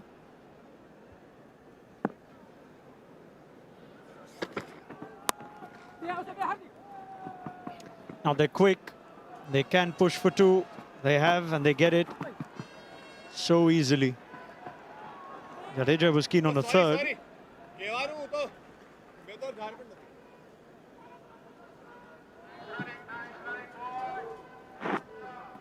Also appreciate the effort of Ravindra Jadeja in ODI cricket with the bat.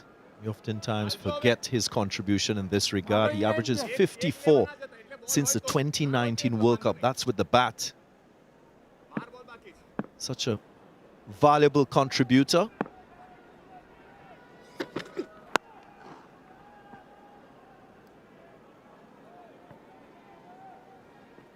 (13 of the 48th over, 3-2-3 for 5.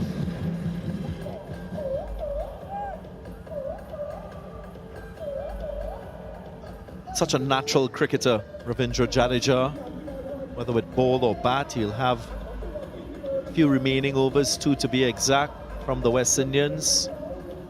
As India close this first half of this third one-day international out.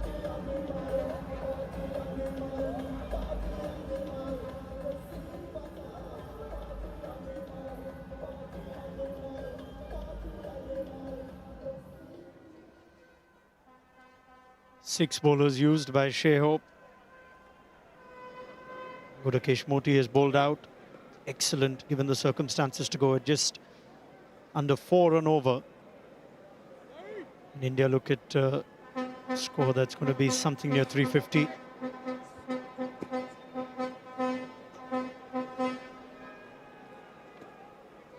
Alzari Joseph then. It was hard work for Shepherd to complete his 9th over.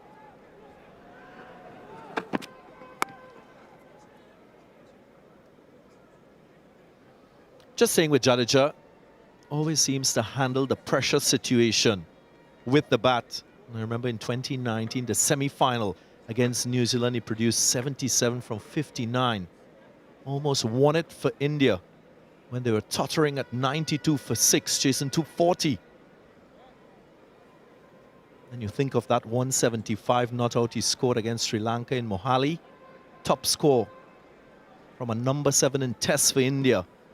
And then what about the IPL final? 15 off 6 to win it for Chennai Super Kings. Swatted away and all the way.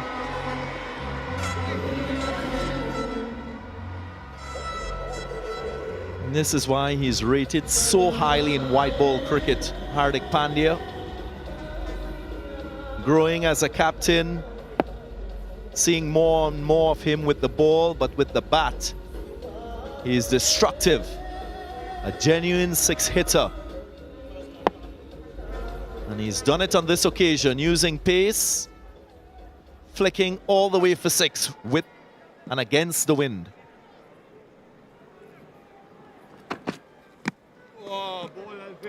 Good response. They have spent some time with each other. The Gujarat Titans dugout, Alzari Joseph and Hardik Pandya.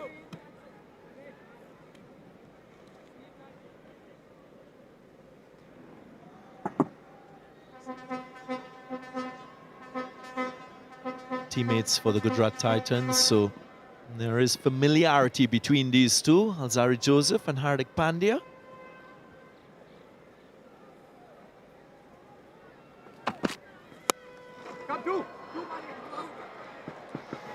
Push for 2. And it's a 50 that stands out for India, stand-in captain.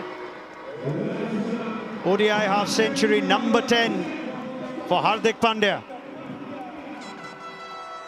And it's come in quick time, in difficult batting conditions with an older ball. 3 sixes, 3 fours, showing his value at the back end of the innings for India in this ODI setup.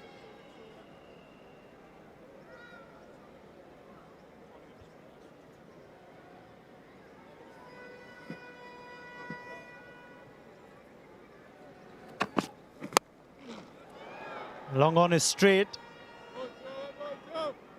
It'll only be a single. Yeah, he's turned it around well, Hardik Pandya. Just 11 of his first 22 deliveries. Then 42 in the next 23. And it looks like he'll have better field to hit boundaries next over Hardik, because Shea Hope and the West Indies are almost certain to have one less fielder outside the 30-yard circle as a result of the over rate.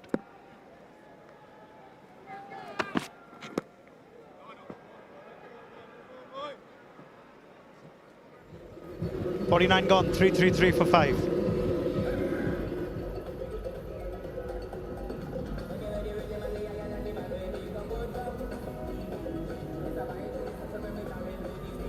Beautiful weather in South Trinidad. Nice crowd in for this third one-day international.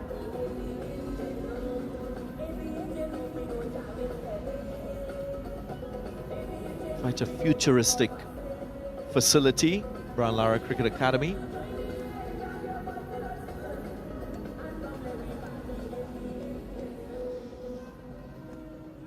It's the first game in this series that's going to go the 50th over. What's the first ever men's one-day international at the Brian Lara Cricket Academy? It's been a highly entertaining one. Romario Shepherd struggling with cramp or injury, but will bowl out and close out the innings.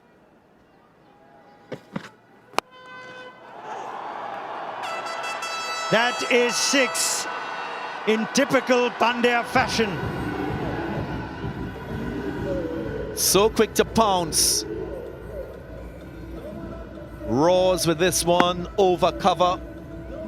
Didn't try to get forward, he wanted to get under the ball. You can tell what Romario Shepherd was trying to do. He was searching for that Yorker. Defensive though, outside the line of the stumps, but he pays a heavy price. Yeah, the field with just 4 fielders now outside, long off, long on, deep mid wicket, and deep cover.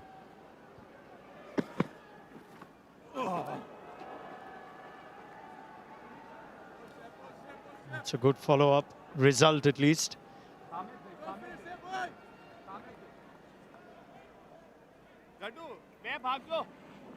Cross seam, then rolling his fingers down the left side of the ball. That's a right-handed bowler. You also see him go right side of the ball. Another variation from Shepherd. Now, how far is that? Splits the field, one bounce four.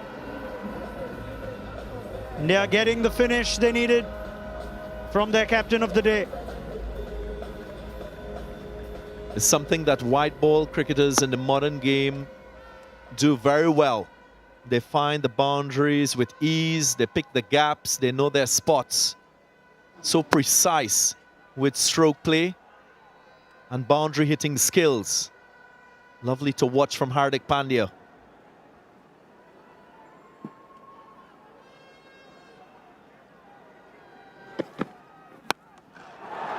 High, long, brilliant. Pandya powers and powers to perfection. What a strike. Pick the slower delivery and the swing coming at the right time. Went aerial and with power. Boundary striking at its very best from Pandya. Yeah, get ready to catch it in the crowd. This is box office now from Pandya. 16 off the final over with 2 balls to go and 1 less fielder permitted on the boundary.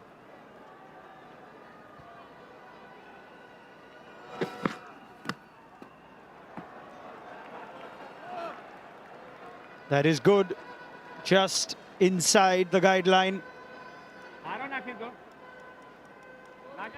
He was searching for this delivery in the first ball of the over. Missed his length, was punished for 6. Now the courage to bowl it again, quite impressive from Shepherd. Yeah, it's a good follow-up ball because Pandya is now waiting for the slow ball into the surface. Straight down the ground, good work by long on. We'll have a boundary check of the final ball. It won't stop India from getting past 350. Jaden Seals with the effort. Hardik Pandya is already walking off.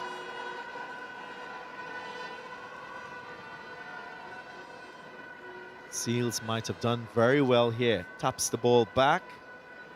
It's whether or not the ball made contact with the advertising cushion. Gets his leg over the line and taps it for the second time.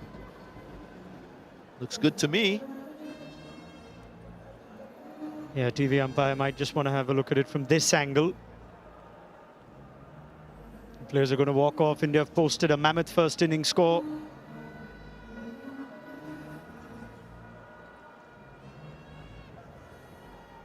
I think he's done exceedingly well.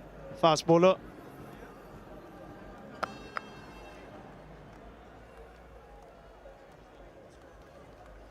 So it will be 2 of the final ball, 18 of the final over, as India post 351 after being put into bat by Shea Hope. Blazing partnership, top of the order, Ishan Kishan, Shubman Gill, Ruturaj Gaikwad missed out, but Sanju Samson, some serious counter-attacking stroke play in the middle overs. Hardik Pandya, just the kind of innings he would have wanted. Started slowly, but added the finishing touches. Some terrific ball striking. As India posts 351 in the first ever men's ODI and the series decider. The partnerships throughout the course of the innings, 3 in excess of 50, 143, a record for India against the West Indies. It was that 69-run partnership between Samson and Gill that came in very quick time. Then Suryakumar Yadav and Hardik Pandya with 65. West Indies and their bowling. Gudakesh Moti, most impressive in terms of economy. Picked up 1 wicket, but the going was tough in good batting conditions. Mario Shepherd was a leading wicket taker with 2. He was a little bit expensive. And then Joseph and Carrier supported with a wicket apiece. Tall task for the West Indies. Some very entertaining batting in the first innings. Sanju Samson was responsible for that. He's waiting with Samuel Badri.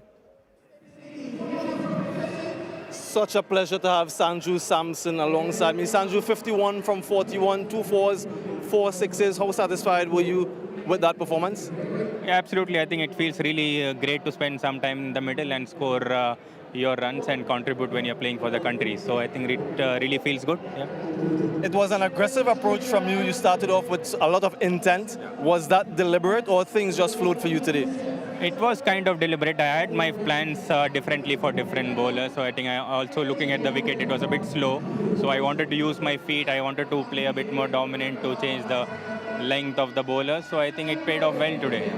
How challenging is it for someone like you who have slotted in at 3, 4, 5 and 6 different positions through that middle, nothing stable for you? How challenging is that for you every time you step out? Yeah, being an Indian cricketer is a challenging thing, right? I think I've been around for like 8 to 9 years. I've played a lot of domestic cricket, a lot of Indian cricket on and off. So it gives you an experience to understand your game, what requires at different positions, I think. And to be very honest, I think it's the number of overs you're going. It's not the number of batting order you're going in. Sometimes you walk in at the 3rd over, sometimes you walk in at the 30th over. So you need to prepare yourself accordingly and know wisely what you require at that moment. Yeah. That flexibility and versatility is so important. Tell us a little bit about that surface and how much does it differ from the Kensington Oval? Kensington Oval was a bit damp, to be honest. I think it was rain there, and this one looks a bit dry. I think while the ball was new, it was coming on very nicely and it was looking as a really good track. But as the ball got old, it is like holding on a bit, and I think playing spinners looks a bit tough here. 351 on the board, that's enough? Absolutely, some really great hard work put in by the batsmen. It was not easy to get the score. So I think credit goes to the middle order batsmen to spend some challenging time there and finish off the innings as the way we did. At 350, with our bowling lineup, I think we should be confident. Very confident indeed. Thanks for your time. Thanks, Sam. It's always nice to see Sanju Samson get runs. And the West Indies need 352 to win this ODI series. It'll be a record if they get there.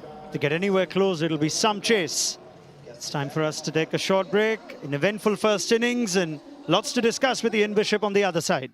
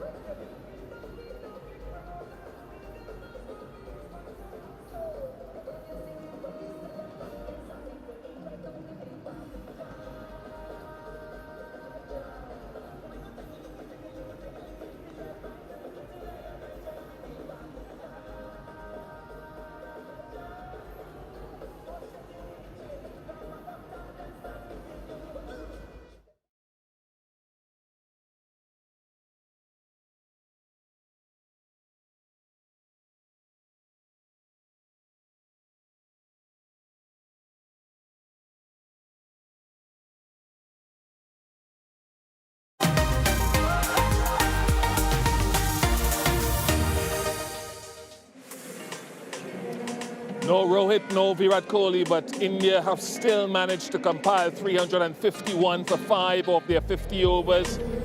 Kishan with his 4th consecutive half-century in the Caribbean, 3 in this series. Shubman Gill, 85, 50, 1 for Sanju Samson, and Hardik Pandya, the captain for today, again getting to 70 from 52. And a warm welcome back to the Brian Lara Cricket Academy in South Trinidad. Shakira Selman, Samuel Badri alongside me. Shakira, 351. Over par or par? Yeah, I think just over par. I say that because I didn't expect India to get so many runs because of the bounce. We did expect that the ball would keep low at some points and it will hold and grip in the surface. So just above par, and I think West Indies will be slightly disappointed that they got so many runs. Based on that, how pleased will India be? Very pleased. 350, 351 in a one-day international game is a huge total at any venue.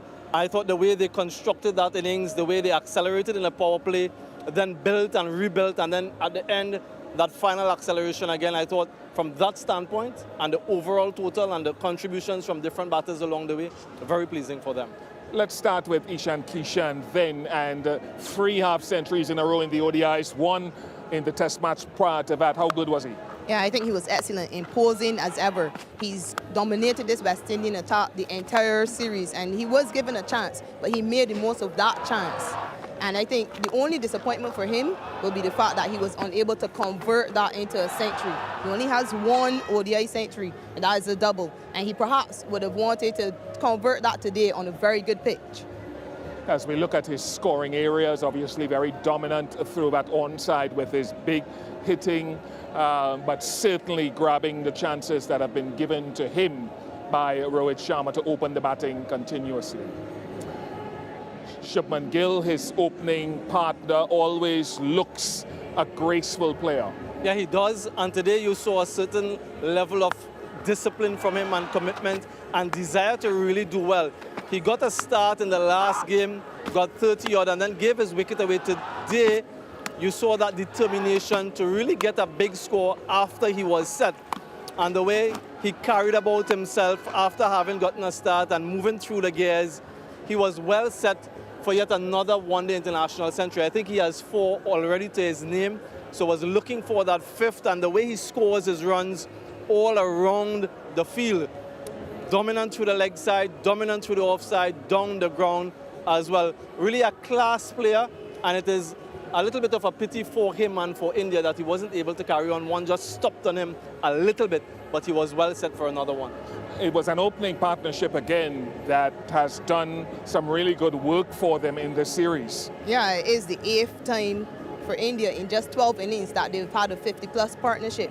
And those two again at the top, imposing on West Indian bowlers. 143 this time, they were able to get past 100 runs. And I thought they complemented each other quite well. Kishan was really dominant, and Shubman Gill, he played a measured innings to complement him. That wasn't the end of the half-centuries. A 6 for Gill and for Ishan Kishan. Sanju Samson added his name to the list. And it was interesting the high tempo in which he started. Yeah, he started off aggressively. We all know that these are rare opportunities for these Indian middle order batters with the type of quality that they have, their first choice players. So when these guys get rare opportunities like these, they must capitalize and cash in. And he was in belligerent mood, 51 of just 41, 4 sixes in that knock along with 2 fours. I just spoke to him, and he said that it was a concerted effort to be aggressive today because he knows that limited opportunities come his way, and when they do come, he has to cash in. Yeah, and they didn't stop there with the run flowing either, because Hardik Pandya was 11 from his first 22 deliveries, but then he was able to finish off 59 off last 30 deliveries. Yeah, I think it was very measured by him, and he really played a captain's knock. He showed responsibility when he first came out, and he took some time to get going. But we all know what Hardik Pandya can do in the last time, and he did that capably. He hit lots of sixes, and he really picked his areas. He was very precise in where he wanted to hit the ball, and he really manipulated the field well. Yeah, ball striking down the ground and square of the wicket for him. A wonderful power player and one of the premier finishers for India. The bowling took a bit of tap here because Jaden Seals was expensive. He's still building his way back. 2 wickets for Shepherd. Kuda Kishmoti, though, I think was outstanding. 10 for 38 and 1. Got the ball to grip and bowled a tidy length. Yeah, he did. Once again, the first 2 ODIs at the Kensington Oval, lots of assistance there. Not so much here, but again, his control, the pace through the air, and his lines and lengths were impeccable. And I think that's one area that the West Indies would look to as a positive in this series, both him and the man who just took that catch, Yannick Carrier. Just look at this conglomeration of deliveries predominantly in a good area. And I just really like his body of work, having come out of injury and back into the international team. Given the score, who's favourite? Yeah, clearly India are favourite. Yeah, I think India too. All right, well, you hear it, India. Well, after the break, we will hear about the journey and family from one of the West Indies fast bowlers. Here's a little look on the way to that break.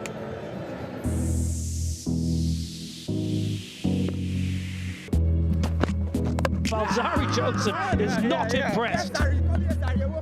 Last night I had a conversation with him and he let me know he saw me on TV and he was trying to call me but he couldn't get me because I didn't have my phone. But it's really proud, you know, being a parent. It gets tough, you know, being away from them for such a long period of time, but it's, you know, what we have to do as parents.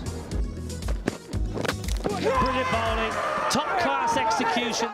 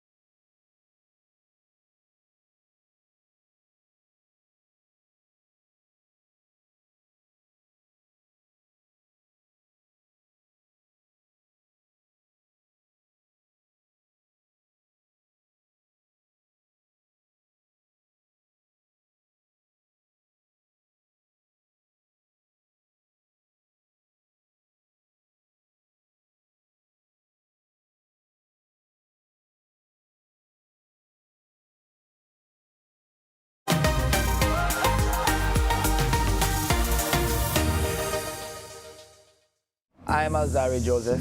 Let's take a look at my Instagram.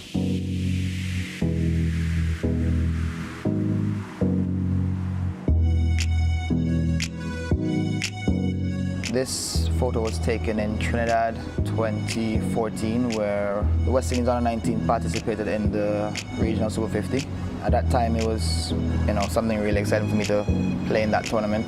That was my first time playing in the Super 50. At the time, it was Maya, Shandapal, Shamar Springer. I think at the time we had Amir Django as well. It was basically a group that's been training together for a number of years leading up to the World Cup. Unfortunately, in a training session after the first game, I had a slight side strain that didn't really allow me to play the rest matches, but through rain, there wasn't really much matches being played after that. Australia came to Antigua for a training camp before the series against West Indies, and I got a chance to bowl to quite a few guys that are really special players, but he's one of them that I always looked up to as a player. So it was really, a good opportunity for me to get a chance to bowl at him and see where I was at as a player at that time. My West Indian heroes growing up were people like Kimar Roach, obviously my coach and mentor, Winston Benjamin. So, those guys were basically the two I looked up to. This was 2016 when we were heading to the World Cup. We had a series before the World Cup, leading up to the World Cup. We played against Bangladesh in 3 ODIs. Slightly different haircut, a lot more hair at the time. Again, a lot of excitement, just being able to go to Bangladesh and represent the West Indies. At the time, we didn't really see it as a job or a career. It was just about having fun and representing the West Indies. This was a long time ago. It's one of my first tattoos. It's my mom's name. I got that just after finishing high school. It's just been there for a while. It's something really significant to me. Clean him up. That's the response from Alzari Joseph. That's the reason he's been given the new ball. She was always encouraging. She always wanted me to go out and do my best and most importantly, enjoy it. She always told me that, at the end of the day, it's what makes me happy. So she wanted me to go out and have fun. Something she always tried to instill in us was discipline and respect, Make sure you're disciplined, always on time, always dress well, and also respect everyone around you. This is the big man now, not so little anymore. That's my son, Jezari. His mother at the time told me she was pregnant. It was really an exciting moment for me. And then to see him come and have the kind of personality he has now, it's so much different from when he was a baby.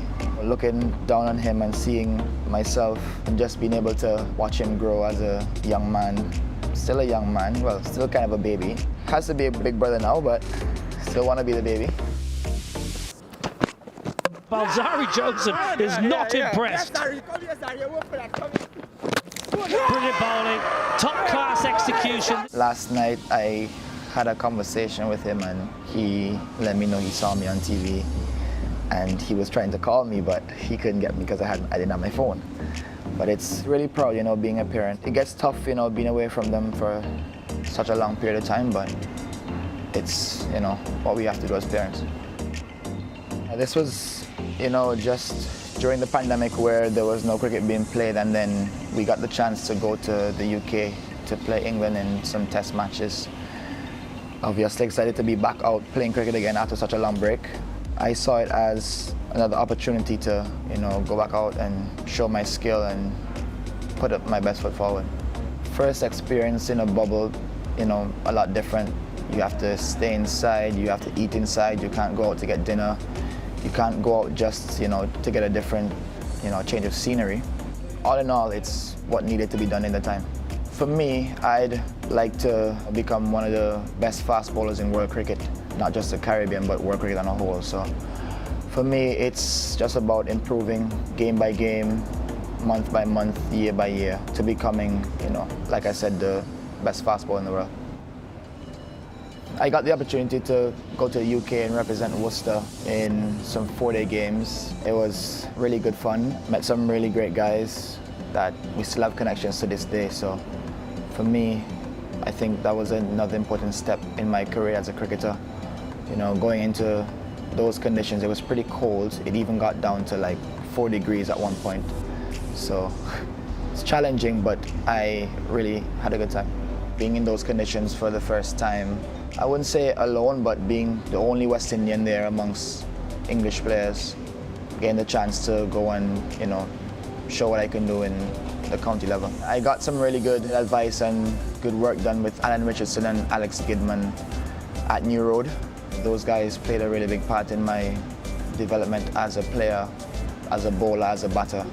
When I got there, I was just basically a seam-up bowler, but Alex and Alan introduced me to, I think they call it like the wobble seam delivery, where, you know, you just tilt it a little bit and release it normally, and it'll do a little bit off the seam rather than through the air. So I think that's something that I have developed, you know, greatly, and I'm still working on it, but it's addition to my game. Aggression shown, good short ball, good direction. When I got back from the UK, there was a South Africa series, and there was a camp leading up to that, and for me, it was just about what I learned in the UK. It was, you know, flatter wickets, so I had to be able to bowl that just a bit fuller length to get what I wanted out of it. So coming back here, I realized that it's something that could be used here in the Caribbean as well. This is a very special picture. We just had my daughter a couple of months ago, so it was our first Christmas really together as a family. So, you know, it's something really special, you know, to be at home with your family, especially after being away for so long. It's a bit of a struggle now, because if you give the little one too much attention now, the older one decides, no, it's my turn now. But it's really good to, you know, be at home with the full family. She's really supportive. I don't think I could ask for anything better. She does basically most of the work with the kids. She's like Superwoman. She's basically the backbone of our family. So, you know, she plays a really big role in keeping us together. The good thing about that is she doesn't really know much about cricket, so there's not much cricket talk going on. Yeah, I think that's, you know, it's really important that I have her around.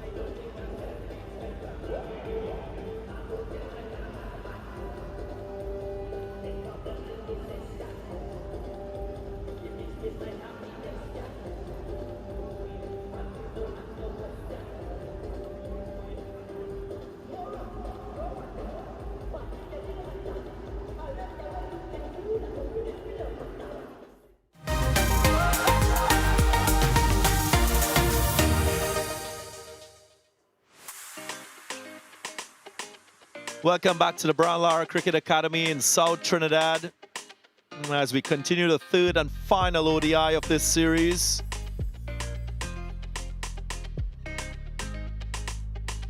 Nice aerial view of this wonderful facility. Of course, the third CG United ODI powered by Yes Bank.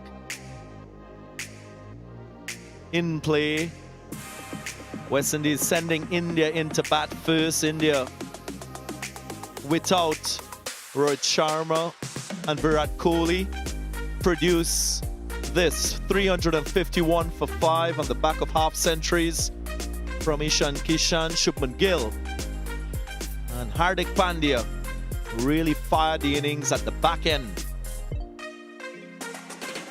West Indies with Moti once more being economical. He bowled really well. Just picked up 1 wicket though. Mario Shepherd was slightly expensive with 2 wickets to his name. He bowled some really good variations, cutters and pace-off deliveries. Joseph and Carrier with a wicket apiece. As we get set for the second half of this series decider, Hardik Pandya with a final few words, India stand-in captain. 2 men who will be on a mission for the West Indies in this run chase. 352 is what the West Indies require. Will be a record if they go on to achieve this target. Highest chase in the history of ODI for the West Indies. 331 against Ireland in 2019. So it will require a mammoth effort on the part of the West Indians in this run chase.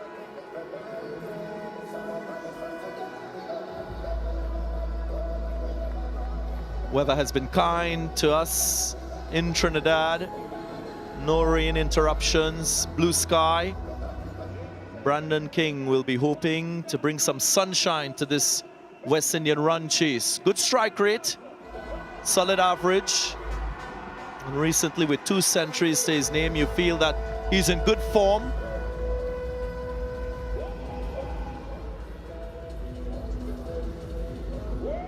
His partner, very enterprising in his approach in ODI cricket. Sometimes maybe a little too ultra-aggressive. But he will know it's not about just batting the first power play. It's about going very deep into the innings. Alongside me, Ian Bishop, to take you through this first part of the run chase. Bish, your expectations? First from India bowlers and then from West Indies batting. Yeah, thanks, Aaron. Hello, everyone. Mukesh Kumar, who's played all 3 games of the series, will know that to Brandon King, one of their first plans will be to bowl as straight as possible, occasionally going outside the off stump if the ball is swinging. He's been knocked over, bowled on LBW, and then to Carl Mayers. A number of options, but he's been dismissed twice by the ball around shoulder height. Although this track will have to be seen whether it's conducive to them going into the pitch at him.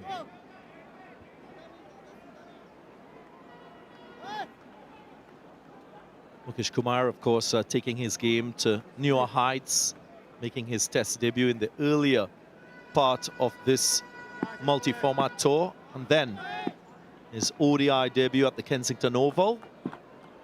Growing in experience, quite a steady operator. First ball in the run chase.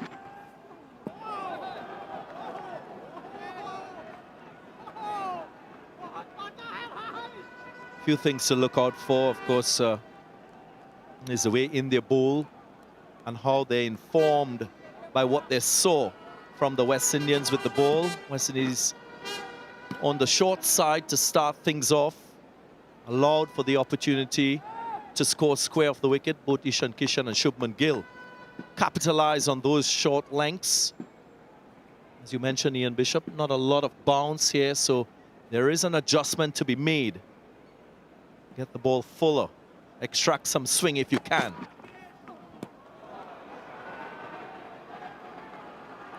Swing there, but swing from too wide.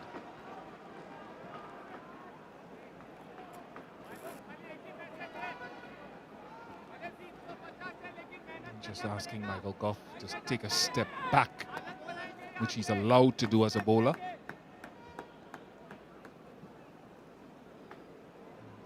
He's a little unwell after leaving Barbados. He was limping all the way here, took some medication, and he seems to be moving quite nicely.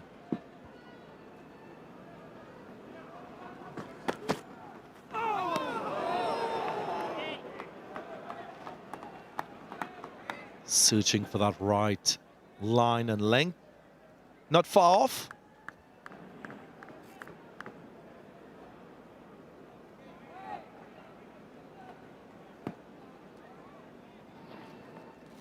Nice upright seam, so a bit of each-way movement. Occasionally he runs wide of the crease and looks to slant it in.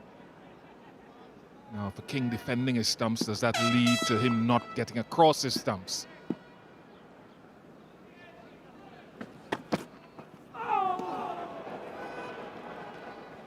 Again, playing the off-stump line, having that expectation of the ball coming in.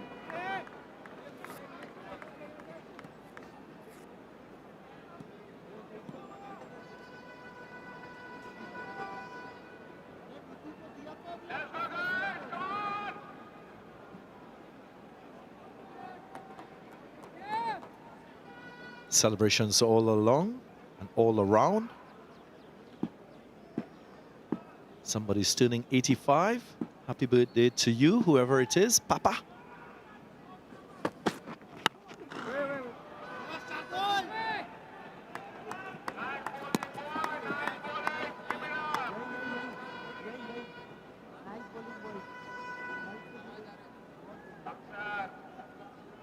Different spectator experience at the Brian Lara Cricket Academy as compared to the Queen's Park Oval and Kensington Oval in Barbados.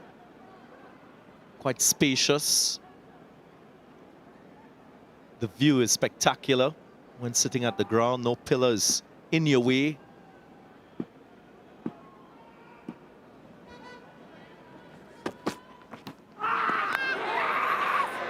Was there an edge? Was there an edge? The Indians are convinced. Umpires might check to see if the ball carried through to the wicketkeeper. A concern from Brandon King. And the umpire goes straight for the review. TV umpire to director. Umpire's review for a fair catch.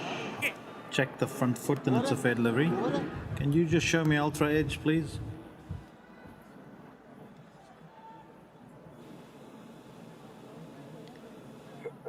Yeah, and then your best angle of the catch.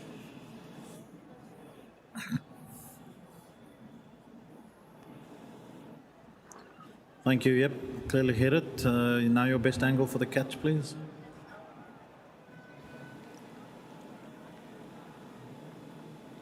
Thank you, clearly in. I have a decision for the big screen.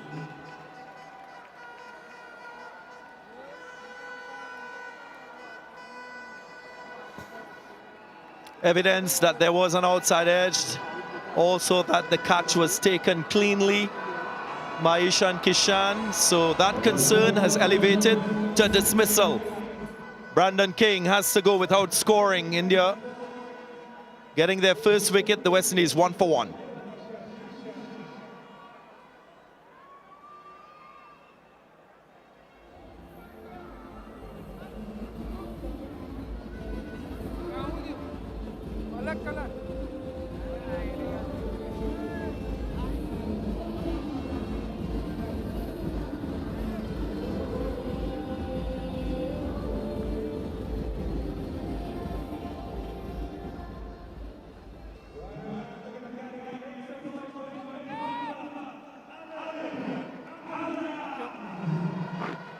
Alec Atanaz,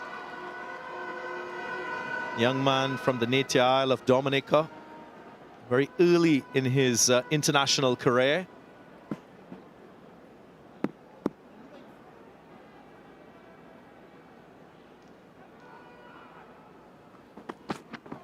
No!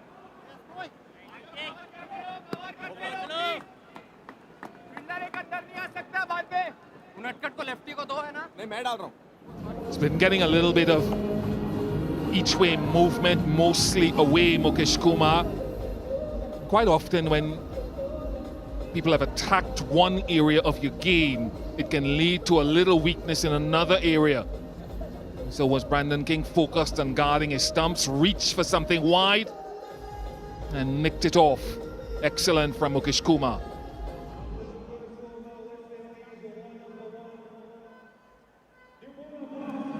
Still middle.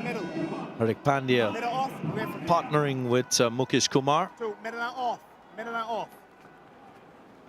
Fabulous contribution from him in this game with the bat. Of course, stand-in captain for India. No Rohit Sharma. 17 not out with the bat. Can he produce something special with the ball? I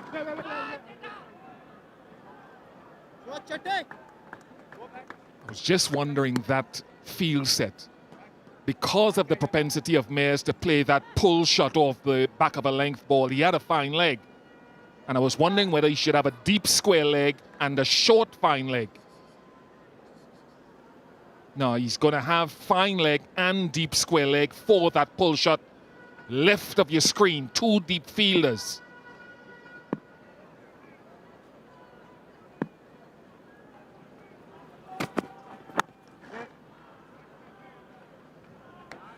So there are a number of options he could use against Kyle Mayers. Of course, if he gets the ball to swing, he could target pads and stumps, look to bowl a tight line and nick him off. But if he's going to go into the pitch with the wind going towards the leg side, he's got to get the short ball at least shoulder height.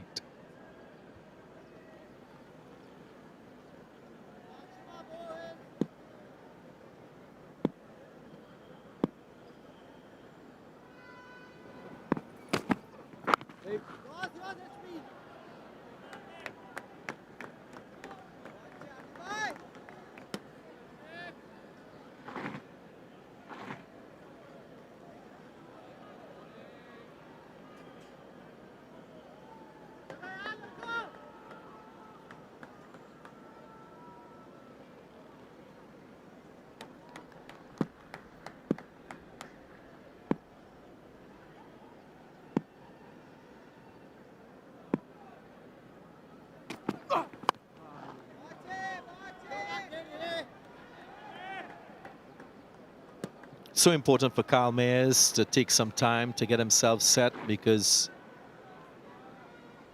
Will is aware of his attacking nature as a top order batter. Would have had the chance to play against many of these Indian players in the recent IPL, so there is some history and prior knowledge.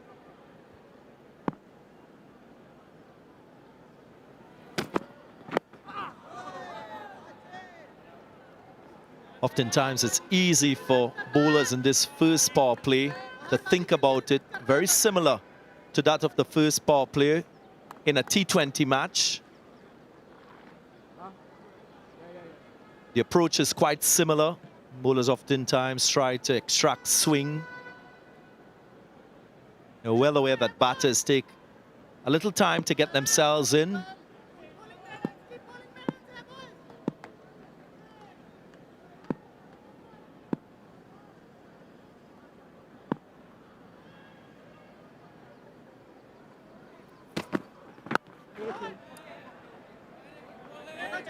Nice tight lines, no short delivery. Two of us gone 1 for 1.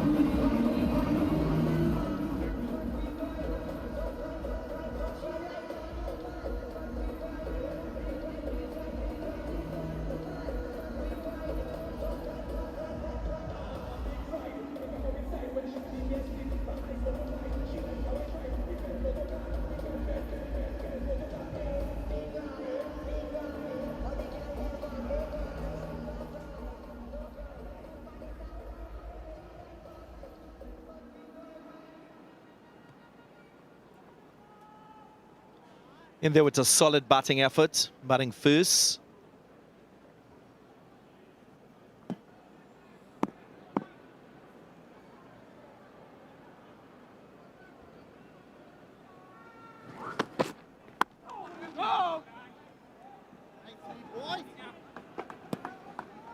It's got shape on that delivery against the wind. Windies coming across Mukesh Kumar's left shoulder to his right as he runs in. Managing to hold the shape against the wind. Good from Afanaz not to fall over too much.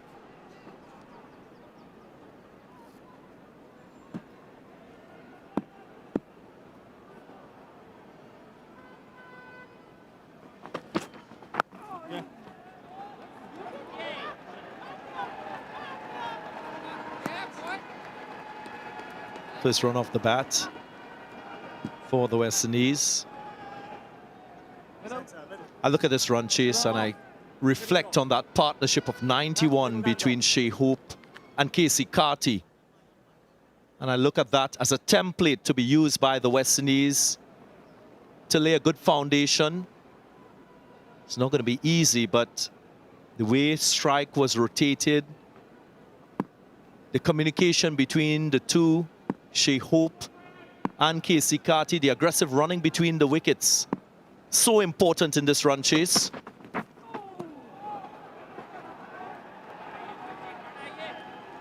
Swing down the leg side. Yeah, and there 50% of the runs scored in this partnership were scored off singles, so he'll need to apply this type of approach.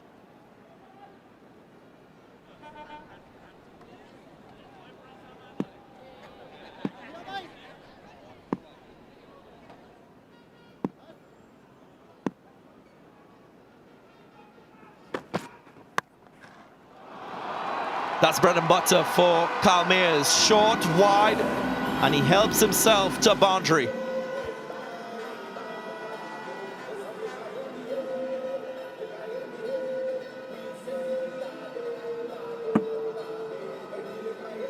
Very controlled from Mayers.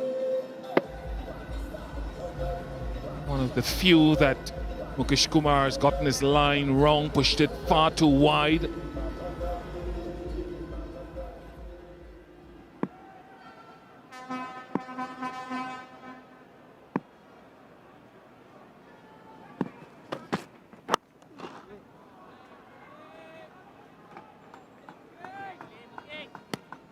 So much time in a 50-over innings for top-order batters.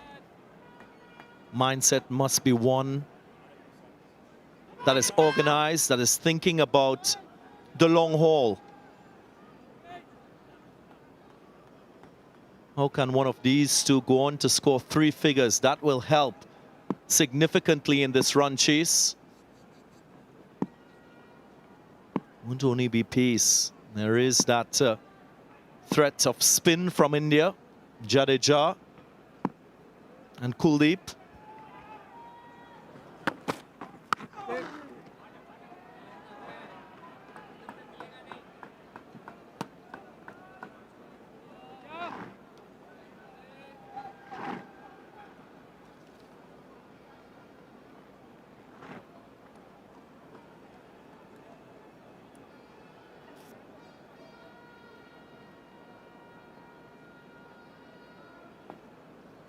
He'll be eager to get going on this surface. As we saw, there is considerable turn on offer.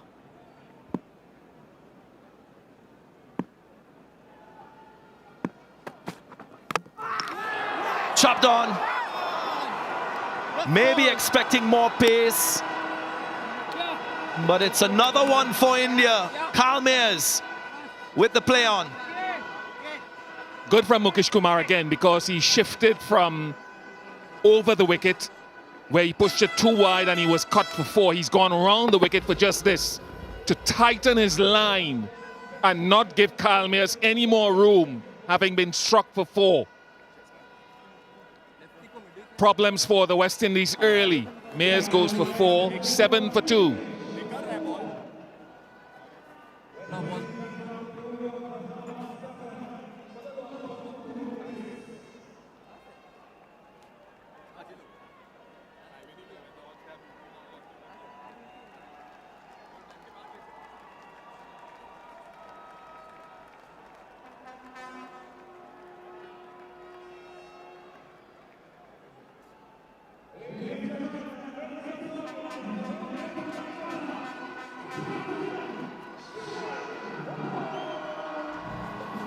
CJ United player of the match in the last game when the West Indies won by 6 wickets. Shea Hope, most decorated batter in this West Indian squad, and ranks amongst the most illustrious in this format for the West Indies.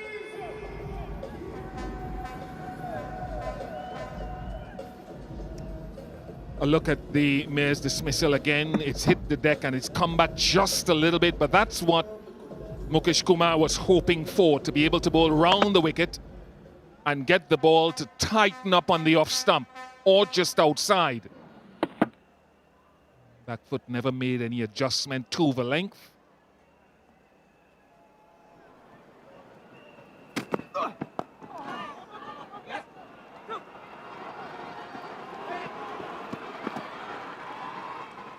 Easy couple of runs.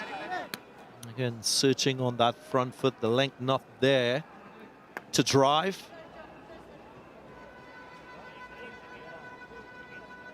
That's another name that resonates in ODI cricket for the West Indies.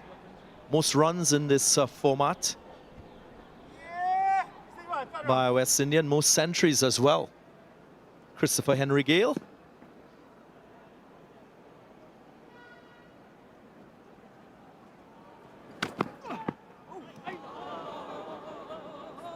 Yeah, quite appropriate that with Gale's, I think, 2,500s across his career. The West Indies captain who strode to the crease is also having a phenomenal career.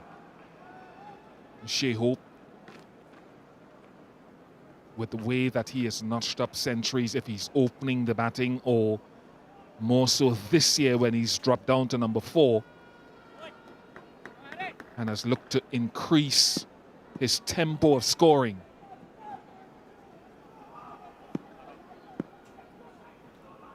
Short mid-wicket comes into a more attacking position.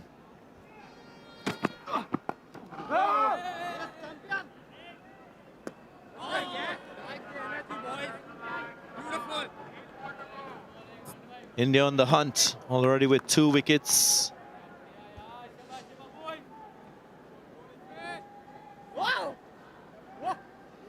Nearly got it wrong. Luckily that Ishan Kishan took the dive out in that return throw. Should have said to Sanju Samson, when you've got the gloves on, I'll be throwing a couple your direction like that.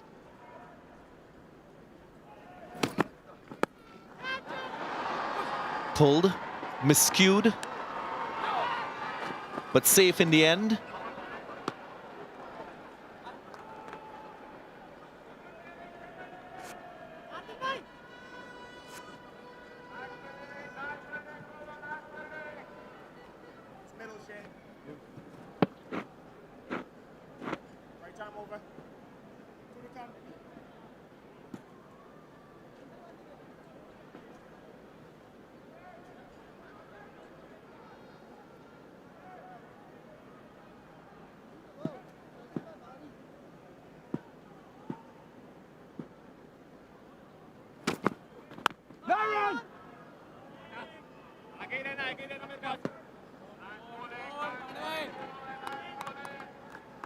Little shape away to the right-handed Shea Hope. He's bowling from the correct end. Southern end will allow him to use that wind that comes across the ground to help and aid in that movement away.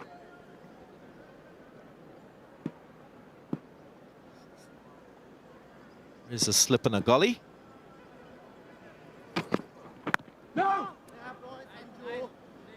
Properly negotiated by Shea Hope. 4 overs gone, 10 for 2.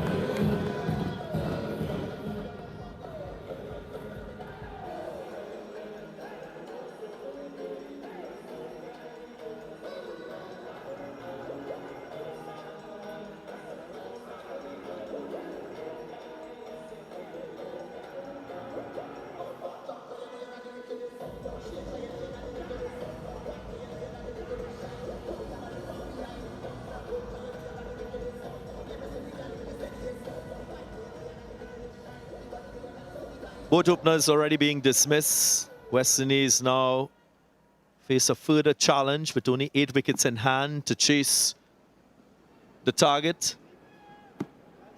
352, that's what they require.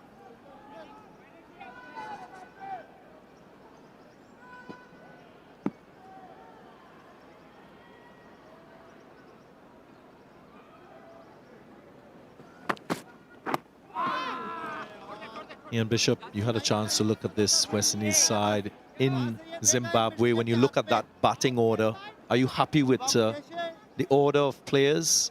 Atanaz at number 3, Hetmeyer beyond Shea Hope batting at number 4.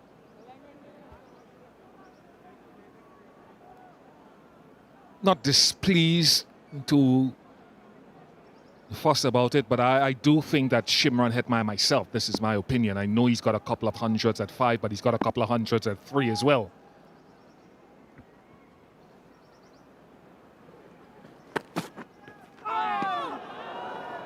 And I've stressed this for a long time with himself and Nicholas Pooran, that I would like to see one of them take more responsibility. Pooran's not here.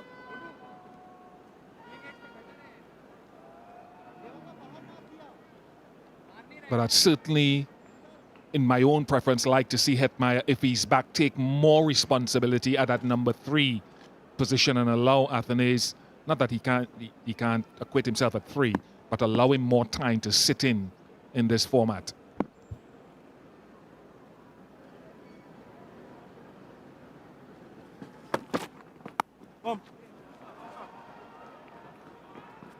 What are your thoughts on it? Yeah, the same. I think if someone bats at number 3 in an ODI game, you expect them to have the experience of technique first up, to deal with a swinging ball, to handle the pressure of a run chase that requires over 7 runs and over. Also, with a history of converting starts, because you expect that your top 3, more often than not, will get to 3 figures.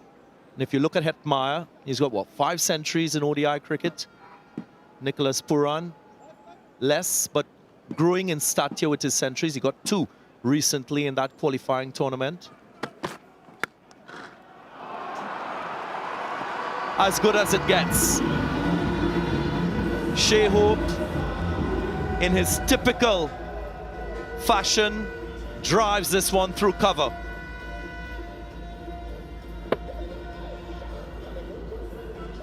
It did swing a bit, but it was beautifully driven.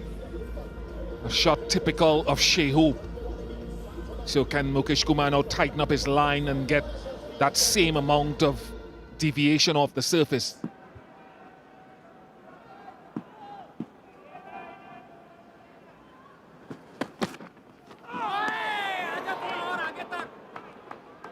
What a delivery. A little extra bounce, the hardness of the new ball, possibly. Superb. Just pulled the length back a bit, got it a little closer to the off stump, and continues getting a little bit of lateral movement, but more so the bounce.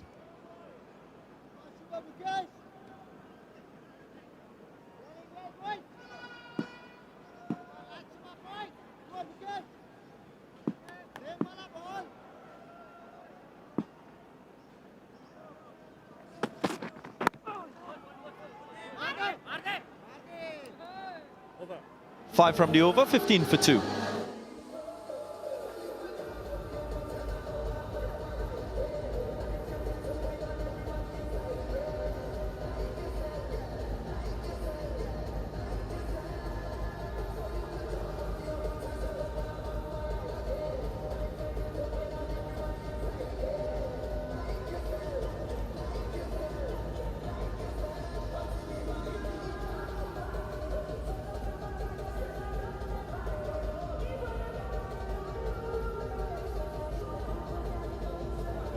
For the 337 required by the West Indies.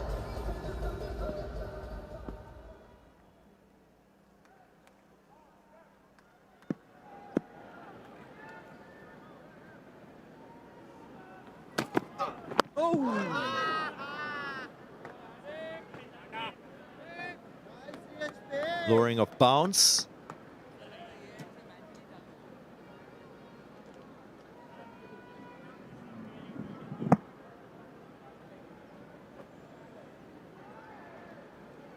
I'm surprised he hasn't used the short ball yet. He's getting the ball to move laterally back into the lefties, but when you see him in quite often, even at home, he does hit the pitch hard, does like to use the odd short ball, and he's getting the ball to move laterally.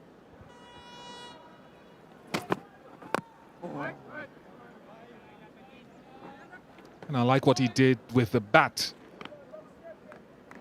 He didn't start quickly. But the way Gill and Ishan Kishan went, it allowed them some latitude between overs 31 to 40. And the last 5, he pressed the accelerator. Timed his finish as he wanted, which allowed India to get their highest score ever against the West Indies in the West Indies.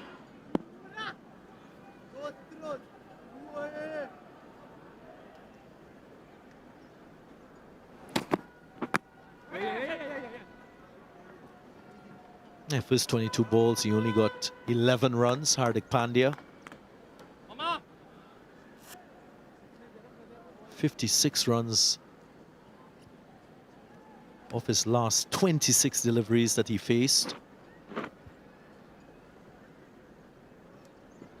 It also put pressure on the team that these folks support in terms of what else they're looking for. They're looking for those finished death bowling options as the team develops. And today, Alzari Joseph was expensive. Shepherd expensive at the end, very end.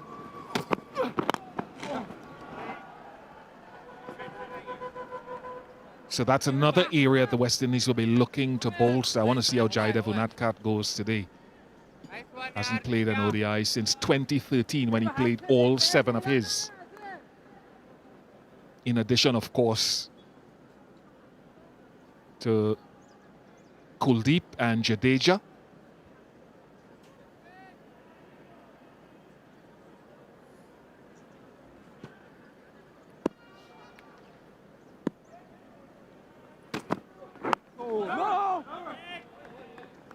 Jaidev Unadkat hasn't taken a wicket on tour. Played in the tests. I thought he put in a good stint, though. Yeah, he won't be pleased with being wicketless. But he put in a good stint at the Queen's Park Oval, I thought. He probed, bowled into the pitch, got a little bit of reverse swing. And he bowled some nice cutters. So when he gets his chance here, I suppose it's an opportunity to get that right in the wickets column. Very experienced, vastly experienced.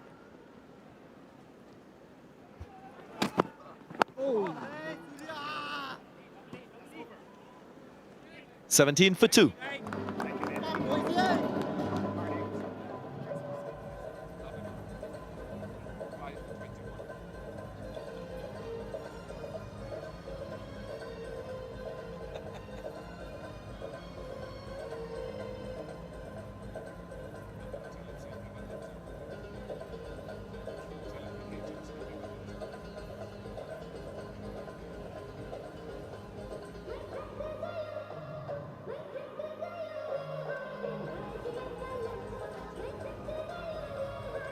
Shubman Gill was the top run scorer for India, 85. He was well poised for another century in ODI cricket.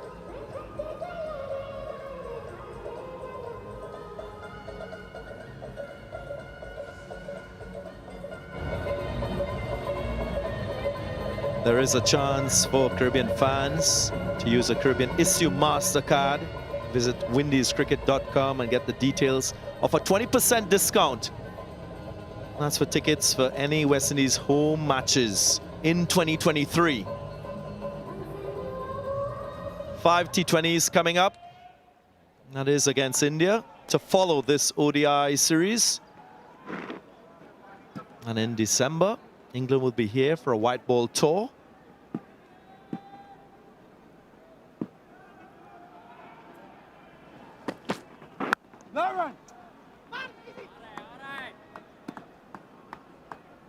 I know we just discussed a couple of things about the batting order and what the expectation is with regard to certain players from a batting point of view, from a bowling point of view. Just to close that off, I think it's so important for players to play that similar role with their respective franchise teams, territorial teams, and get accustomed to it. That alignment is so crucial for players developing the right habits. I haven't seen Hetmyer or Nicholas Puran bat at number 3 or number 4 for their respective territorial teams. So that is one step in them assuming the roles that we spoke about.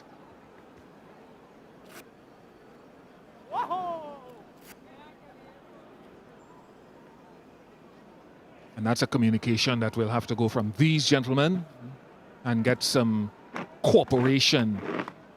Because I certainly think that if it's Puran, even if it's T20 cricket, when they play franchise cricket, when they play list A cricket, I certainly believe the two, Hetmyer and Puran, are good enough to bat up the order, come back to bat.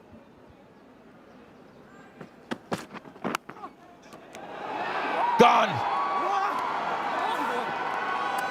He's worked hard outside the off stump with lateral movement, and he prizes another. All 3 wickets now to Mukesh Kumar.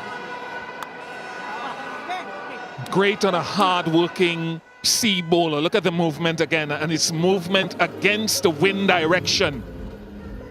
So you can swing the ball against that force. Good catch, good hands from Shubman Gill. And wonderful lateral movement to get rid of a good player. Hope fails this time. He goes for 5, 17 for 3.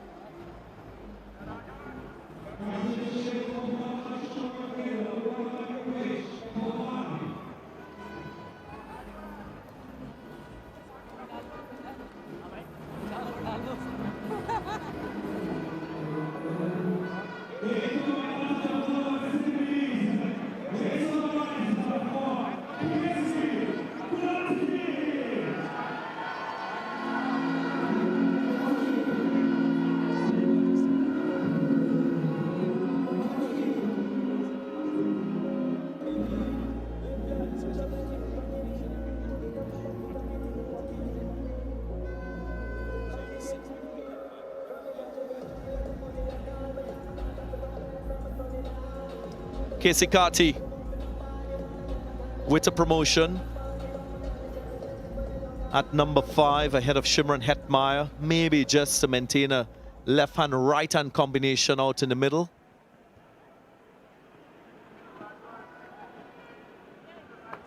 Very good, as we said before, from Mukesh Kumar. I wonder if Shea Hope was just thinking again about just running it square.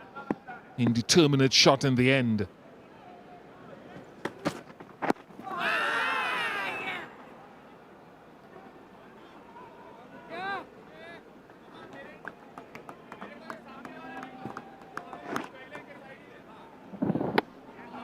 Nice seam presentation.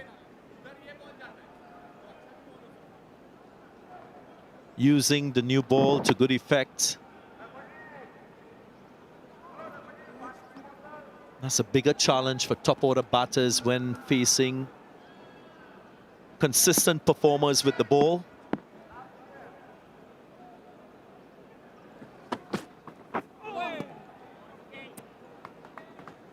The challenge is always with your technique, how you manage risks whilst maintaining that required rate in a run chase.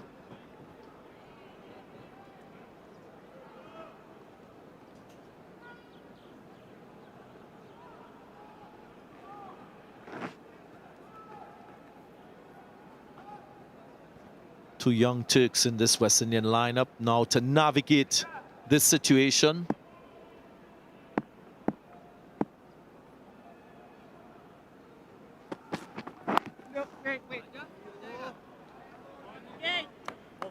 Wicket maiden for Mukesh Kumar, 17 for 3.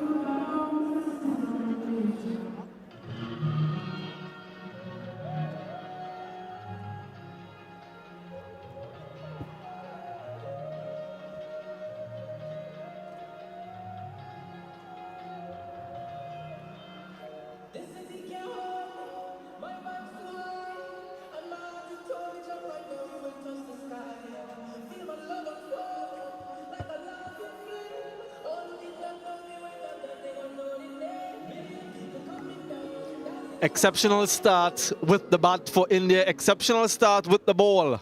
17 for 3. The West Indies are reduced to in just 7 overs.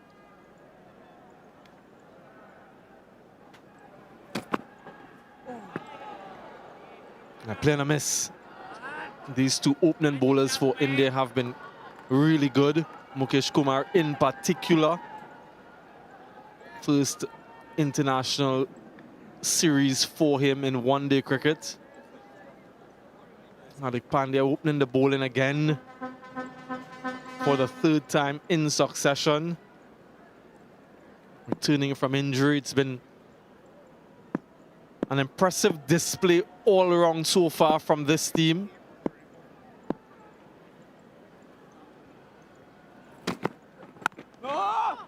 And as a reminder, it's a team that's resting 2 of their premier batsmen in Virat Kohli and Rohit Sharma, giving opportunities for others. They've played 12 bilateral series without West Indies registering a win. You're just looking on at the action and perhaps sharing information amongst each other and amongst the teammates. And also gathering intel as they look to go about a home ODI World Cup in a couple of months. Pulled away with some authority by Alec Athanase. That was a sweet shot. He's really been waiting for any opportunity to let loose. And we saw during that test series that he's quite good at pulling. He's up to the task this time once more.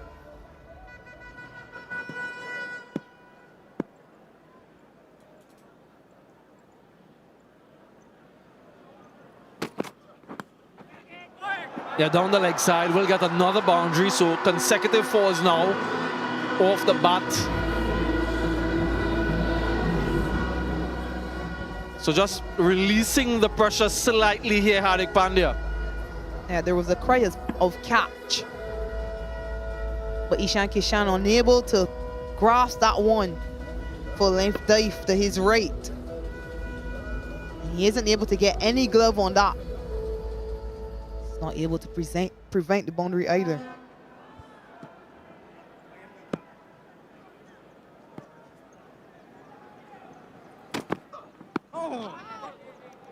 Trying to go again.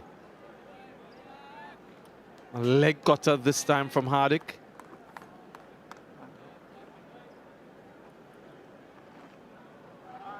Young batsman for the West Indies, Alec Athanase, looked good in his first innings in Test match cricket, top scoring for the West Indies, 47. He looked good in his first innings in one-day international cricket against the UAE.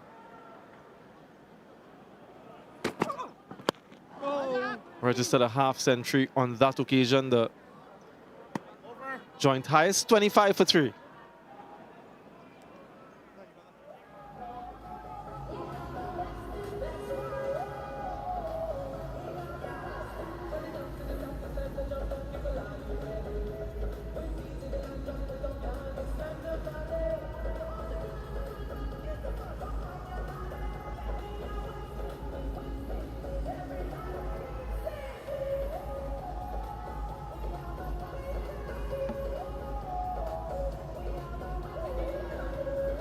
A quartet of half centuries for India. Gill, Kishan, Hardik and Samson took them to 351 for 5 of their 50 overs. Sent into bat by Shea Hope. West Indies stuttering on 25 for 3. Mukesh Kumar, the man responsible for all 3 wickets.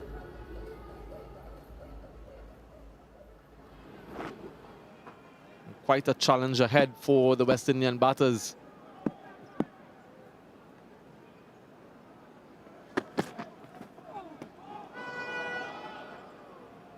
That was extravagant from Casey Carty. Shakira Selman, a fast bowler yourself. How impressed have you been with what he's done so far? And he's been really good. And you can just look here at his pitch map. He's gotten 3 wickets, all from around that good length, around 8 meters. He's been in and around that length consistently. But what has been most impressive is his seam position. He's been able to swing the ball consistently away from the right-handers. With 1 or 2 coming back in. But he's constantly pitched it up, asked them to play. And that's the reason he's caused so many problems. Mid wicket.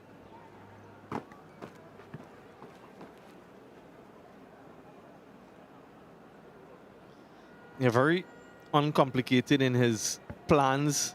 Seems as though he can hit a length at will. Very skillful as well. The man from Bihar who played his cricket in Bengal. Wonderful story that you would have heard throughout the course of this series, his rise to international cricket.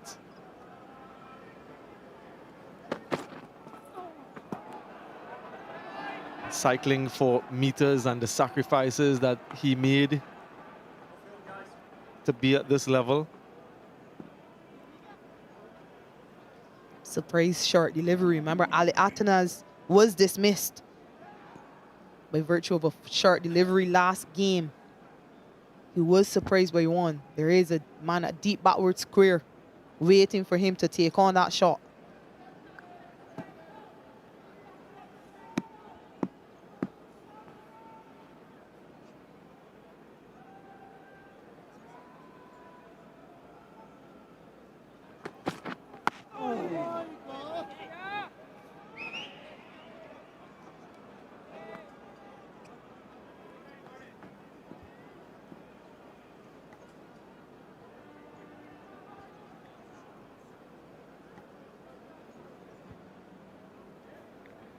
Ali Atanaz looking to carry on, I suppose, and to get a big score. Was mentioning his first ODI innings, joint fastest half-century on debut. So a very auspicious start for him.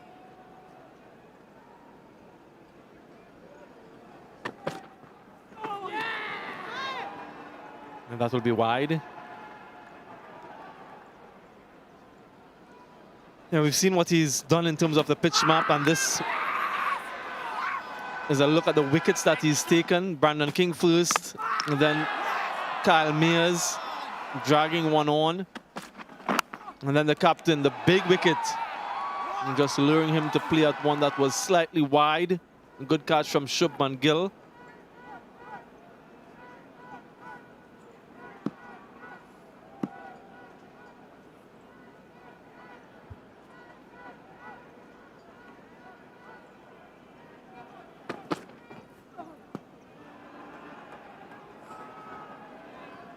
Mukesh Kumar only bowled 3 overs in that second game. 3 for 17 runs. But it was Shardul Thakur who accounted for the wicket of Ali Atanaz. It was surprise shorter delivery.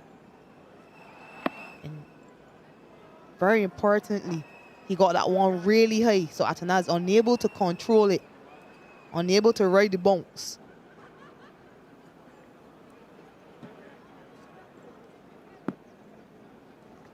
Change of angle now for Mukesh, wrong the wicket.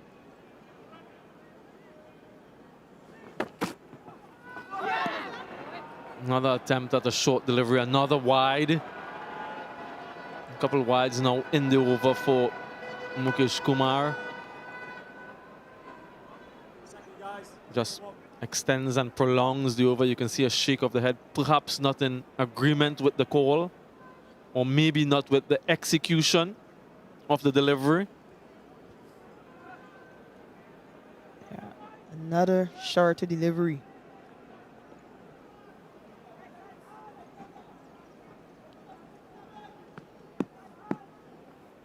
It's the second one for the over.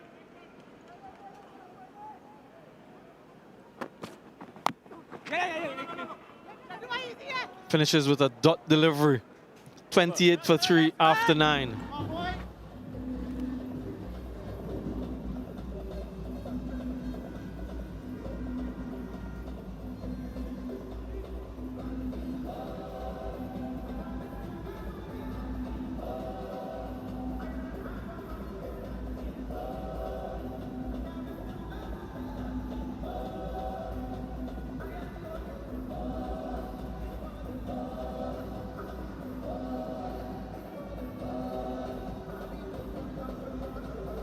Yeah, scorching hot day today at the Brian Lara Cricket Academy. Quite a nice turnout today. Emancipation Day here in Trinidad. Public holiday and all. First ODI to be hosted at this venue. Historic occasion. Change in bowling. Shadul Thakur from the southern end. Has an uncanny ability to take wickets.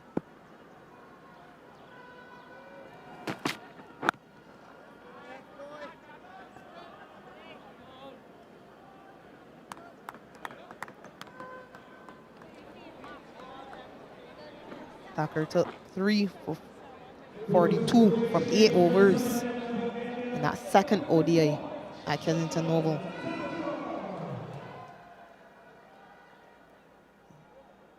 He accounted for Brandon King, Kyle Mears, and Ali Atanaz.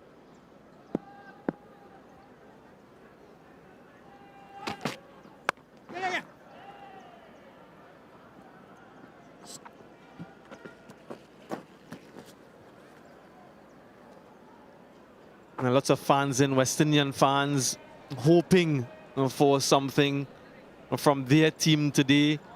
And many of these fans will be in on Thursday for the start of the T20 leg of this tour.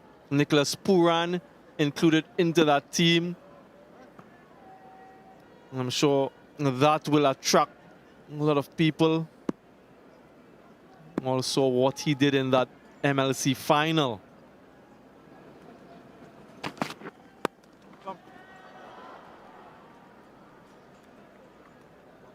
Just have a closer look at the T20 international squad named yesterday for that series. Rovman Powell at the helm, Johnson Charles, century recently in South Africa. Shea Hope, the ODI captain, is added in. I mentioned Nicholas Puran, Shimron Hetmyer, and back in after some time as well. Looks like a really good squad assembled here. Washington Thomas, who's been part of the ODI squad, is also there to add some firepower. With the ball clipped away. Will run all the way for 4. Quick outfield. The first boundary for Carty. Carty has started out a lot more positively than he did in that second game. It's really good balance from him. Thakur just drifting slightly on the pads. He just has to clear that fielder in front of square on the leg side. And he gets his first boundary.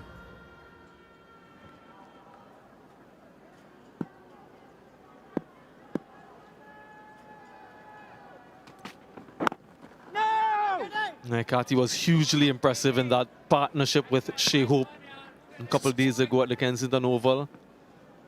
Had the luxury of batting with the captain. Very experienced, Shea Hope. Very different today. He's along with Alec Atenas, who himself is in the infancy of his international career.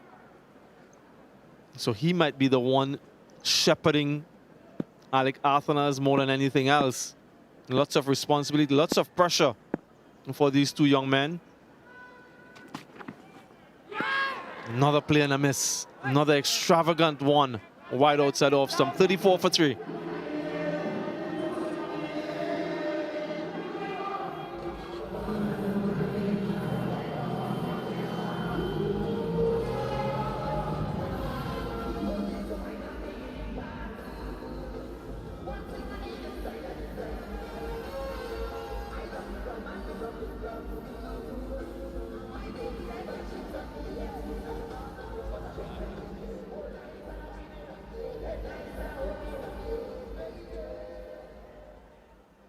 Yeah, confirmation that we've completed power play 1 and entering power play 2. Huge disparity between India and the West Indies in this first phase. And Jaidev Unadkat, for his first bowl in the one-day international leg of this series, didn't play in the previous 2. Best of 4 for 41. Very experienced as well in list day cricket. and in the IPL, shorter formats.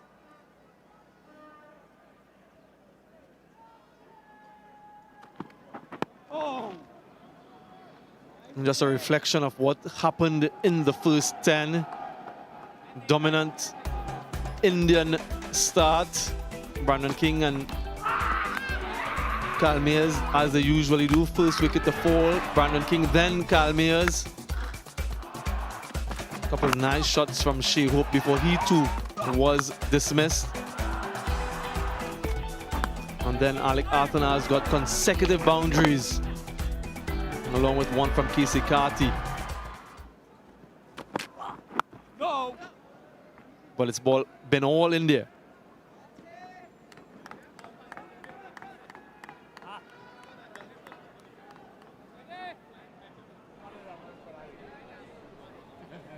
The Indian support also quite evident here in Trinidad and Tobago and throughout the Caribbean, really, where they've played so far.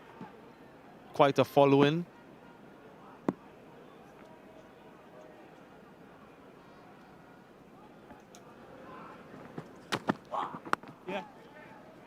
Yeah, Jaidev Unadkat last played a one-day international for India some 9 years ago. November 21st, 2013. And that was against the West Indies in Kochi. It's the longest gap between one-day internationals for men's ODI for India.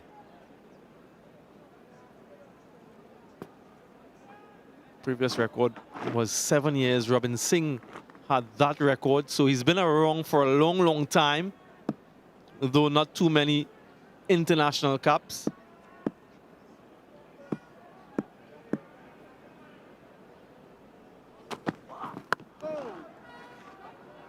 But he's persevered and he's persisted and he's gotten that recall.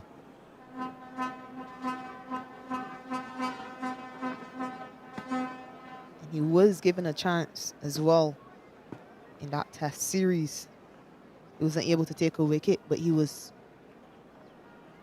pretty good, pretty handy open the bowling for India in that test series.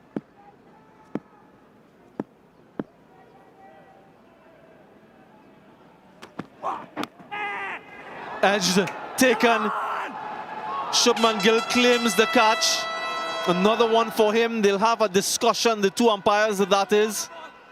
And perhaps we'll have a closer look. But Shubman Gill thinks he's caught it. Yes, and we'll go to the third umpire to confirm. TV umpire director, umpire's review for fair catch. It's clearly hit it.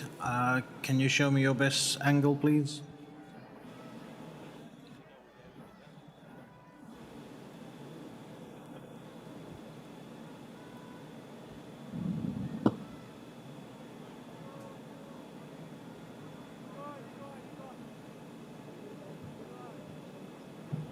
Okay, something from the other side, please.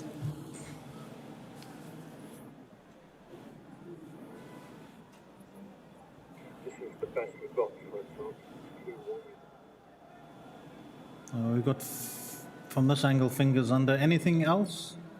The one from the back again zoomed up, although I'm a bit blocked.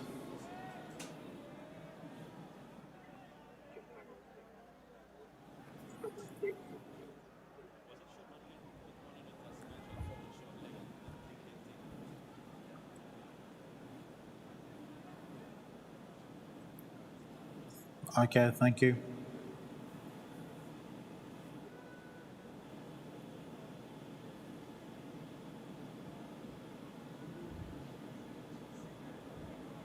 Thank you. Fingers under. Yeah, fingers under the ball. Thank you. Just stop it there. I've got a decision for the big screen.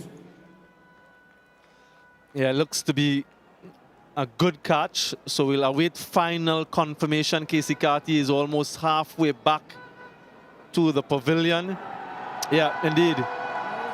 Another catch for Shubman Gill. Another wicket falls for the West Indies. Carty goes for 6, 35 for 4.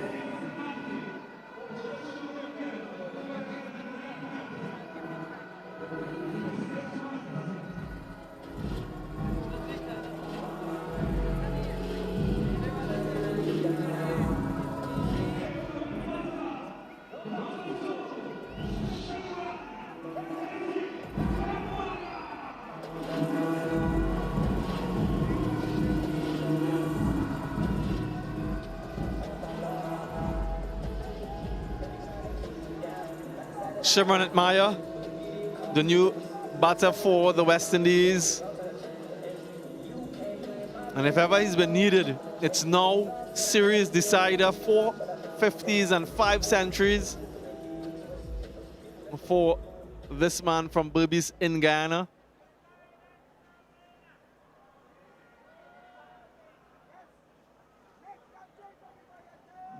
It took Jaidev Unadkat 10 years to be reintroduced into ODI cricket. It only took him 5 deliveries, though, to get his first wicket here. And it's compliments of an excellent catch by Sean McGill. A low catch to his right. And he's able to get his hands under the ball and take it cleanly.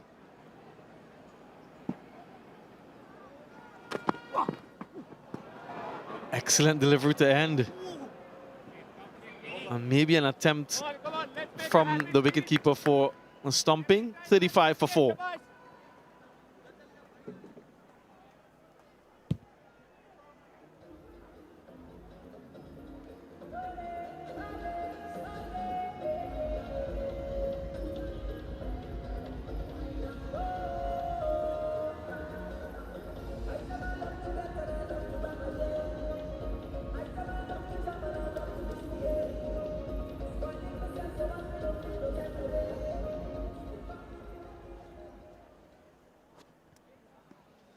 And if you're a West Indian fan, don't look at that scorecard. Thakur to continue.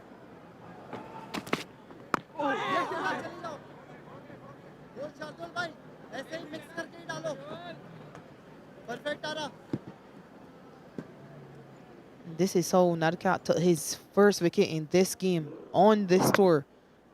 Just bowls that ball, angles it across the right-handed KC Carty. And I just wonder if KC Carty was drawn into playing at that one, because normally Unadkat swings the ball back into right-handers. That one just going across him with the angle.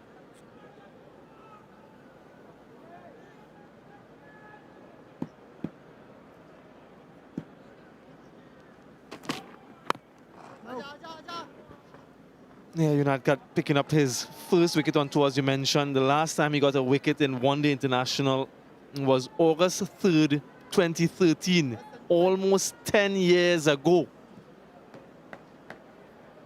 Picked up one today, August 1st, 2023.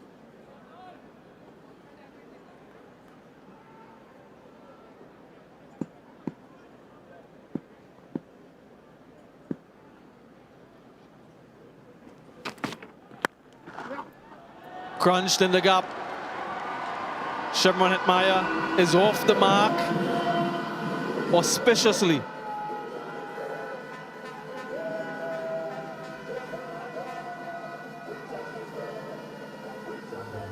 He really belted that between extra cover and mid-off. This guy is quite close there at extra cover, but no chance for him to even react to stop that ball from going to the boundary.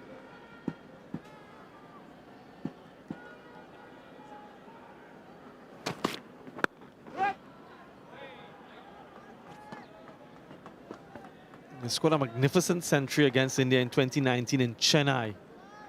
The game they won before the win at the Kensington Oval in the second ODI.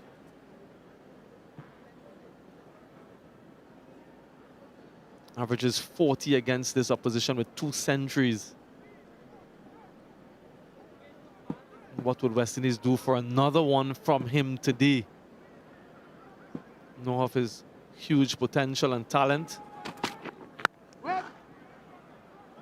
Seems to be hitting the ball well, Shakira Salman. Yeah, and we've seen how good a wicket it is. It's obviously the best wicket the batters have had all series. So he would want to make the most of this opportunity. He hasn't had very good returns, Shimron Hetmyer, since coming back into the squad. But he does have the ability.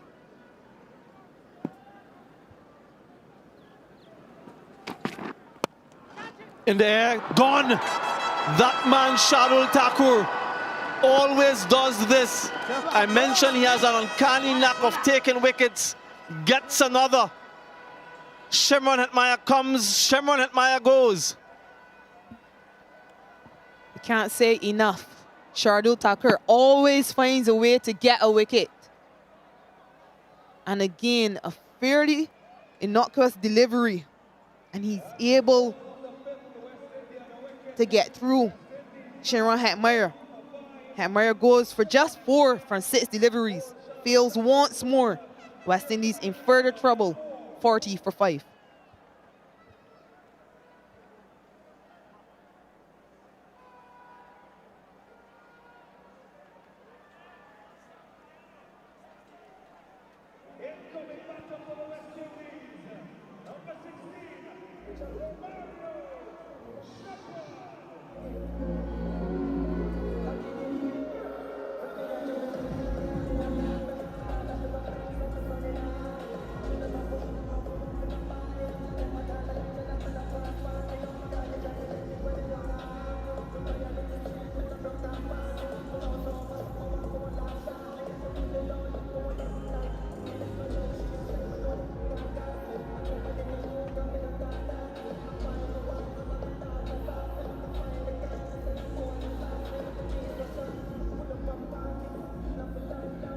Romario Shepherd replaces Shimron Hetmyer, who's had a pretty ordinary series.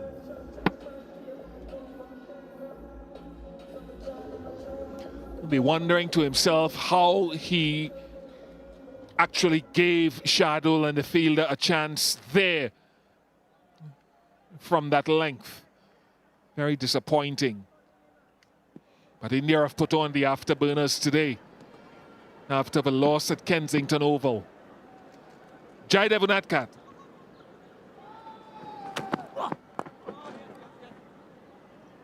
Little bit of a way swing. An afternoon again to Darren Ganga. Afternoon, Ian Bishop. Hello, everyone. West Indies tottering at 41 for 5. Middle. A professional show by India, first with the bat, now with the ball. Really good skill sets from their fast bowlers, using a docile surface very, very well.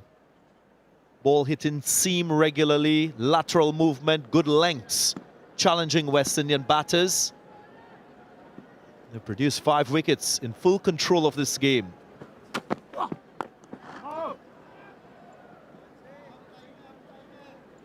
Yeah, Rahul Dravid will be very, very happy, as will Rohit Sharma, Hardik Pandya, who's leading the team today. 351, their highest score against the West Indies in the Caribbean in ODIs. And without Rohit, no Virat, no problem. And we haven't seen Kuldeep Yadav yet. Nor Jadeja with the ball. Gill's been very good with his catching. Made those 2 catches look pretty simple and straightforward. A little bit of movement as well back into Shepherd.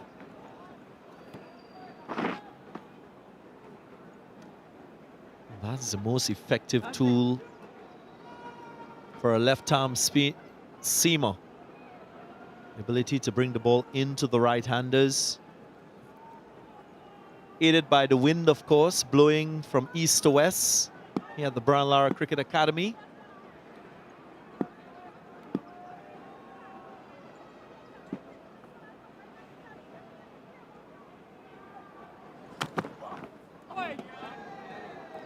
Then going on with the angle. You've got to feel some joy for Jaidev Unadkat. Hasn't been an easy or straightforward test career, with the gap between test matches, the gap between the 7th ODI and this one from 2013 to now, wicketless previously on the tour prior to this. And Jenny put in, I thought, was a good shift in Trinidad in the test match, getting some reward.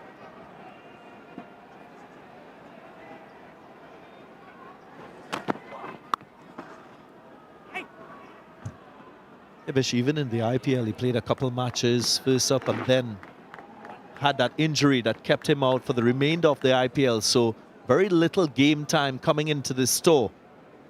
Now, we did mention how great an opportunity this is for peripheral Indian players trying to climb their way into that India squad that will play in the upcoming 50-over World Cup. Only 3 games for Lucknow in the recent IPL. He's a workman, isn't he? He's captained his state to some success. He bowls a lot of overs for them in domestic cricket. Don't know how people feel about him, but every time I see him get a glimpse of success, you feel good for him. 41 for 5 after 13.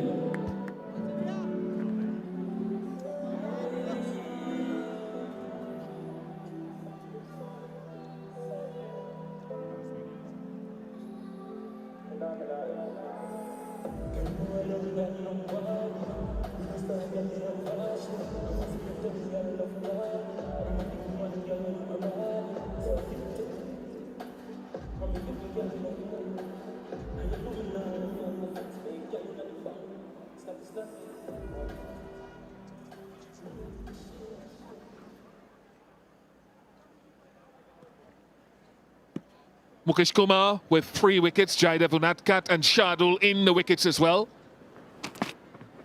No! Of course, it has to be mentioned that Jaidev, of course, went for a fairly hefty price in 2018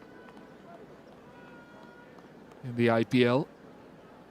11.5 crores. And it seemed to put some pressure on him because his performance, as with so many of the big spends, didn't quite live up to the expectation. But when you talk to him, he's a lovely, lovely guy. Really good, calm gentleman.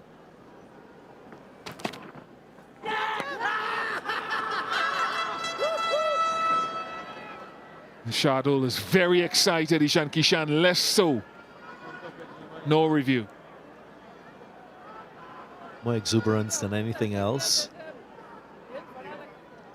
Ishan Kishan always up for asking a question, sometimes to the detriment of the remaining reviews.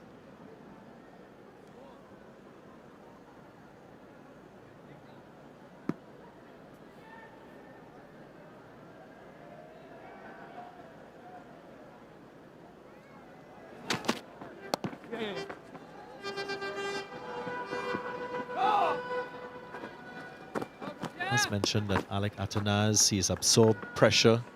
He's batted number 3, looked at a lot of people being dismissed from the other end. Ultra edge confirming no bat involved.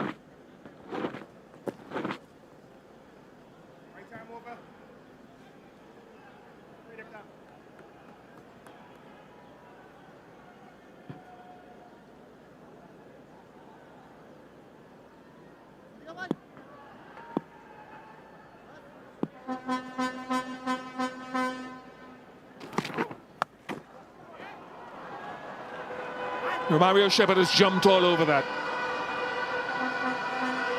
He'll be hoping as well to show again what he's capable of with the bat. Always changing his lengths. Shardul Thakur wouldn't try to bowl in a cluster. It's a method to his success in wicket taking. He'll challenge you all the time, working that range of lengths, going full, going short, in between. Real bag of tricks.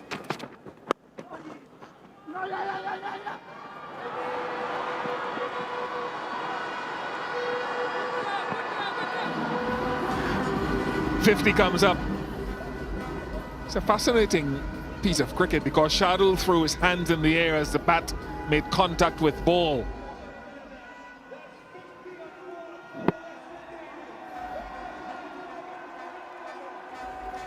It was looking like if he was going to go across the line with that stroke for Mario Shepherd, then just presented the bat to hit it through mid-on. Good decision in the end. Mario Shepherd must see this situation as an opportunity for him to go past his best with the bat. Already a half century. Not good enough from Shepherd. Good awareness and balance from Jaidev Unadkat, and Shardul strikes again. Dare, oh dare.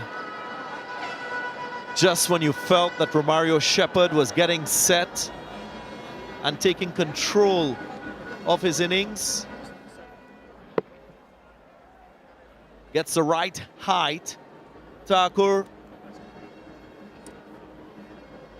But a good piece of work in the outfield. Catch completed.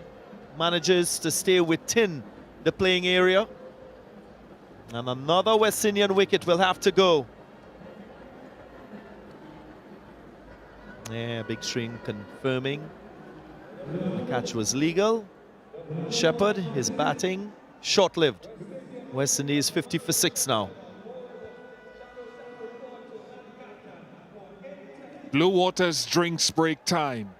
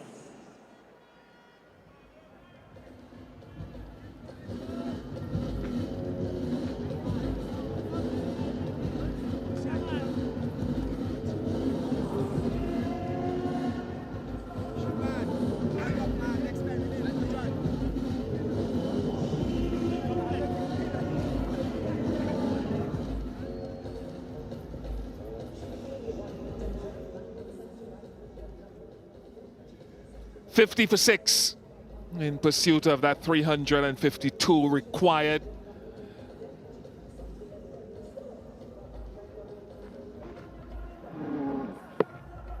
Yeah, the shot was on. Wasn't that high. Should have picked the gap, or maybe search for more elevation.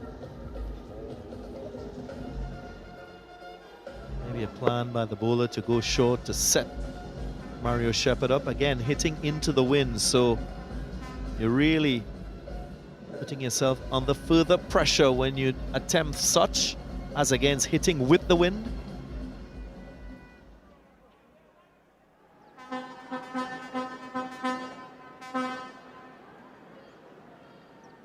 Yannick Carrier will be at the non-striker's end.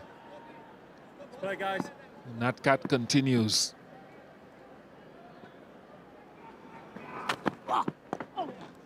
To be fair, very good from India today from the very start with the opening partnership with 50s for Ishan Kishan, Shubman Gill, Sanju Samson played with great intensity and aggression, and then Hardik Pandya finishing off the innings masterfully.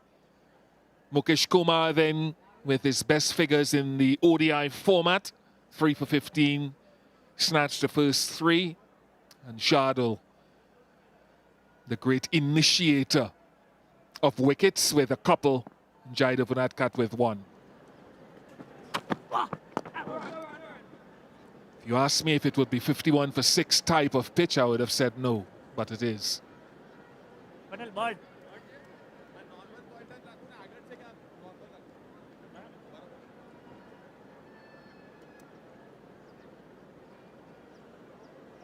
It's going to be the key for West Indies batting going forward in the short to medium term.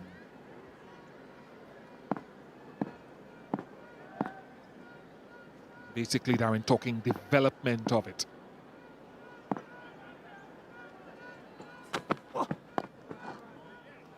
Look, I really think the West Indies need to play according to the quality of players that they have. Of course, there's been an investment in quite a few young players, in and amongst a few players who have had a fair amount of experience in this format of the game. Consistency for me is key. That is something that the West Indies has not had in this format and across formats, as a matter of fact. And again, I spoke about that alignment that has to happen at the international level, and that step down at the list A level.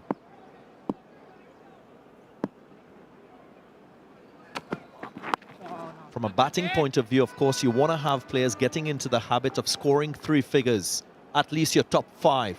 That organization of mind, along with technique and tactic, must happen so that there's more consistency and production of runs from the top 5 in this team. Yeah, we saw a little bit of it from Brandon King in the qualifiers with 2 centuries. But how can they develop players with that mindset?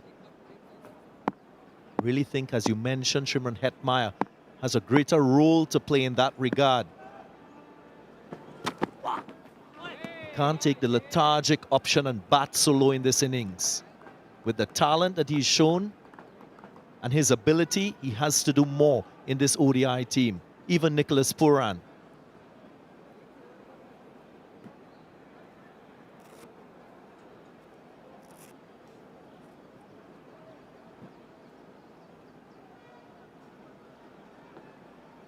Fitness critical towards achieving that outcome too, Ian Bishop. Spoken to that.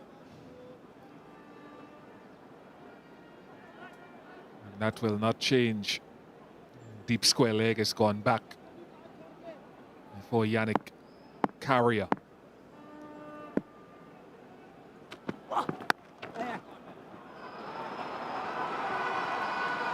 You can describe that as a pleasant boundary. 55 for 6.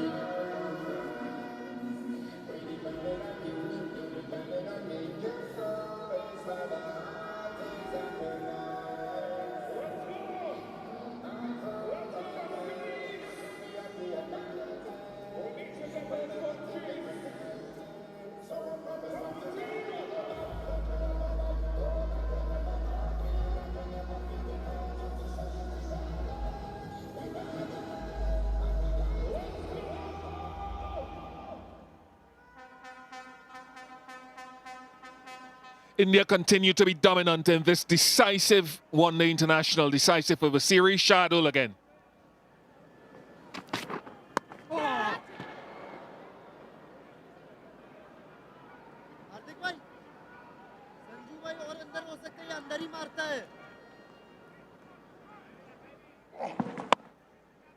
Yeah, just controlled from Yannick Carrier.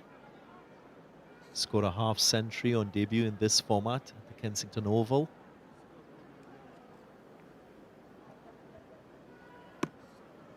Played in recent seasons for the Trinidad and Tobago Red Force as a batter, primarily.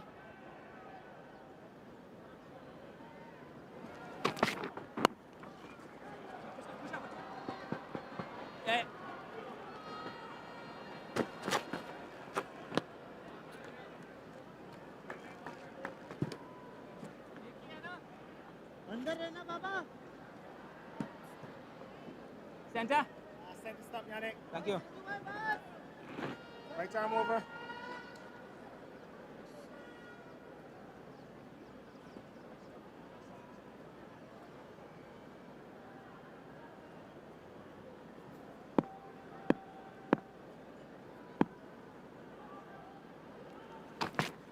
Yeah. One. Now, while India have really shifted through the gears today and gone up a notch in their performance from the last game, it's also an important next 8 to 12 months for them, because for all the resources, and they've got significant resources, they've got Bumrah captaining a team to Ireland, they've got the Asian Games, team that will be captained by Ruturaj Gaikwad. Then they've got the Asia Cup and then the World Cup.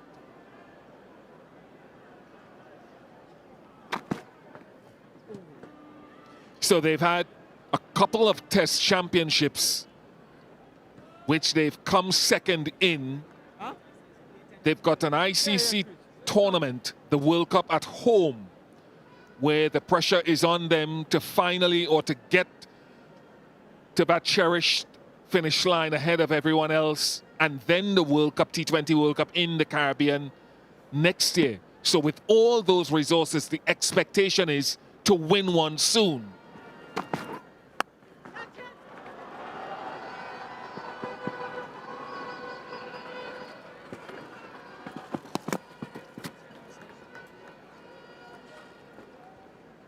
Their last ICC tournament win was 2013 Champions Trophy in the UK. So real significance and weight on the shoulders of these esteemed players like Virat Kohli and Rohit Sharma and coach Rahul Dravid over the next 8 to 12 months. The under-19s have been doing well. They've been dominating ICC tournaments. Oh.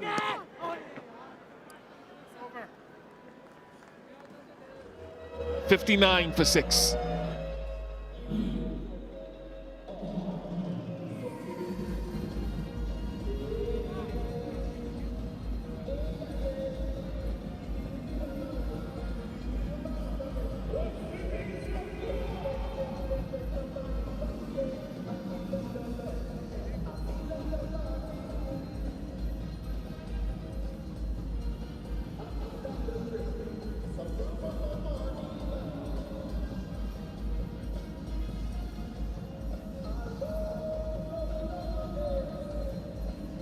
So the Indian fans will be happy with this look, recovering from that loss in the previous ODI.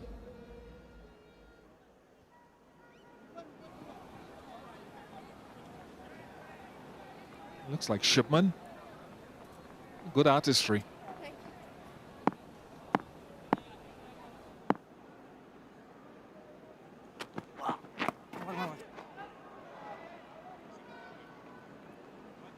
There's Kuldeep coming into play there, and I had a chat with him this morning because it's been fascinating to me watching him bowl in the last year, and particularly in this series, and to see the transition in his bowling action. Remember, for the past few years, let's say up until 16 months ago, we often talk, Murali Kartik, a colleague of ours, often talk about him throwing the right hand to his right just prior to delivery and leaking energy. It's been a dramatic change with his right arm now going more towards the target, followed by the bowling arm. And he mentioned this morning it took him 6 or 7 months to perfect it while he was out of the game, I think in 2021. Just Darren puts more energy on the ball much more easily without even trying. And he's got it under control, hitting a good length off there. I love to see when players can make those adjustments. It's really an investment in his technique so that he can have sustained success and be more in control of his bowling. As wrist spinners know, it's quite sequential. Good piece of fielding. It's not an easy art being a wrist spinner, whether right-handed or left-handed. Starts with your run-up, and of course, you spoke about that technique of the energy going into the ball. Again, your grip and how you separate your arm with your wrists to maximize revs on the ball. And then the tactics behind bowling, understanding how you construct an over to create a wicket-taking opportunity. So that's skill as well as mental capability and experience.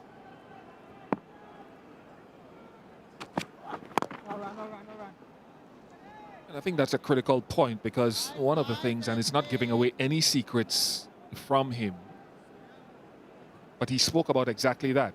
He said getting through that transition period of those 6 or 7 months where he finally perfected it, he could run in not thinking about where his arm was, but he could fully focus on the type of delivery and landing it in the right area without thinking technique, which is something that I've struggled with at the back end of my career as a seamer. Where's my head? Where's my arm? Technical things instead of studying about execution.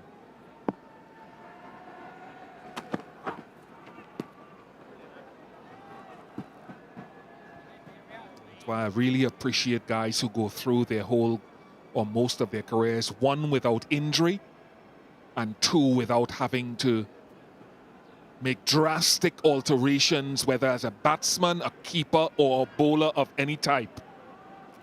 He's had a wonderful tour, this guy. This guy has had, he's answered quite a few questions, folks, back in India. 4 half centuries on the trot, including the test match.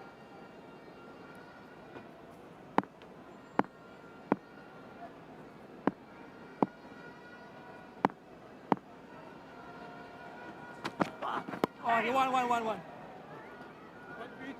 Can't wait for the Ireland tour to see my guy Rinku. 62 for 6.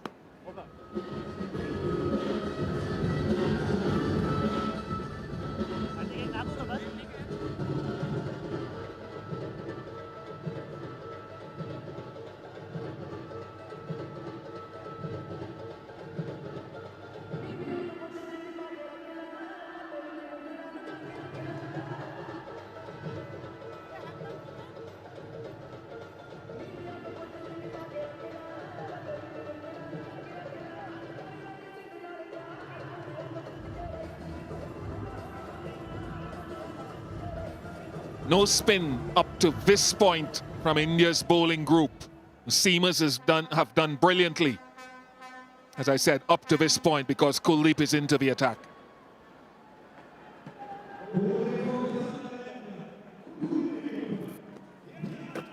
Very different in strategy employed by the West Indies. Spin was introduced in the 10th over.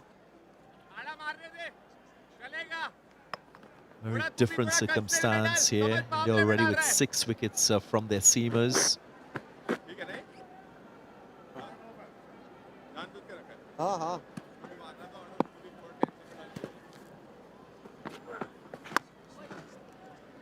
Nicely, boy. Did you, boy? बस सही है एकदम. हाँ थोड़ा संजू भाई. बस.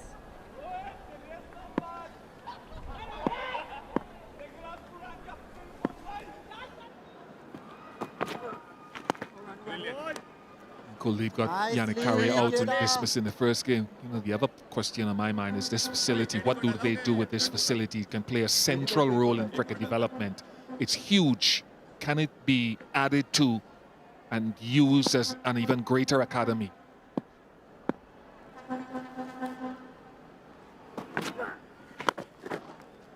Most definitely. I know for a fact that this facility was built with the intention of developing athletes, not only in cricket, but across various sports. What I'd like to see, though, is an accommodation component added to it.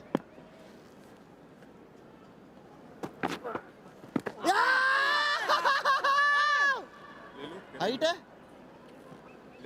सामने है but height लग रहा है. Height is being mentioned by someone. He has reviewed it.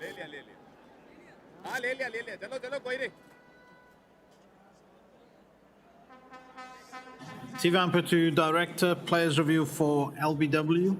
Original decision is not out. I've checked the front foot and it's a fair delivery. Can we start with spin vision, please?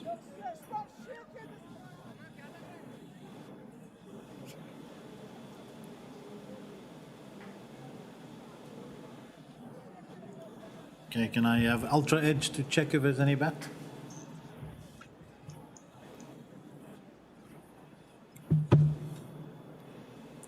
There's a gap between bat and ball. Through into the pad, please. Thank you. No bat involved. Ball tracking when ready.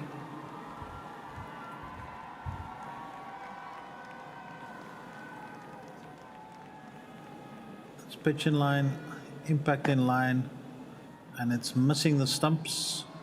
So you can stay with your not out decision. I'll tell you when you're on screen. You can. I think it might have been Ishan Kishan who was saying height might be a factor.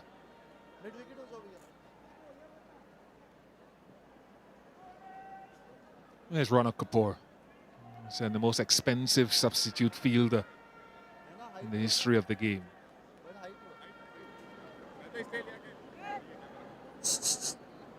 The great Virat, and this crowd here, they would appreciate this, getting a sighting of him on the field. A lot of his fans would have come in here today hoping to see him play.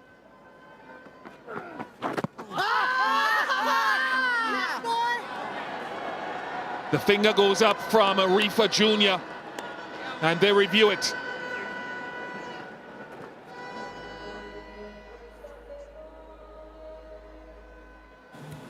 TV Ampatu Director, players review for LBW. Given out on field. I've checked the front foot, it's a fair delivery. Can we start the spin vision, please?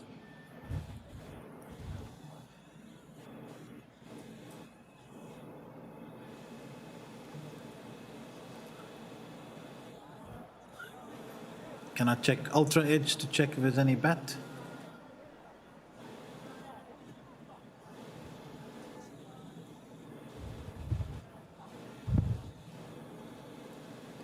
Roll forward, roll forward. Gap between bat and ball. Into the pad, please. And ball tracking when ready.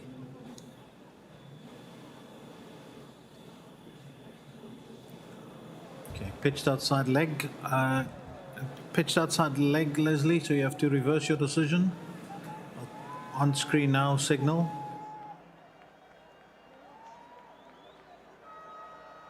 I thought so. Initially, the way Yannick Carrier got square.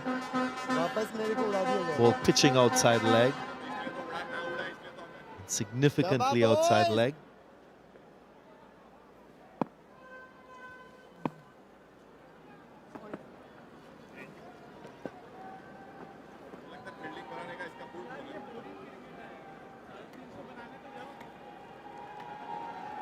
Arifa probably got bored with the pace of the innings.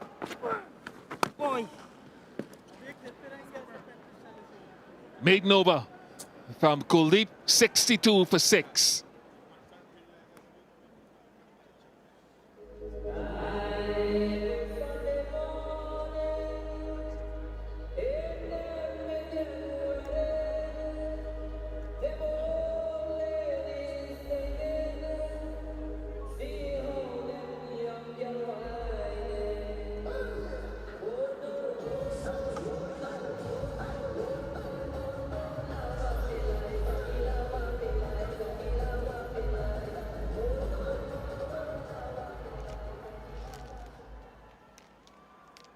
It's been all India in this series decider.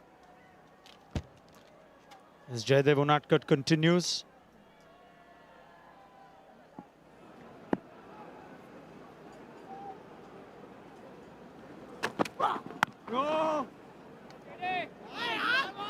Alec Athanase trying to stand tall amidst the carnage. That's how his tour began. Debut at home in Dominica, top scored in both innings. It was a disappointing batting performance overall. Here he is now, the only West Indian batter to get to double figures.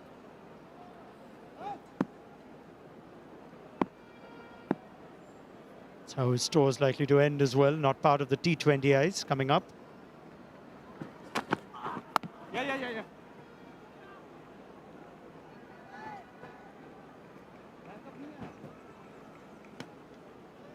Shakira Salman. It's the kind of game that has the inevitability about it, but from the West Indian point of view, score for Athanase, resilience from the lower order as they look to rebuild in the medium and long term. Yeah, chance for Athanase to get another half century to his name. and also Yannick Carrier, fancies himself an all-rounder.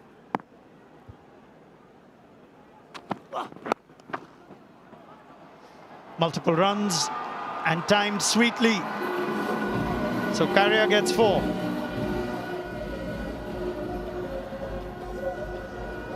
And it's exactly because of shots like this that he considers himself an all-rounder. Play that like a top-order batter.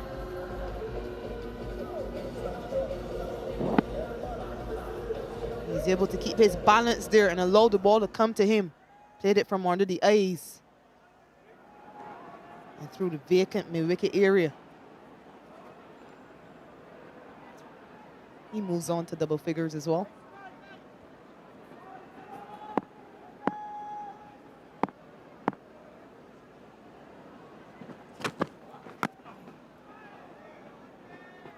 He's a player with a lot of promise, Yannick Carrier.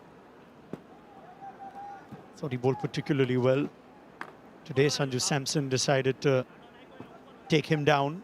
There are days when he'll win that battle sooner. Someone who can offer something with the bat, lower down the order. Missed the World Cup qualifiers through injury. It's not the original. There's the original. He's on the field.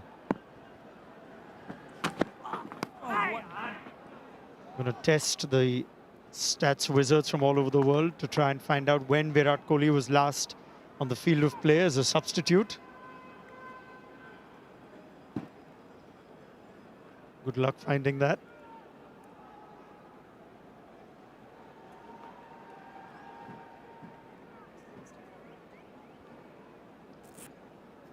Sure, the fans are happy to see him on the field regardless.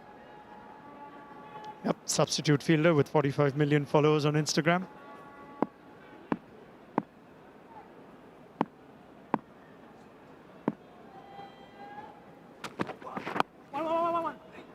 That was in the early days of his life. He's now 255 million.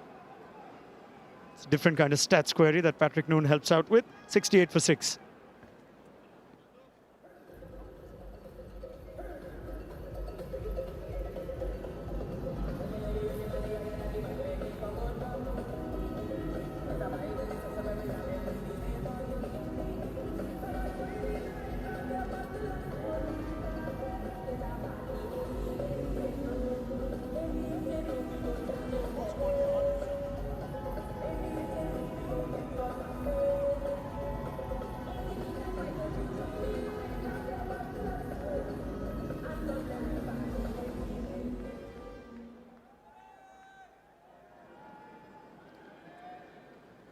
Kuldeep to continue.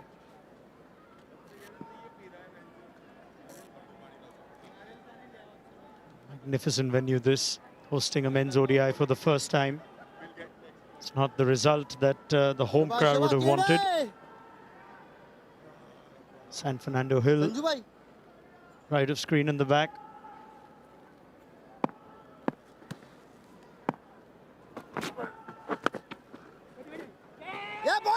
As a mix-up, both batters at the same end.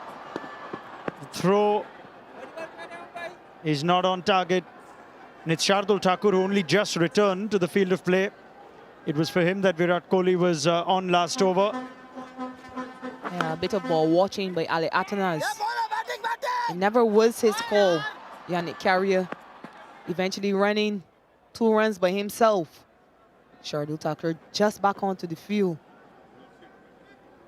Probably not expecting the ball to come to him so soon.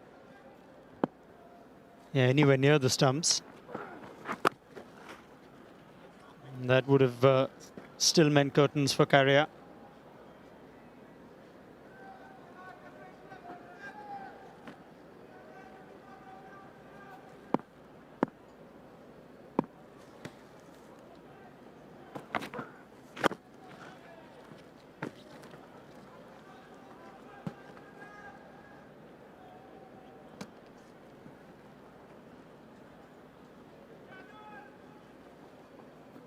Conventional slip and leg slip in waiting.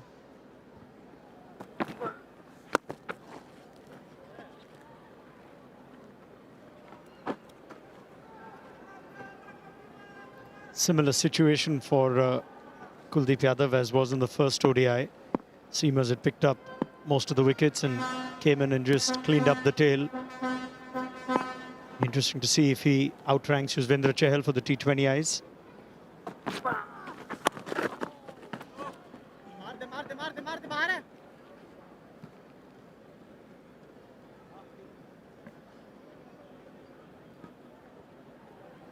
Yeah, he did take 4 wickets for just 6 runs in that encounter.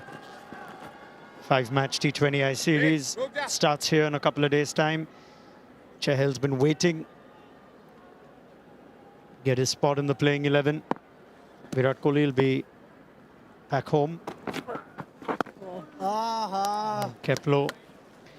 Still not a run off Kuldeep. 68 for 6.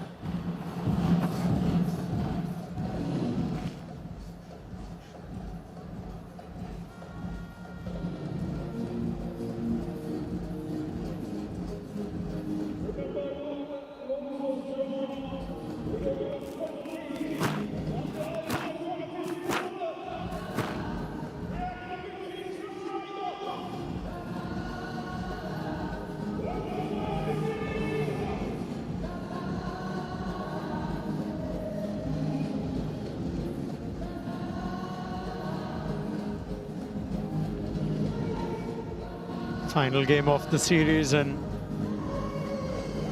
Ravindra Jadeja will join the party.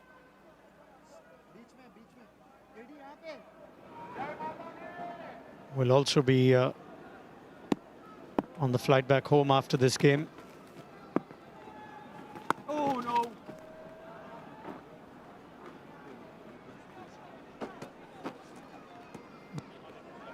Shardul भाई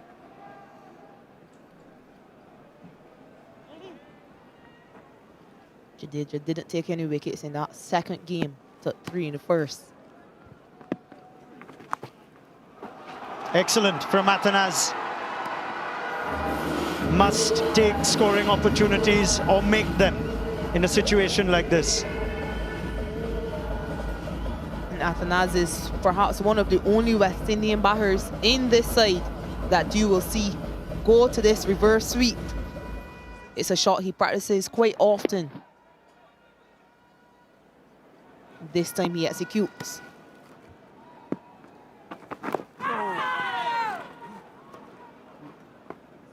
Yeah, hit his last boundary, Alec Athanase, in the 8th over. Came in early. Mukesh Kumar broke through the very first over. yes boy Jaddi. Swept R. Ashwin and Jadeja Excellent particularly bowling. well. Test match at Dominica. Didn't end up getting a big score, but was impressive. It's change in field. There's a man in short fine leg now.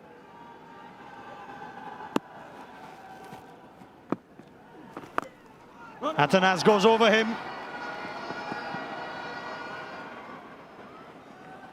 Shardul Thakur's been a busy man in the field since he's returned.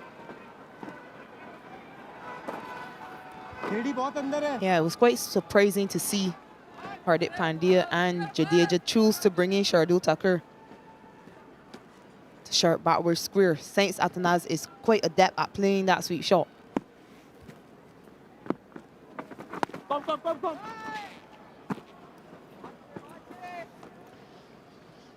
It's a more purposeful over for the West Indies. 7 off it, 75 for 6.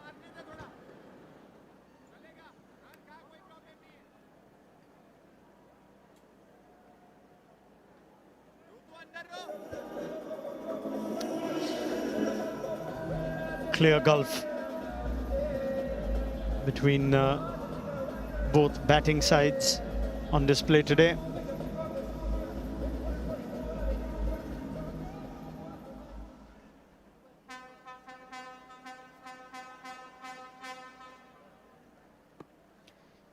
India had nearly twice as many runs at this stage. Kuldeep Yadav continues into his 3rd. Still not a run off him, but wonder if Athanase, bringing out the sweep and the reverse sweep last over, decide to try and take Kuldeep on.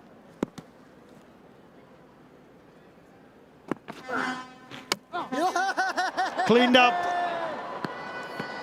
Mastery from Kuldeep, who's bowling to Athanas for the first time. And it takes him one ball to go through his defense. You were just talking about whether Athanas would have decided to sweep. This time he tries to hit him to mid-on. Missing that delivery, which turns in to the left-hander. Kuldeep Yadav has his first. Athanas goes for a pretty solid 32, but West Indies crumbling even further, 77 for 7.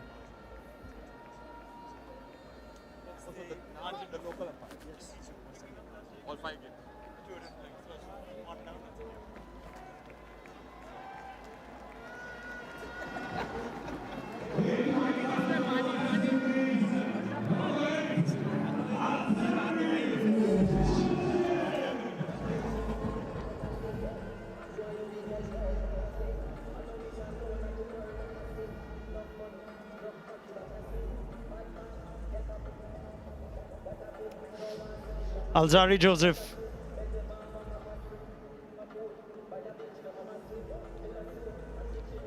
His efforts with the bat have been seen across formats. Now staring down, a statistical nightmare for the West Indies. But 2 maidens from Kuldeep, but he hadn't bowled to Athanas. 1 ball to him.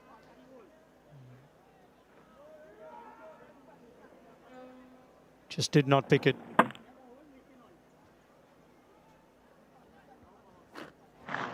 Yeah, he was quite good in the Test series, as you pointed out, against Ashwin and Jadeja. But this has been the problem for West Indies. Their inexperienced batters and primarily their lower order batters. When facing Kuldeep Yadav, they haven't been able to pick him.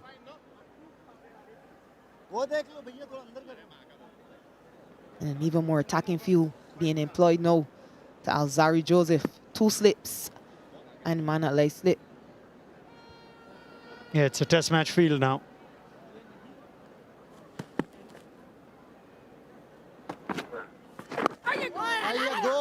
Go. 1 ball between bat and pad, boy. West Indies staring down what would be a heavy defeat, possibly biggest in terms of runs for them in ODI history. Nearly.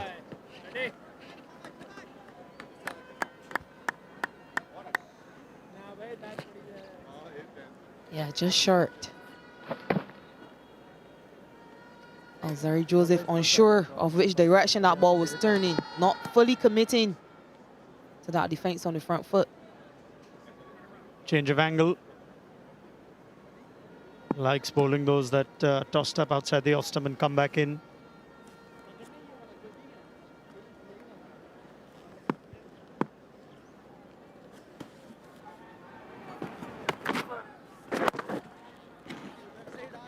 It's a good old school left arm around across the wicket.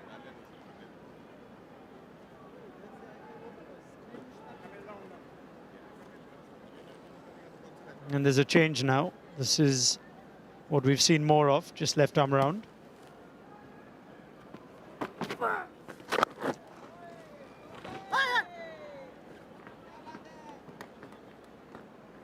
Kuldeep is more effective when he bowls around the wicket to right-handers. Economy rate drops to 3.8, but West Indies still not able to score off him just yet.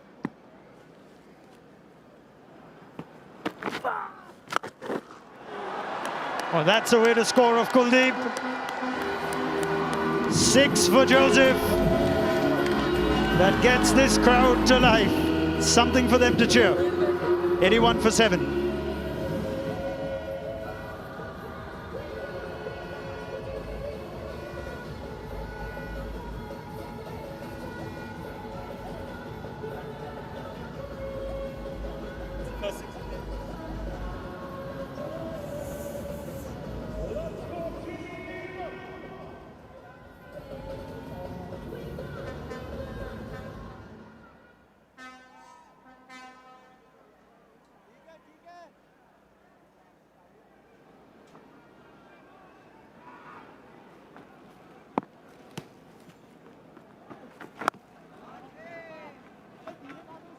Well, Alzari Joseph, the first 6 of this innings. Yeah, he's had enough of the blocking and prodding.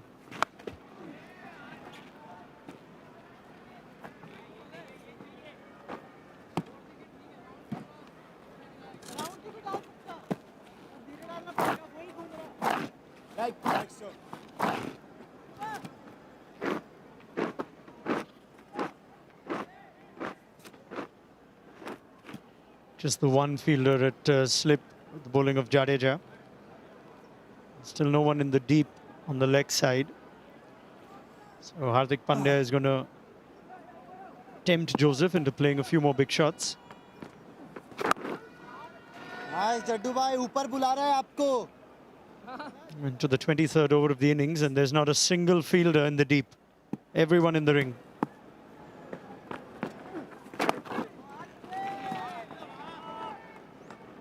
Yeah, I'm not sure if I've ever seen this, unless the team was 9 down. Just asking Alzari Joseph to have a go if he wants.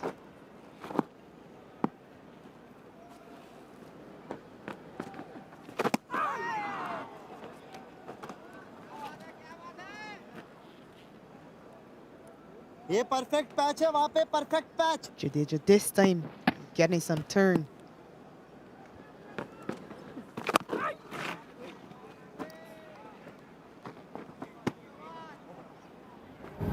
$82 for 7.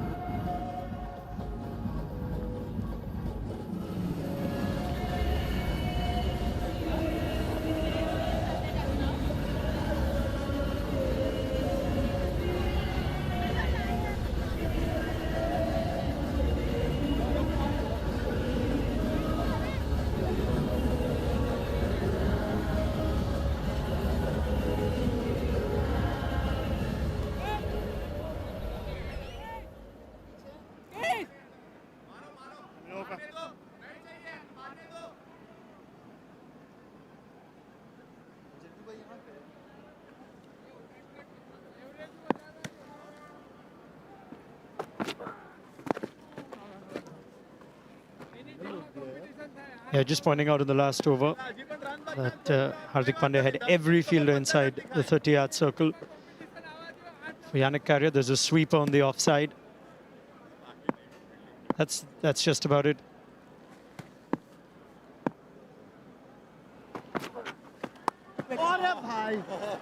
Therefore, anything that goes through the circle or past it will be runs. In this case, 2.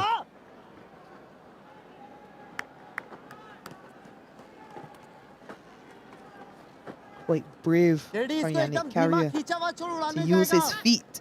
That one wider, shorter and wider. Kuldeep Yadav. He manages to just get his bat down in time.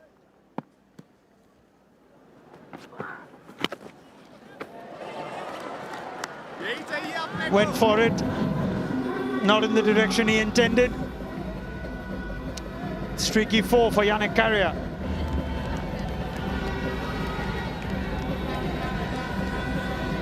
Inadvertent.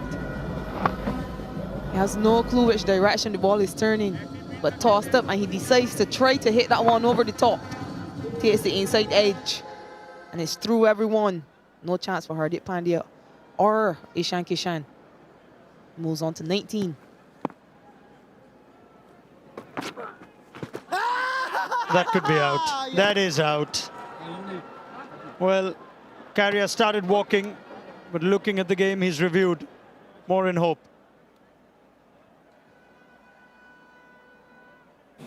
TV umpire to director, players review for LBW. Given out on field. I've checked the front foot, it's a fair delivery. Can we start the spin vision, please?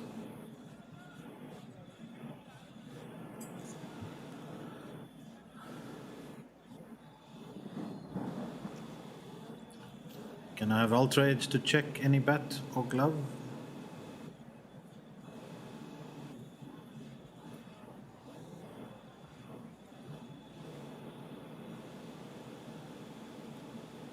Two.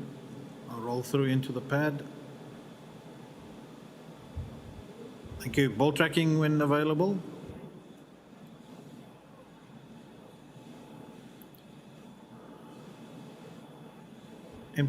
pitching in line, impact in line, and it's hitting the stump, so you can stay with your out. I'll tell you when you're on screen now signal. Leslie Reefer gets it right this time. And Kuldeep Yadav has another.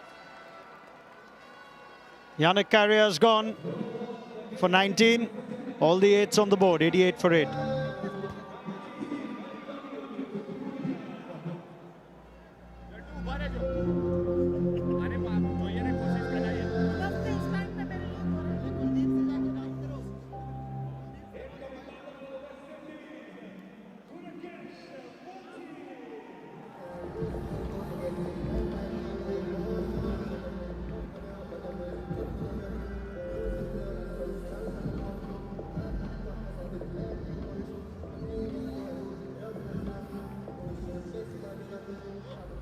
Gudakesh Moti, who bowled so well today, conceding just 38 of his 10 overs. Now is the penultimate man in after Kuldeep Yadav.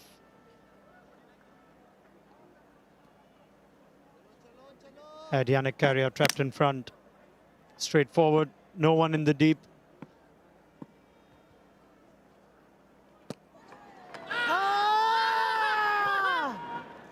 There's an appeal as an afterthought almost, but it will go upstairs. So India keeping Maria Erasmus busy. TV umpire to director. Umpire's review for stumping. I've checked the front foot. It's a fair delivery. Can we have the spin vision, please?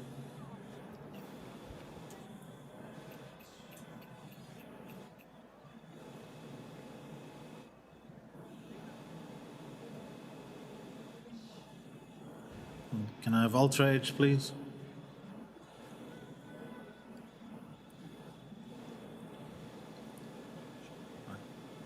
Gap between bat and ball. Yes, your best side on, please.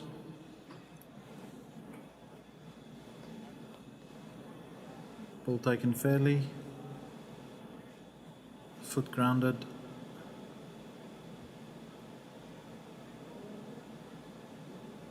Bell's broken. Yep. Just rock and roll that for me. I think both quails are broken when the foot is still grounded. Foot grounded, both quails disturbed. Thank you. A decision for the big screen.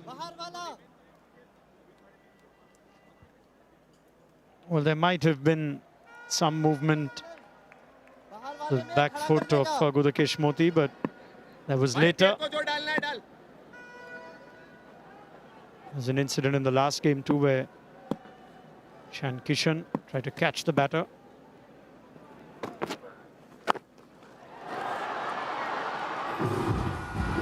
There's a roar along the ground for these boundaries. Gudakesh Moti gets one to finish the over. 92 for 8.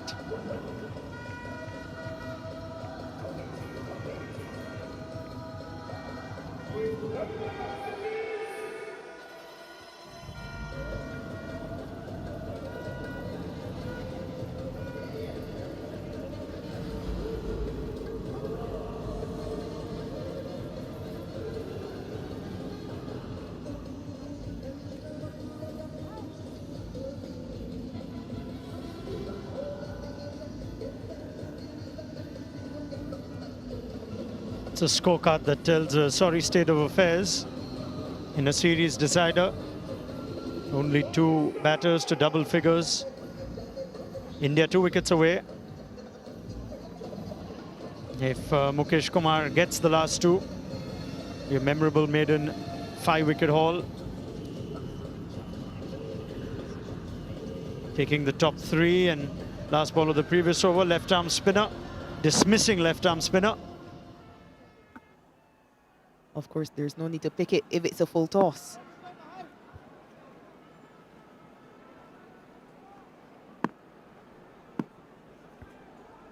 Two slips from Mukesh Kumar.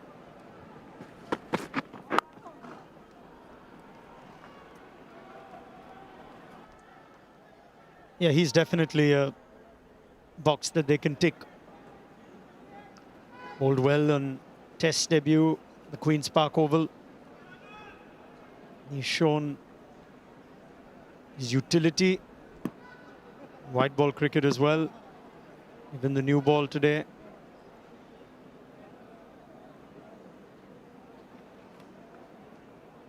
Here is Jasprit Bumrah and Prasidh Krishna returning for the tour of Ireland. Mohammad Siraj rested.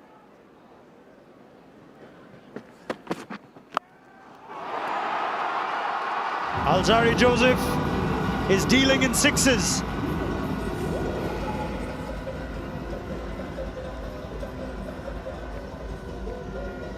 A no-nonsense kind of cricketer as well, Alzari Joseph. And whenever presented with the opportunity, he cashes in. Quite handy with the bat. And it's his second six, and it is a no ball as well, so it will be a free hit. As many runs as you can get. Mukesh Kumar, new spell, overstepping on the second ball.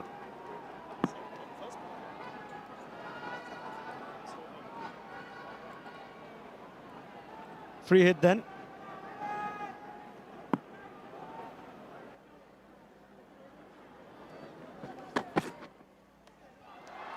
It is a free hit. No one's even attempting to catch it.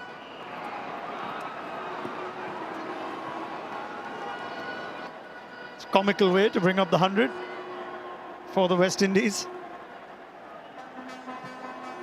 And that's 6 of the no ball. And the West Indies now needing 252. It's a small statistical threat that they've averted. Heaviest margin of defeat in one-day cricket for the West Indies, 257 runs against South Africa back in the 2015 Men's ODI World Cup.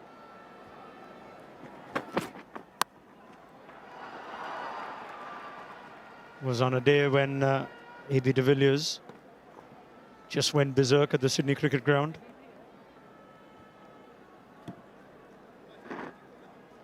Second heaviest defeat is against India, 204. Beg your pardon, 224.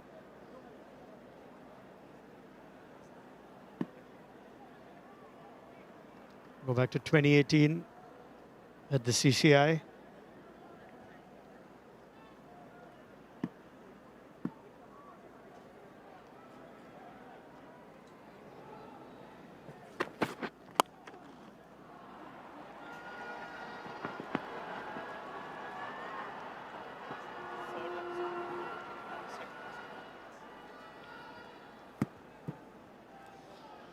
Well, Alzari Joseph is not going to hang around, and he's getting a few gifts here.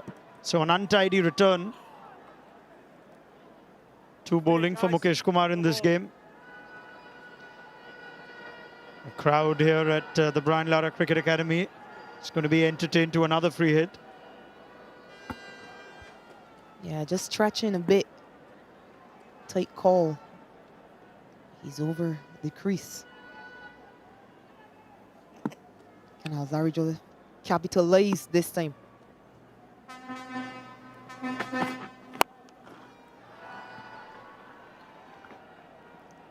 He doesn't.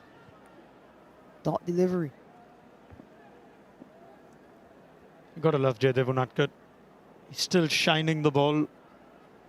Such commitment.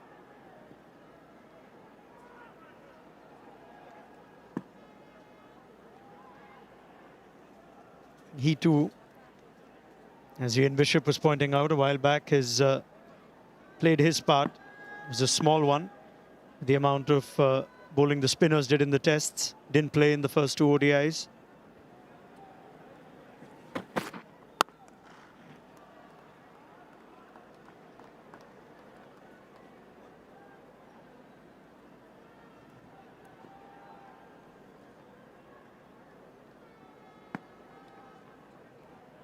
There are 2 men in the deep if Alzari Joseph attempts the big pull shot again.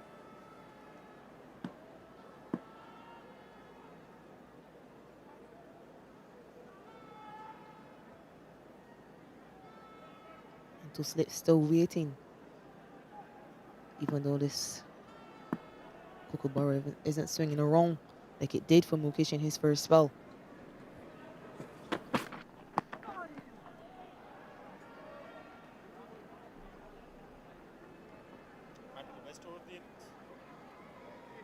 Over. 13 of the over. It's the best of the innings. 105 for 8.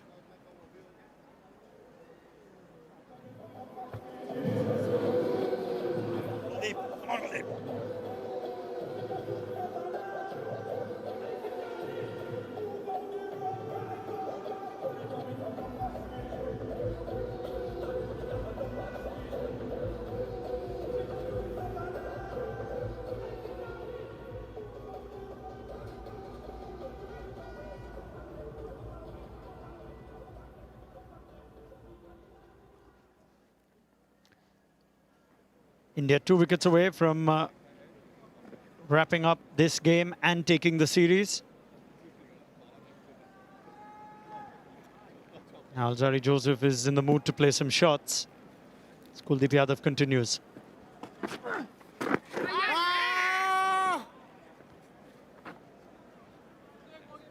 Two fielders in the deep this time. Deep mid wicket and long on. Just in case Alzari Joseph decides to take on Kuldeep again.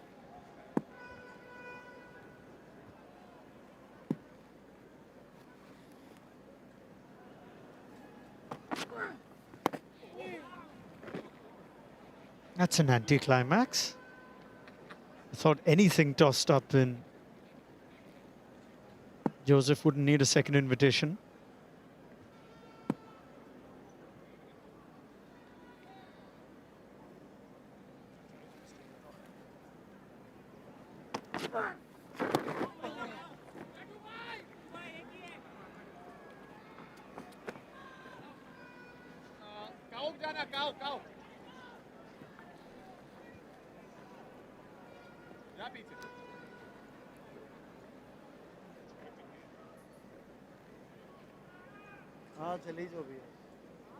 There's a deep mid wicket for Gudakesh Moti as well. Full toss 38 for 4. Kuldeep Yadav, possibly the only loose ball or bad ball he's bowled, Kuldeep. Started with 2 maidens, just picked up a couple of wickets.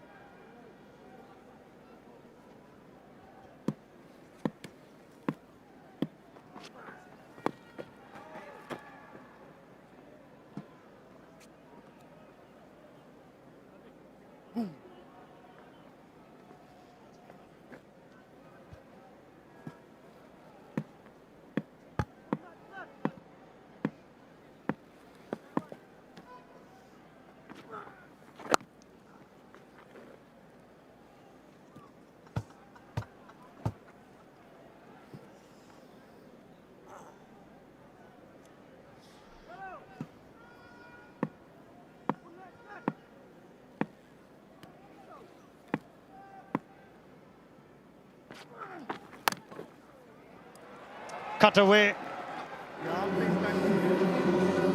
And for 4. 110 for 8.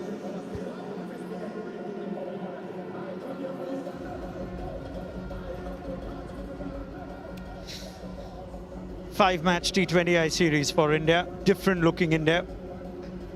Likes of Hardik Pandya, Ishan Kishan, Sanju Samson, Shubman Gill, Suryakumar Yadav, Kuldeep Yadav, Mukesh will all stay on from the ODI squad. Umran Malik as well.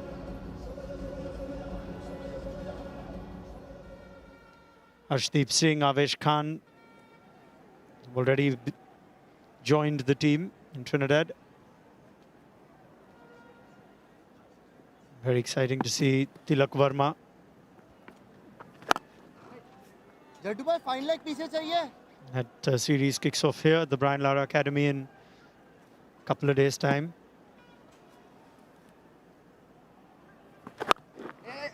आजा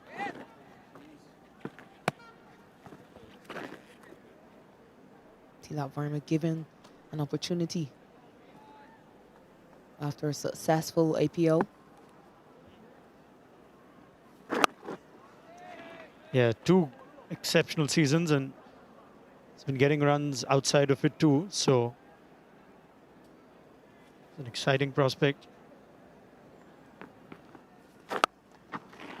Just the 1 over for Mukesh Kumar, Ravindra Jadeja. And as he had in the last over, he bowled no one in the deep for him. He's bowling a deliberately flatter trajectory. May not be the worst idea to toss a few up. See if Joseph accepts. Started this over about 7 seconds back. Jadeja, it's over. 110 for 8. Thank the Lord.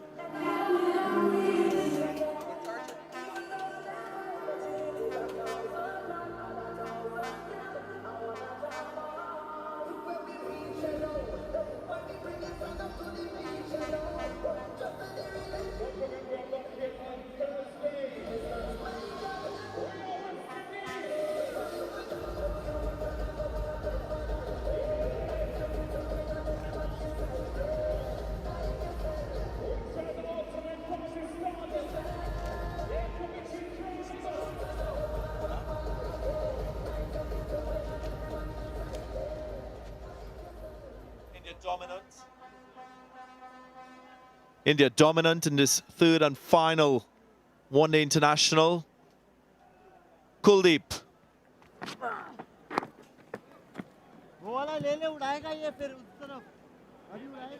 A near perfect bowling effort by India. 6 wickets first up for their seamers. Light work for this man on screen, already with 2 wickets in hand. Remember in that first game of the series, he picked up 4 wickets for just 6 runs.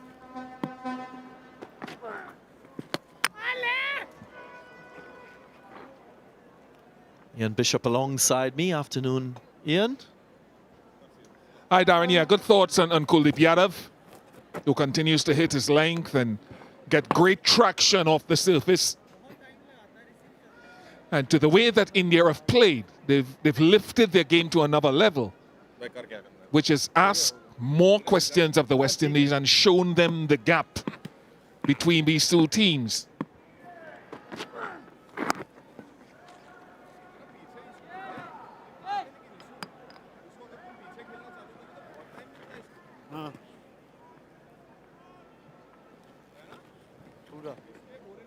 Another change in the field. Hardik Pandya bringing in the changes. Deep backward square now, short mid-wicket.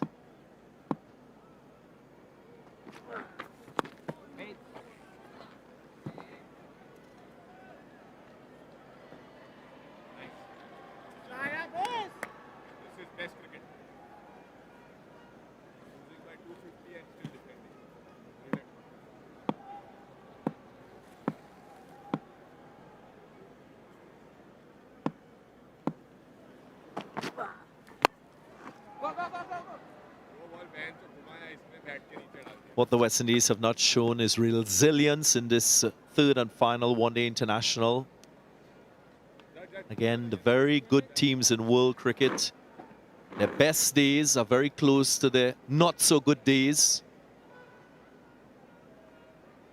Talk about that gap, Ian Bishop. Gap from this West Indian team in that 2nd one-day international in comparison to this one. In all departments, quite frankly.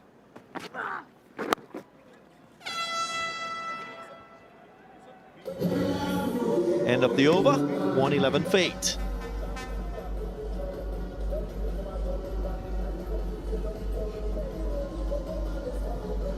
And that's where they've got to get better. We talked about the excellence of the fielding in that 2nd one-day international, and to see today that those standards drop, I would say significantly, is one of the controllables that they need to be so much better at.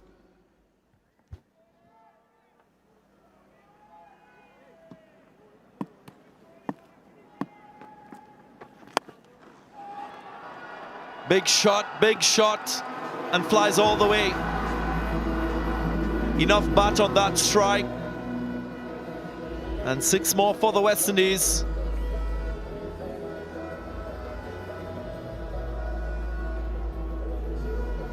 Gudakesh Moti known for his attempted aggression, so Jadeja might want to bowl the appropriate line and length that causes him to hit to mid-wicket or square leg. By pulling back his length and occasionally going straighter, get him to hit into the wind.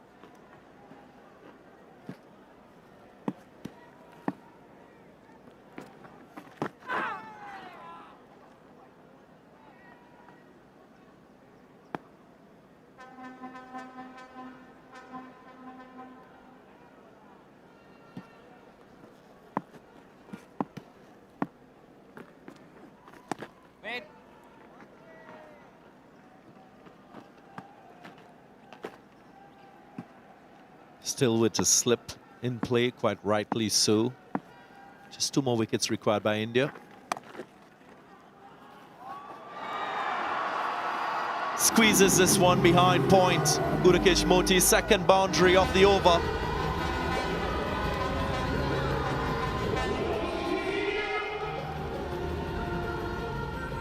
And this crowd will be happy with seeing a few boundaries towards the back end of the innings.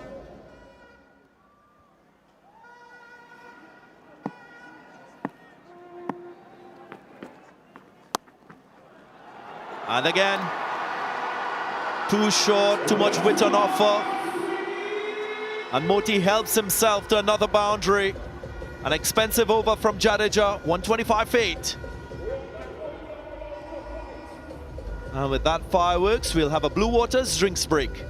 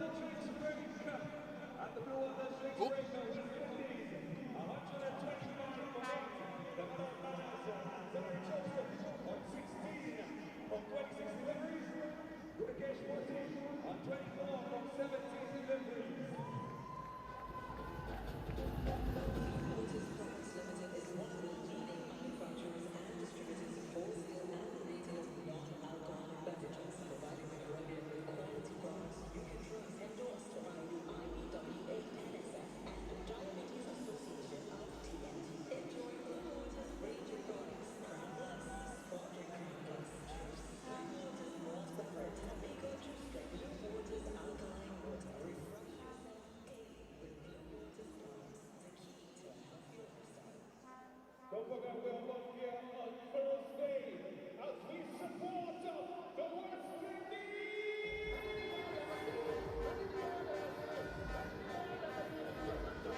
125 for 8, the West Indies in pursuit of 352, the target.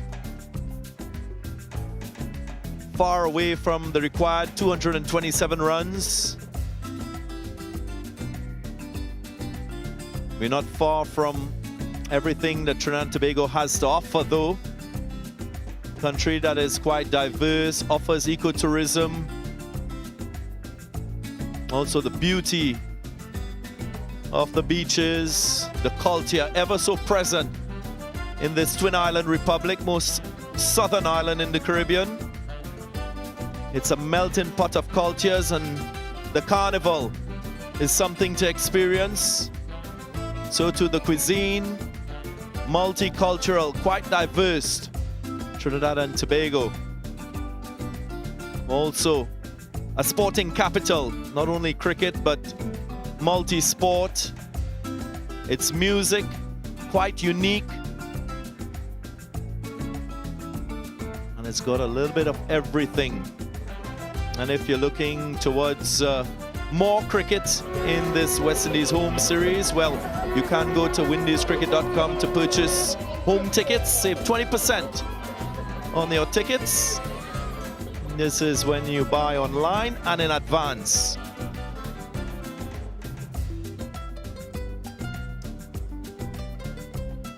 Of course, this is the third and final one-day international as we come to the end of another leg of this multi-format tour. T20Is to follow, starting with one match right here at the Brown Lara Cricket Academy on Thursday, to be followed by two matches in Guyana and then the final two in Broward, Florida.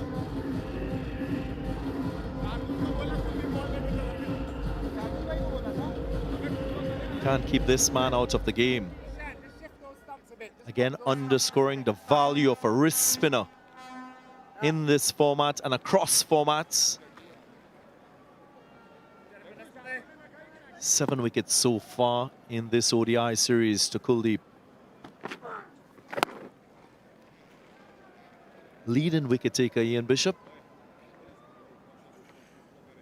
चल थोड़ा ऊपर से शाबाश शाबाश कुलदीप है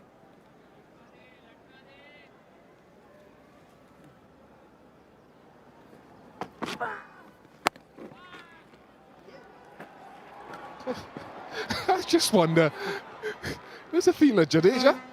I thought he thought there was a sweeper on the offside and he was motioning for the sweeper to collect it. There was no sweeper.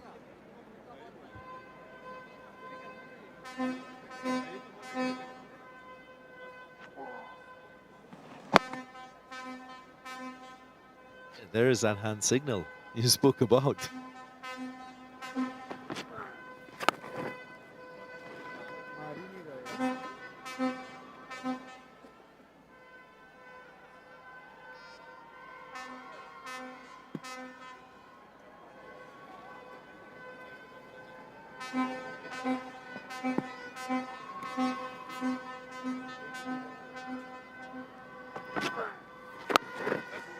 West Indies were shot out for 114 in that very first one-day international of the series back at Kensington Oval in Barbados. They roared back with a 6-wicket win. Now again, similar pattern with their batting effort, 127 for 8.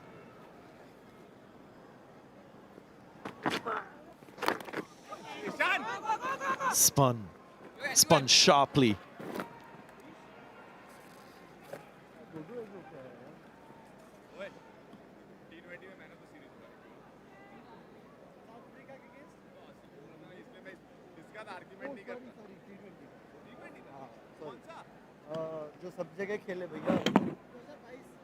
Off the inside edge.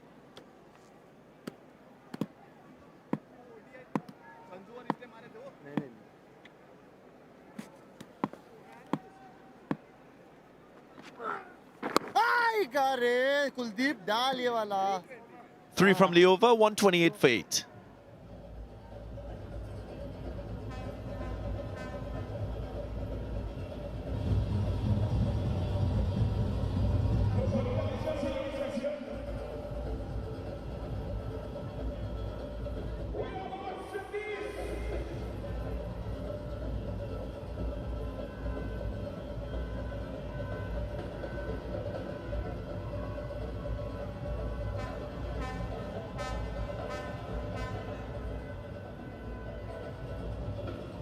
Mukesh Kumar bowled with accuracy, with great skill, picked up 3 early wickets in his 6 overs. अरे यार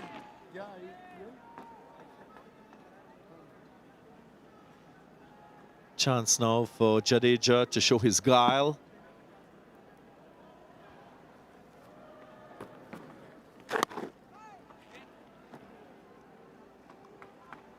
एक तो ये मुझे record समझ नहीं आता क्या होता है रिकॉर्ड बन गया थोड़े से मैं रिकॉर्ड बन गया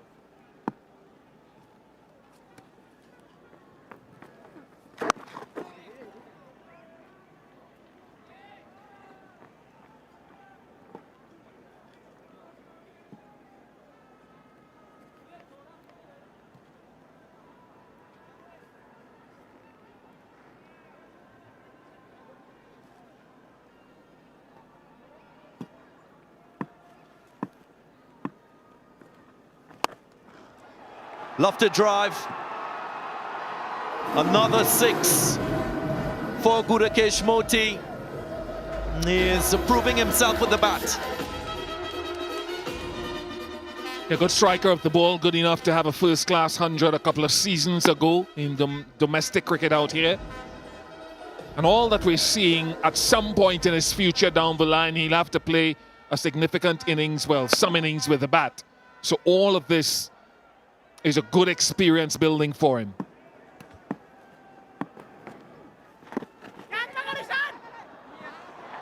Diving catch from Ishan Kishan, who's always with the appeal. You just never know. There is a discussion happening. And India has reviewed.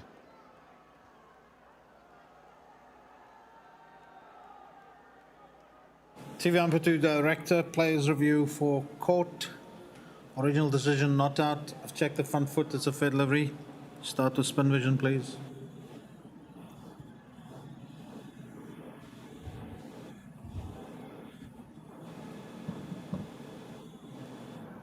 Now check Ultra Edge if there's any bat or glove.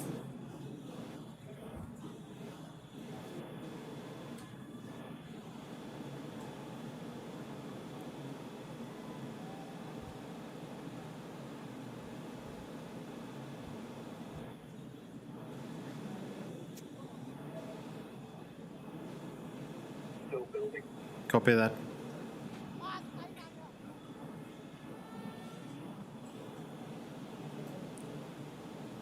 There's a gap between bat and ball, and it's below the gloves. Thank you. I'm not going to check LBW as it is going down leg. I have a decision for the big. Sorry, back to Michael.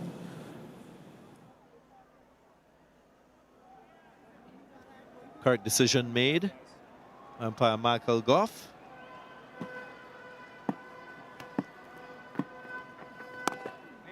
India now having lost all their reviews. 135 for 8.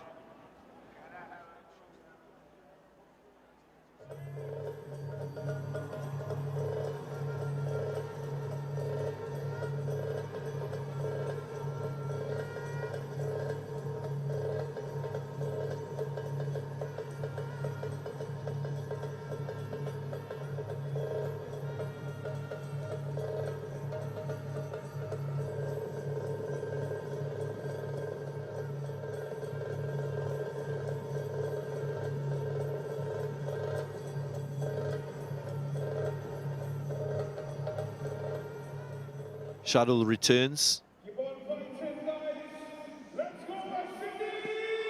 2 wickets say his name in this third and final one-day international. Always a man that can prize an opportunity. Hardik Pandya just trying to close this innings off. This partnership lingering, 47 so far between Joseph and Moti.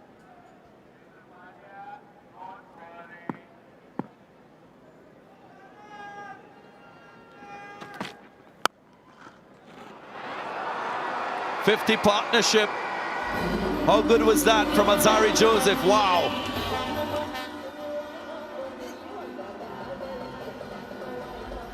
It's a good shot. Moti's also played a couple of nice shots down the ground. And again, just casting your mind forward, someone like Alzari Joseph needs to be contributing more with the bat for the West Indies across formats. He has enough batting ability. So it's more contributions like this in future when games are alive that he needs to be able to stitch together.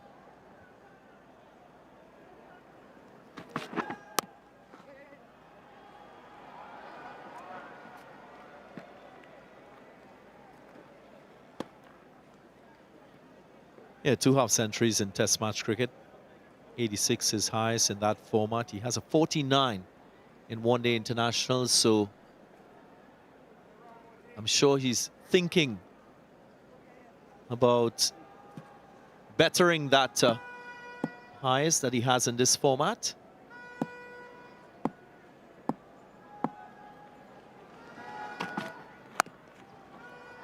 Good feeling. And how does he do that? I think it's just applying. He has strokes.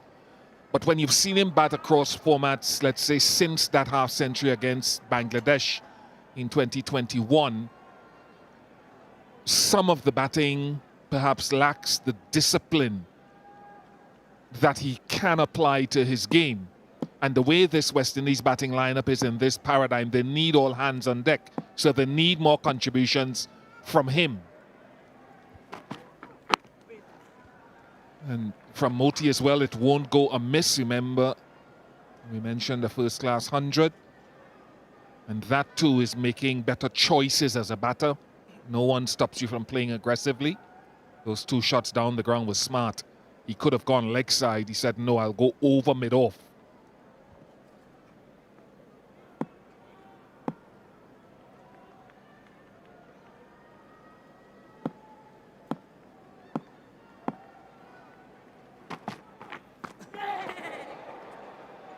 Short, that surprising delivery that you often get from Shardul Thakur.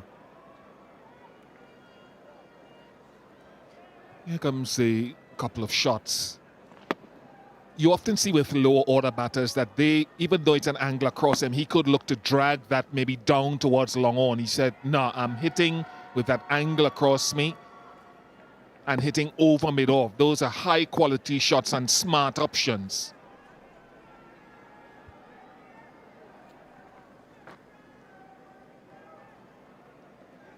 Intentionally adjusting that fielder at square leg. Is there a bluff coming Moti's way? There is that bluff, a slow delivery outside the line of the off stump. Always thinking, Thakur. 140 for 8.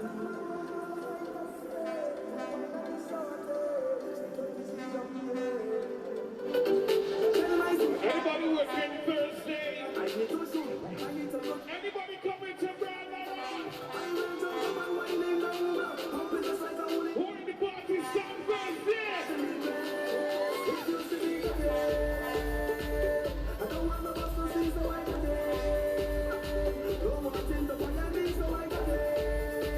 Let me go West Indies. Solid crowd here at the Brian Lara Cricket Academy. Time for the Chief Destroyer to return. Fabulous figures, fabulous effort.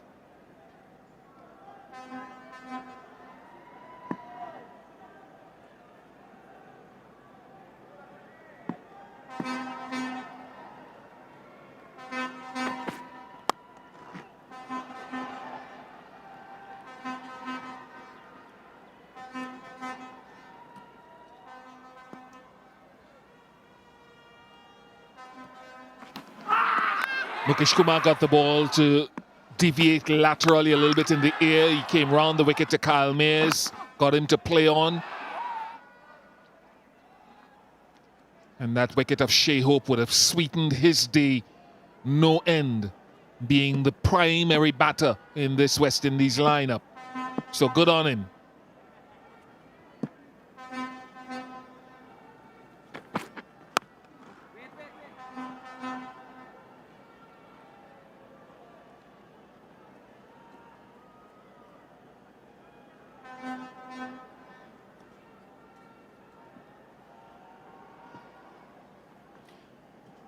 Bish, how impressed are you with Hardik Pandya and the way he's gone about things as a stopgap captain on this ODI leg of the tour?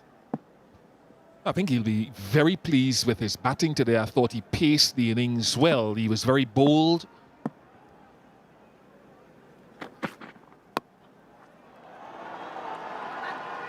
Bold in that he didn't start off in a rush. He was 11 from 22. But he felt as if he could sort of capitalize in the last phase, and he certainly did that. He'll be happy with the way Mukesh Kumar has bowled. It would have disappointed him a bit to have lost, and as convincingly as they did in Barbados in that second game. But look, he's been doing the job now, even at franchise level, for a while.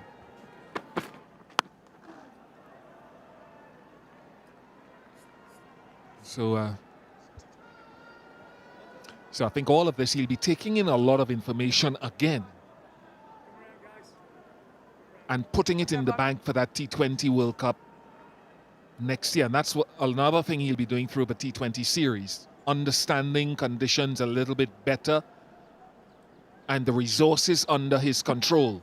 He's a very cool guy. Love the way that he speaks at interviews and stuff when he's in a leadership position. Very level-headed.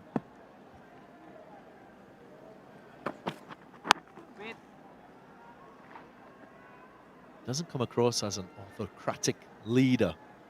Very much leads from within. Hardik Pandya seems to love a calm environment. Speaks publicly about his leadership and him trying to pattern that to MS Dhoni and what he experienced when he played alongside him.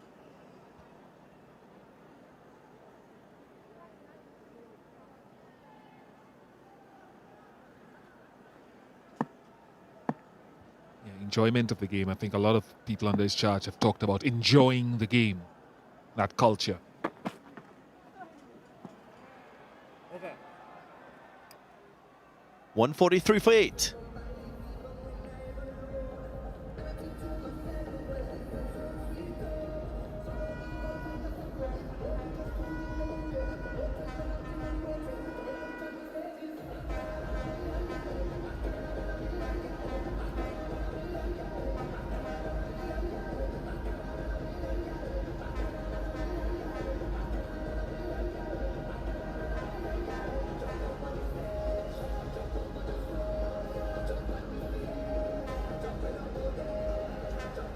West Indies lost quick wickets, 3 wickets before the score got to 20.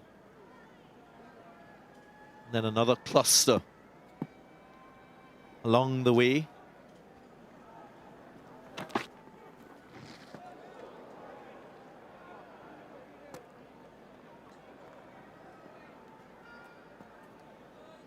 You look at this approach from Alzari Joseph and Gudakesh Moti and you ask yourself why?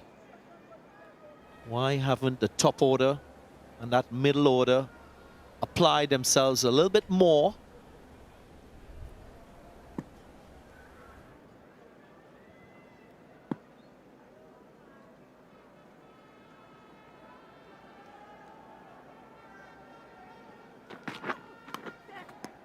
Edged and taken on the second attempt. It's another wicket for Shardul Thakur. And finally, India break this partnership of 55.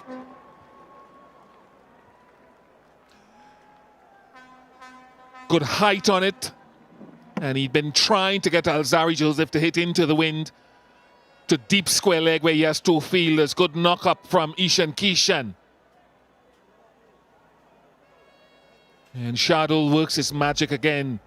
You've got to give him some credit for understanding bowling and what a batter is trying to do. 26 to Joseph, 143 for 9.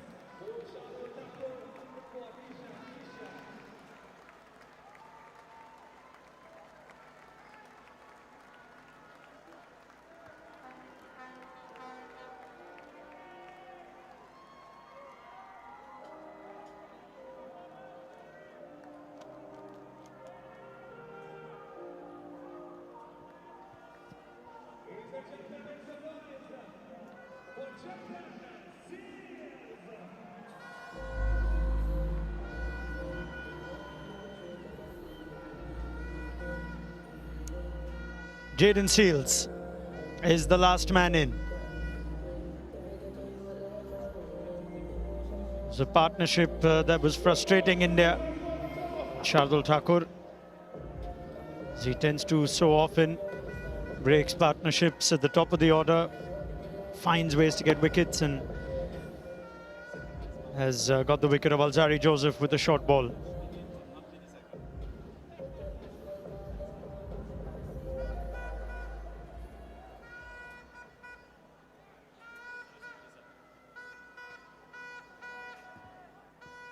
Quietly, Ishan Kishan standout batter across this series, scores in every game, is also just continue to improve behind the stumps.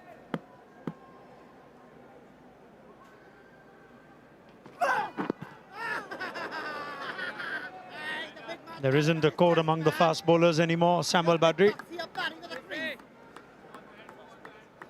Yeah, good short delivery, aggressive.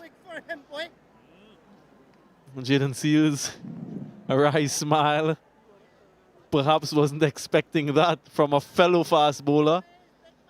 But there's something about Shardul Thakur and getting wickets for teams that he plays for. Against the run of play, when you need a breakthrough, seems to be the man to call upon.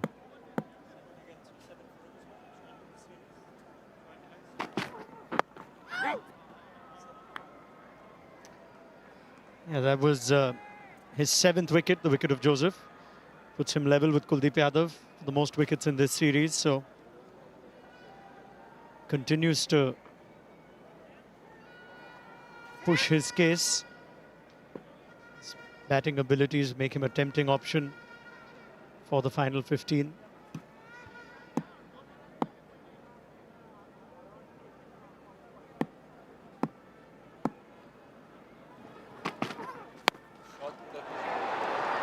Whacked by Moti. Take that, Thakur. 150 comes up. And you can see the smile on Gudakesh Moti. He's enjoying himself if no one else is. From a West Indian batting standpoint, Gudakesh Moti is having fun out in the middle. He has a first-class century right here in Trinidad and Tobago against Barbados at the Queen's Park Oval. So he has some batting pedigree. And that was a shot of authority from young Moti.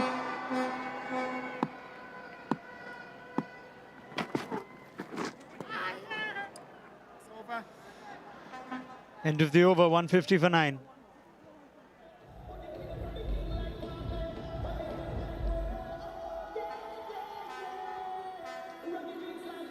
A wonderful series for Kuldeep Yadav and Shardul Thakur for India, and Gudakesh Moti for the West Indies.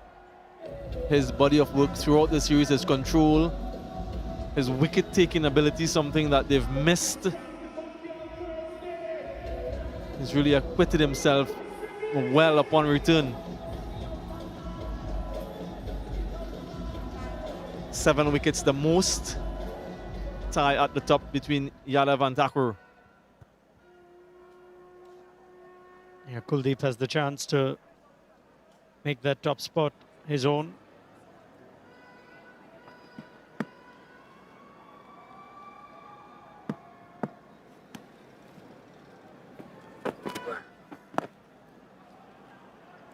Nicely, yaar, KD.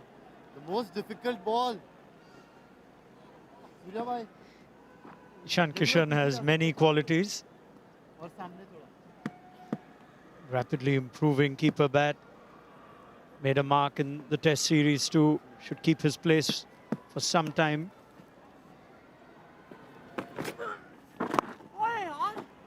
He's not bad when the stump mic is turned up either. And he's quite cognizant of speaking in English so that Jaden Seals could understand what he's saying when he wants to. Quite deliberate with that.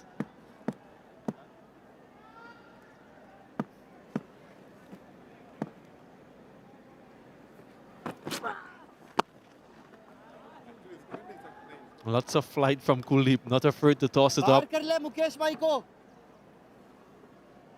Googly and the conventional leg spinner.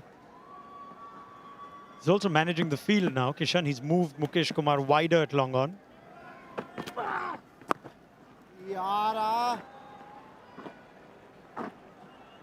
Not entirely sure if Jaden Seals is picking, but he's bowling quite a few googlies, trying to get him bowled like he did to Alec Atanaz.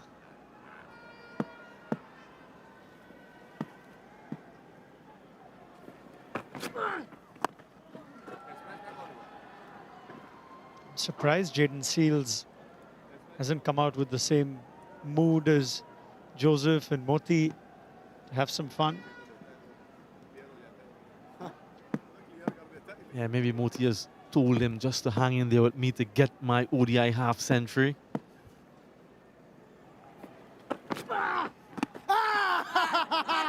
Given. Kuldeep gets the final wicket. And as we tend to, we have to wait for the review that Seals has taken.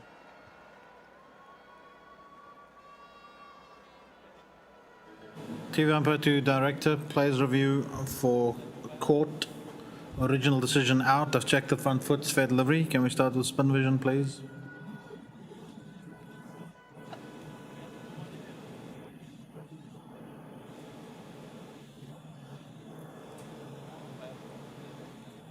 I'll need ultra edge to determine if there's any bat involved.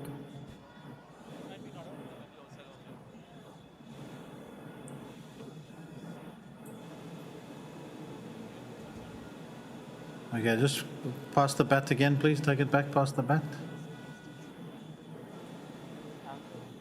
Okay, forward again. Flat line as it goes past the bat. So no bat involved. Can I check the LBW? Ball tracking, please. It's umpire's call on impact. That decision starts as a not out.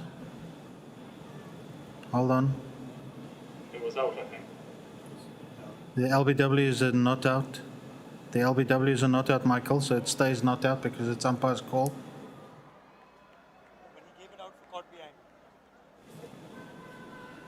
Yeah, you get. Yeah, is it done? But is he, are they speaking? Should I come? Should I queue on?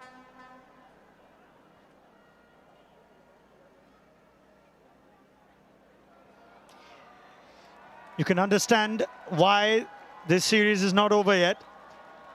Michael Goff communicated to Murray Erasmus that he had given that out caught. The finger went up. After the catch was completed, it slipped. And because there was no bat involved, and given umpire Goff's on-field judgment for the LBW was not out, the umpire's call didn't matter. Yeah, the LBW would only have stood if it was not umpire's call on impact. If it was in line and there were all three reds, he would have been given out LBW. As it is, it's umpire's call on impact, and hence he didn't give out for LBW. It remains not out. So just to be clear, with regard to that, 35 overs gone, 150 for 9, and we'll continue for a little while longer, Ronak. After all that, it's fair to say it was the right decision. So communication with the two umpires and the intervention of technology.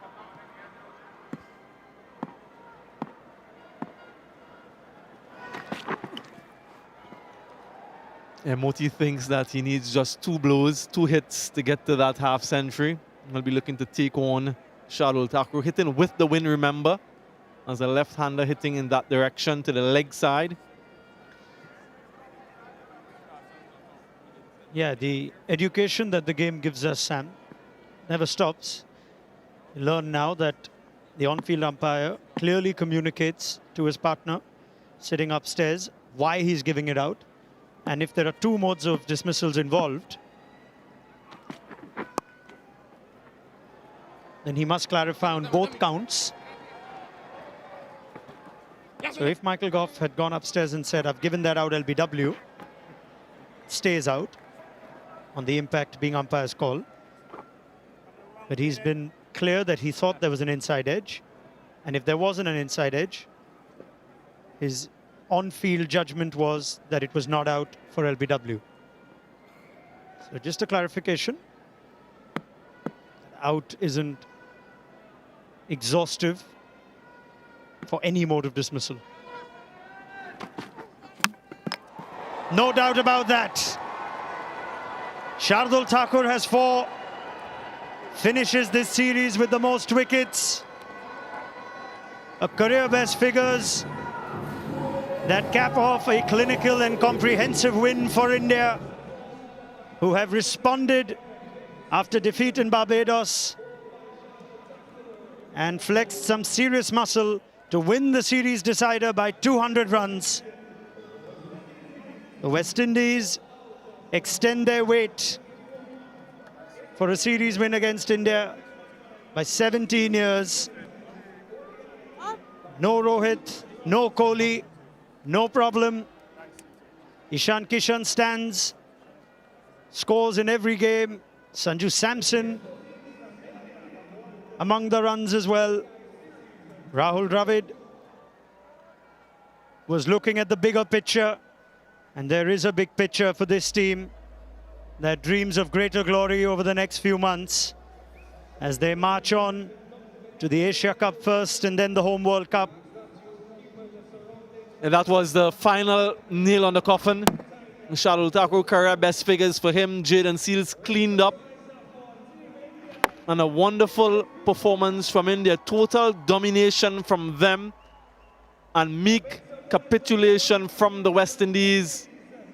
A win by exactly 200 runs, the second highest for India against the West Indies. And they have retained dominance in bilateral series against this team. It's 13 in a row now, 13 consecutive bilateral series win for India against the West Indies. And they've showed even with second choice players, they can completely and easily beat the West Indies. Wonderful performance from them. Lots to think about from a West Indian standpoint. Just a couple days in between before we switch formats to the T20I series in 2 days' time, right here at the Brian Lara Cricket Academy, so not much time to get going once again. A series that Mukesh Kumar will remember. Captain Test and ODI cricket now. Started proceedings for India with the top 3 wickets, including the big one of Shea Hope, after which the West Indies stood little chance of what was a tall task in pursuit of a target of 352.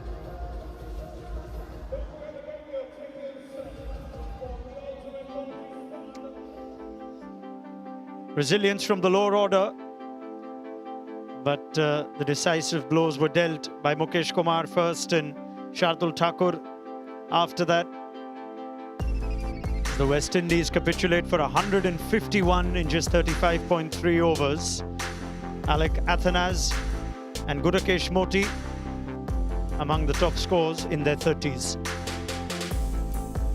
The bowling for India, Mukesh Kumar, 3 wickets, the first 3 to fall for the West Indies, and Shardul Thakur, career best figures for him, 4 for 37. Kuldeep Yadav once again was quite frugal, quite penetrative, picking up 2. And Unadkat, his first wicket in 10 years in one-day international. Overall, a dominant bowling display followed their batting display that was quite comprehensive as well. 151 all out the West Indies in 35.3 overs. Confirmation then of what happened in the 3rd and final one-day international, the series decider. India 351 for 5, 4 half centuries from their batters, Gill, Kishan, Hardik and Samson. The West Indies folded meekly for 151. Moti, the top scorer, unbeaten 39. India won the series 2-1 after winning this one by 200 runs.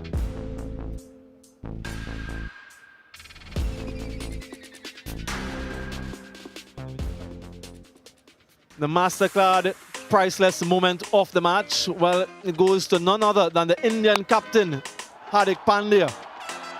The final over of the innings, wonderful ball striking either side of the wicket. 18 runs in that over, some monstrous blows. A wonderful ball striking from Hardik Pandya. The Mastercard priceless moment of the match. Took the Test series 1-0, and they've now taken the ODI series India by 2-1. West Indies. The savoured win in the second ODI when India decided to field some of their squad players in the absence of Kohli and Rohit.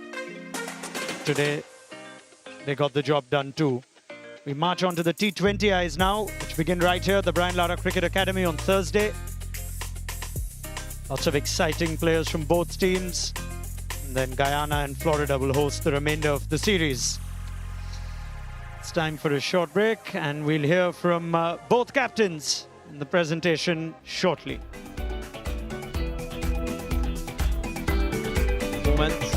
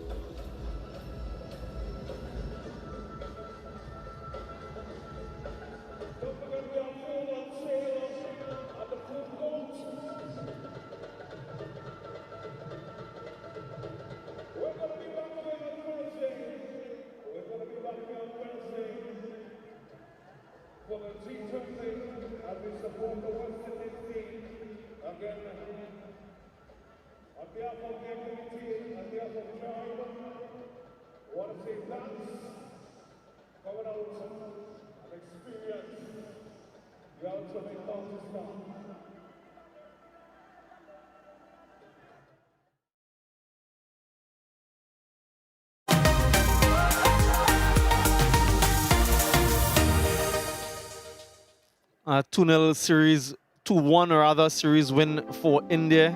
Your third CG United ODI powered by Yes Bank. This is the batting display from the West Indies. Athanas got to 32. And then the lower order, Carrier, Joseph, 19 and 26. Gudakesh Moti unbeaten on 39 from just 34. But the top order and the recognized batters not contributing enough in what was a feeble effort, 151 all out in 35.3 overs. The bowling from India, once again quite exceptional. Mukesh Kumar, 3 for 30, picking up the first 3 wickets to fall. Hardik Pandya had a decent outing, 4 overs from him. But that man, Shardul Thakur, career best from him, 4 for 37. Unadkat picked up 1 and Kuldeep Yadav added another couple to his tally of wickets in this series, none for Ravindra Jadeja.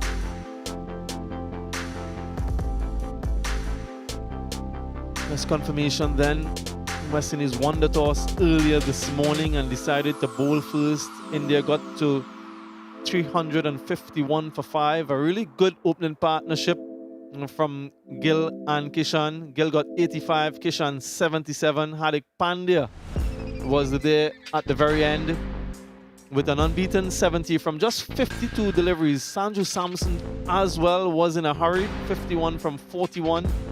Moti was good from his 10, 1 for 38, as well as Carrier, Joseph and Shepherd. West Indies in reply, 151 they got to Moti, 39 unbeaten. India winning by 200 runs and winning the series 2-1.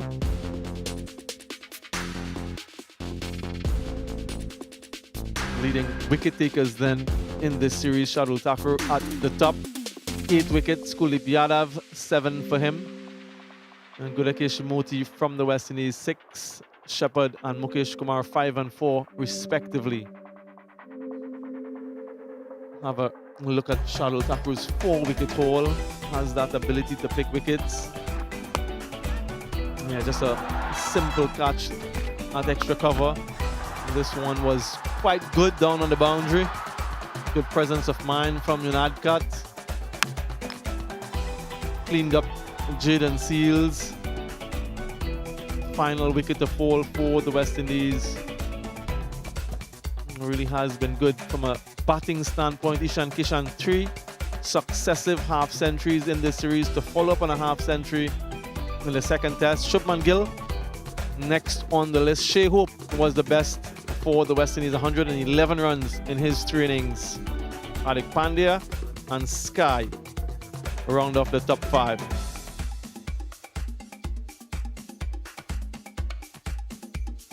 Has been really good at the top of the order. Opportunities for him in this series. Ishan Kishan, a pocket dynamite.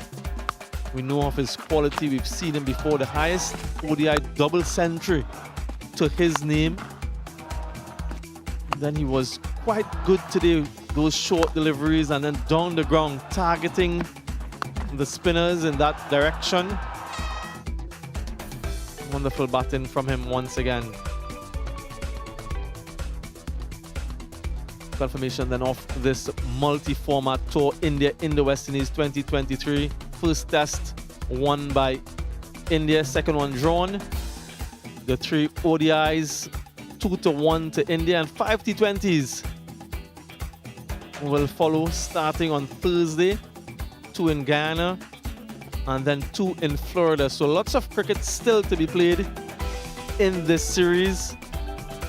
All to look forward to from a T20 standpoint. Hopefully West Indies can compete in a much better way. We'll now head downstairs to Darren Ganga. Welcome to the end of the series presentation of the CG United ODI Series West Indies versus India 2023, powered by Yes Bank. Plaudits to India on a 200-run win today, securing the series 2-1. We'd like to thank the official sponsors of the series who have made this possible.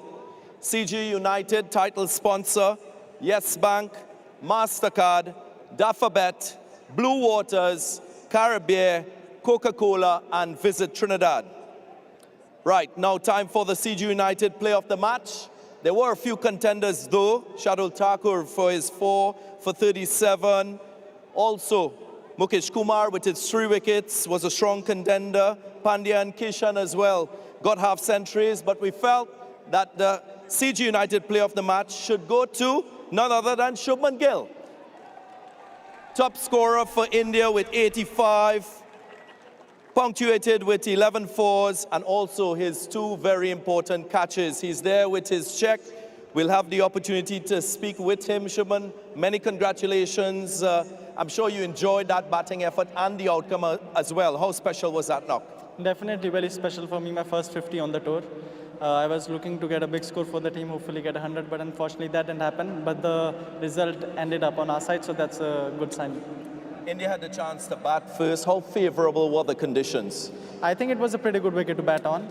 and it got a bit difficult. I think once the ball got a bit older, the ball was gripping for the spinners. There was a little bit for the spinners once the ball got old, but I think in the start the ball was coming on pretty nicely onto the bat. In the last 12 ODIs for India, you've batted at the top and you've stitched together 50-plus scores in terms of partnership on 8 occasions. What's crucial for you to achieve that type of success at the top? I mean, it's all about, playing according to the situation, assessing the situation as early as possible. And then as an opener, it's your job to give a good start to the team. And fortunately, I've been able to do that. You mentioned that you struggled a bit to string together meaningful scores previous to this one. What are your takeaways from these 2 parts of this multi-format tour so far? I think in the last match I was set as well, and I was looking for a big one. And having lost no wicket for 90 runs, it's, I was trying to accelerate a bit and put the pressure on the bowlers, but that happens sometimes, especially with the way one-day format is moving right now. You got to keep putting on the pressure on the opposition and score those big runs for the team so that there's always cushion for the bowlers in the end. Finally, do you feel there's a greater sense of responsibility on you in the absence of Kohli and Sharma? Honestly, I just try to play my own game. I don't really think about all those external factors. Obviously, if I do well, all of these aspects would be covered automatically. I don't really try to think who's playing, who's not playing, and I just try to do my own best. Well played today. Congratulations on your award and all the very best. Thank you. That was Shubman Gill, or CG United Player of the Match. Time now for the CG United Player of the Series. Again, Shardul Thakur featured. That awardee will receive his check and as well a trophy for his efforts throughout the course of the series. And the award goes to Ishan Kishan, another batter who excelled.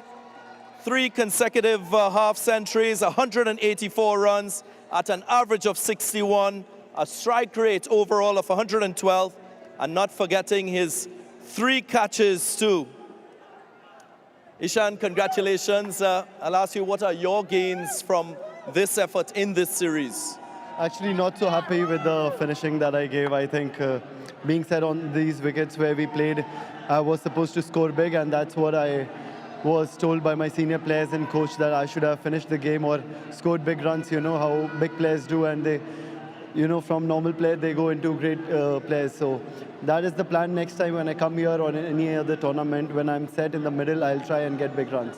Yeah, I mentioned 3 consecutive half centuries. For you as a batter, what's ideal to achieve that type of consistency in your game? I think it's very important at this level when you are getting such good wickets. It's best for the batters to go in and get set, take your time, and then play your game. But I think you have to, always forget the last game, what you did in the last game, and try to start from 0 in the other one. That's what I was looking for, not thinking too much about what I did in the previous game, just looking to watch the ball and play, taking one match at a time. You forged a nice chemistry with Shubman Gill at the top of the innings. Today was a record-opening partnership in ODIs against the West Indies. How do you enjoy batting alongside him at the top? I think he's a tremendous player, like you have seen how he middles the ball. So that is the plus point, being at the non-strike end and then realizing that he's batting very well and connecting all the balls in the middle. So that gives the confidence to me also, that gives confidence to me, and I take the same momentum ahead. Series win for India. It's the 13th time that they've consecutively won a bilateral ODI series. How important is this win and this series win for India? I think it's always important to win at this level, and especially the important thing is what you learn from the series, like what we were doing throughout the match. We were, after scoring 350, we were all on our toes to, get those early wickets and everything. We were not letting any ball go easily. So that is the thing we try and learn from these matches, where we get big runs or we don't get big runs. We try and try to defend the total. So these are the conversation that is going on between the team right now, and everyone is looking very positive. Looking to the future, of course, the West Indies will host that next ICC T20 World Cup. Do you have one eye on the conditions, and are you adding a lot of information to your database of knowledge? No, actually, I've played few tournaments here now, and I know how the wicket plays here. So not focusing too much about the World Cup, we got pretty good series coming up with so many big teams. So we are more focused on that right now, because you know how cricket is. One series can change your life, and it can be the other way also. So you need to be in the present. So we'll just relax now for a bit, and we'll try and do well in the other series also, and then focus on the World Cup. Congratulations, great to see you perform. Now I'll just invite you to collect your trophy. Thank you, sir. He will receive that from Mr. Ricardo McDonald, Team Lead, Motor Claims Department, CG United Insurance. Congratulations to Ishan Kishan, our CG United Player of the Series. Time now for Shea Hope, captain of the West Indies, to come forward. Shea, tough day at the office. You had a chance to win a series after a long time. Let's start from the top. Upon reflection, would you have batted first?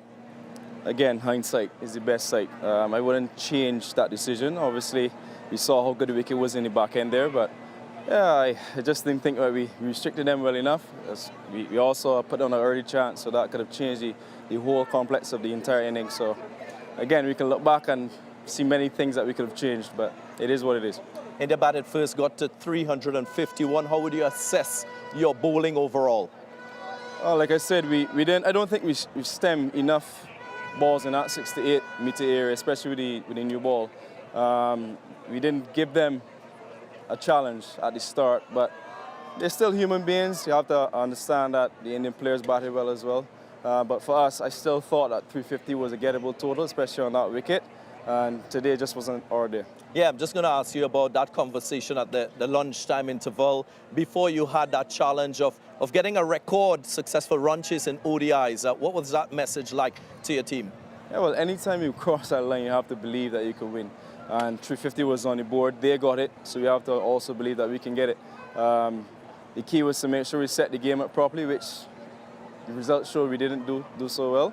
But yeah, we always have to believe any target that's on the board is already set, and we always have an opportunity to score those runs. You're a very decorated player in this format of the game, not only in the West Indies, but across the globe. But you're still quite young in your role as captain. What's next in terms of West Indies ODI team and what you would like to see going forward? Just trying to keep stressing on that attitude.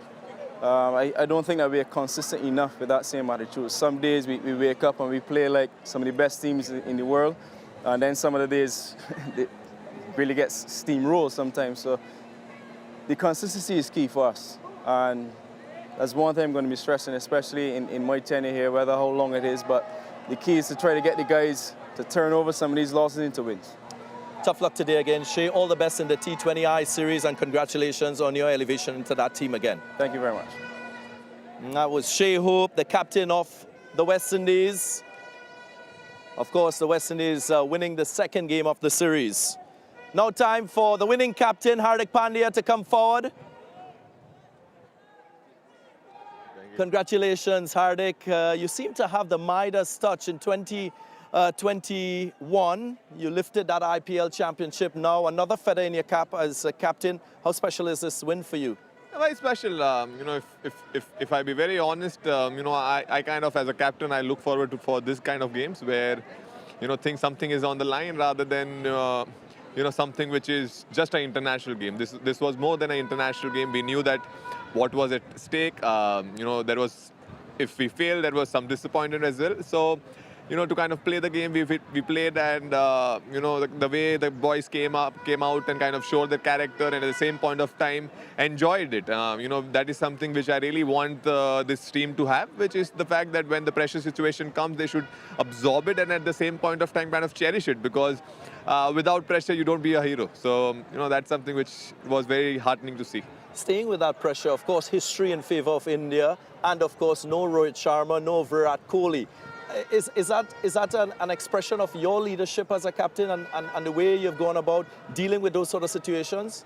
I mean, see, obviously Virat and Rohit are very integral part of the team, and obviously, this was very important for someone like, Arutu to get a game or Akshar to get a game, because, they've been playing cricket for so many years. They know how exactly all these situations have been. So, kind of giving them, the youngsters, the exposure and kind of making sure that if we want to check something, we have the opportunity to check. And yeah, I mean, really, when you go out there, whatever you have, you go out there and enjoy it. And I think we did exactly like that. Let's talk about your batting a bit. There was a great partnership at the top of the innings. You went to the crease when Sanju Samson got dismissed.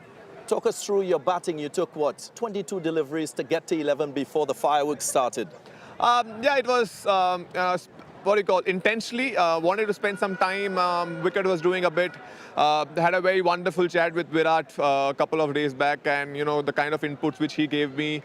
He has seen me throughout the years. It's been almost 7-8 years of international cricket, and he has seen me from day one. And he had some pointers which really helped me. He just wanted me to spend some time on the crease and get used to the 50-over game as well, because we have played so many T20, the T20 format. And yeah, that kind of stayed in my mind, and I was just waiting for the opportunity to kind of make sure that spend time. Once you get the rhythm, you'll find it. And exactly what he said, and I'm really thankful to him as well to kind of share that experience with me. And at the same point of time, for me it was simple, that go out there, spend some time. Once you hit one ball in the middle, things have been very different. I've seen throughout my career as well.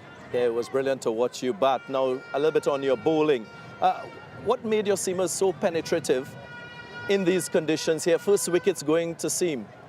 I mean, if you see, the ball was doing just a bit, and I think obviously scoring 350 would be always crucial. And when you have that kind of total, batters kind of chase few balls, and in that, if the ball does little bit and if your luck is on your side, they nick it. And exactly that happened with us. Couple of inside edges to the stump, and at the same point of time, couple of really good catches by Shubman as well. So yeah, that was something which I think in the first power play the game was sealed. And obviously West Indies kind of woke up very late in the partnership, where they kind of took the game till 34 overs. But yeah, as I said, the game was done kind of in the power play itself. Well, you've created history, because this is the first men's ODI match to be played at this venue, the Brian Lara Cricket Academy. A few words on the facility itself, and how have you enjoyed playing here? I mean, obviously, this is one of the nicest grounds which we have played. A lot of things could be better when we come next time to West Indies, from traveling to managing a lot of things. I think so many times last year as well, some hiccups happened. I think it's time for even West Indies cricket to kind of keep the note of it, and kind of make sure that when the team travels, we don't ask for luxury, but basic necessities are very common. So otherwise that, obviously really enjoyed coming here and played some really good cricket. And finally, what portion of this series win are you going to give to Rohit Sharma? Because you got a he can have the whole. It's okay. He can have the whole. So congratulations again, Hardik Pandya. Your trophy is there to be collective. Congratulations, India.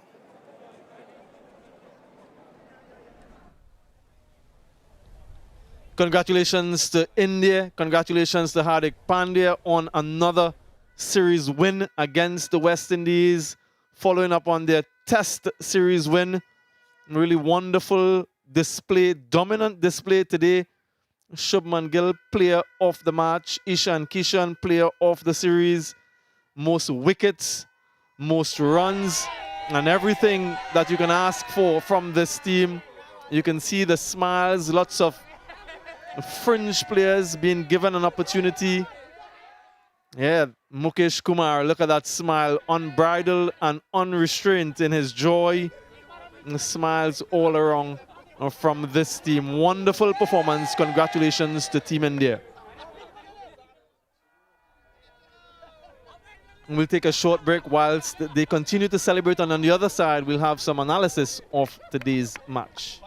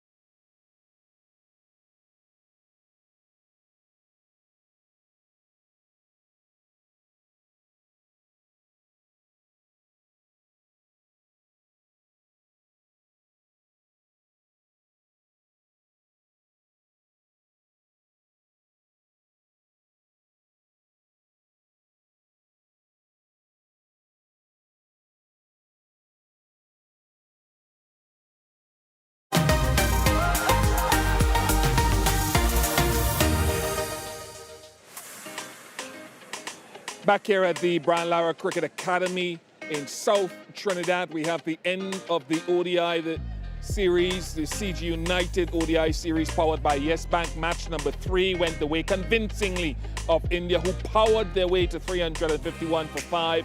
Good to see half centuries from Gill, Kishan, Hardik and Sanju Samson. The West Indies folded for 151. Moti, yes, Gudakesh Moti top scoring with 39. Not out Shardul Thakur with 4 wickets. India win by 200 runs and win the series 2-1. As we welcome you back here for our post-series, post-match analysis, Shakira Selman is alongside me, Rana Kapoor is alongside her, and Shakira, let's start with you. At the beginning of the day, coming off the win in Barbados, how deflating must this magnitude of loss feel? Yeah, it'll be very disappointing. West Indies would have wanted to show some semblance of consistency. They obviously won that game and they would have come here with the momentum and feeling quite confident. And they will be very disappointed that they were not able to at least compete and that they fell away in pretty much every aspect of the game. For India, Ronak, the disappointment of the second ODI was palpable across social media, back at home, and perhaps within the team as well. This is a big lift. Yeah, absolutely, Bish. And it's the bigger picture, as Rahul Dravid calls it. But the series win and the bigger picture is so much better than the bigger picture and then the excuse of a series defeat. So important win. Boxes tick from an individual front, none more so than Hardik Pandya getting runs. You'd rather have a score in this game ahead of the Asia Cup than, say, the first or second game of an Asia Cup where he has to labour his way to a big score. So Hardik Pandya, Ishan Kishan, Shardul Thakur as players that have just put their hand up and given the selectors plenty to think about. Let's revisit the wickets that fell in the West Indies effort, starting with Brandon King. Yeah, the back of West Indies were broken quite early. Outswinger to Brandon King, and he was loose outside of the off stump. And then Kalmir is unable to move his feet. This was the big wicket. The informed Shea Hope, and then Casey Carty. Again, Jada Unakat was able to take his first wicket. And then this year, easily caught. Shimon Hetmeyer fails for West Indies once more. Romario Shepherd was looking good until this point, but this was the story of the top half, Bish. And Kuldeep Yadav, I think it's a great series for him. He's come in at times where the situation of the game doesn't motivate you necessarily to bowl your best. But he bowled barely any bad balls. If there were any, it was in that partnership between Gudakesh Moti and Alzari Joseph, which was ended by Shardul Thakur, who himself has just continued this habit, this knack of getting wickets, including the final one. Yes, sometimes I think I said to you that I don't think we give Shardul enough credit. I think some people make it sound like guesswork. I think he understands to a greater level where to bowl, when to bowl than people give him credit for. But you touched on that Moti-Joseph partnership of 55. Shakira, why were they able to put on a half-century stand when others before them failed? I think they kept it pretty simple. Moti in particular took his time, and then whenever the ball was in his zone, he was able to capitalize. He backed himself to capitalize. Alzari Joseph, there was no really walking around. He was able to put away the ball, and we know what Alzari Joseph can do. He does have capability. They both have 50s. So we know what they can do, and they built a partnership that we would have wanted to see from West Indies premier batters in particular. How do India, Hardik touched on it in that presentation there. It's not a big thing, but when they reflect on the frustration of that partnership, what would be the thoughts? I don't think they'd read too much into it. The job was done with the new ball, and India were looking at reserve seamers who can be called upon if asked to in difficult situations as injury replacements. So Mukesh Kumar did that. They didn't bowl badly, to be honest, in that partnership when Joseph and Moti were having some fun. It was just perhaps the intensity of the game. You can understand why it dropped a little bit. And India kept the field up, inviting them to play big too. So the captaincy was attacking. It's not like they let the game linger on. But I guess some of the top order batters can take a few notes from the likes of Gudakesh Moti and Alzari Joseph.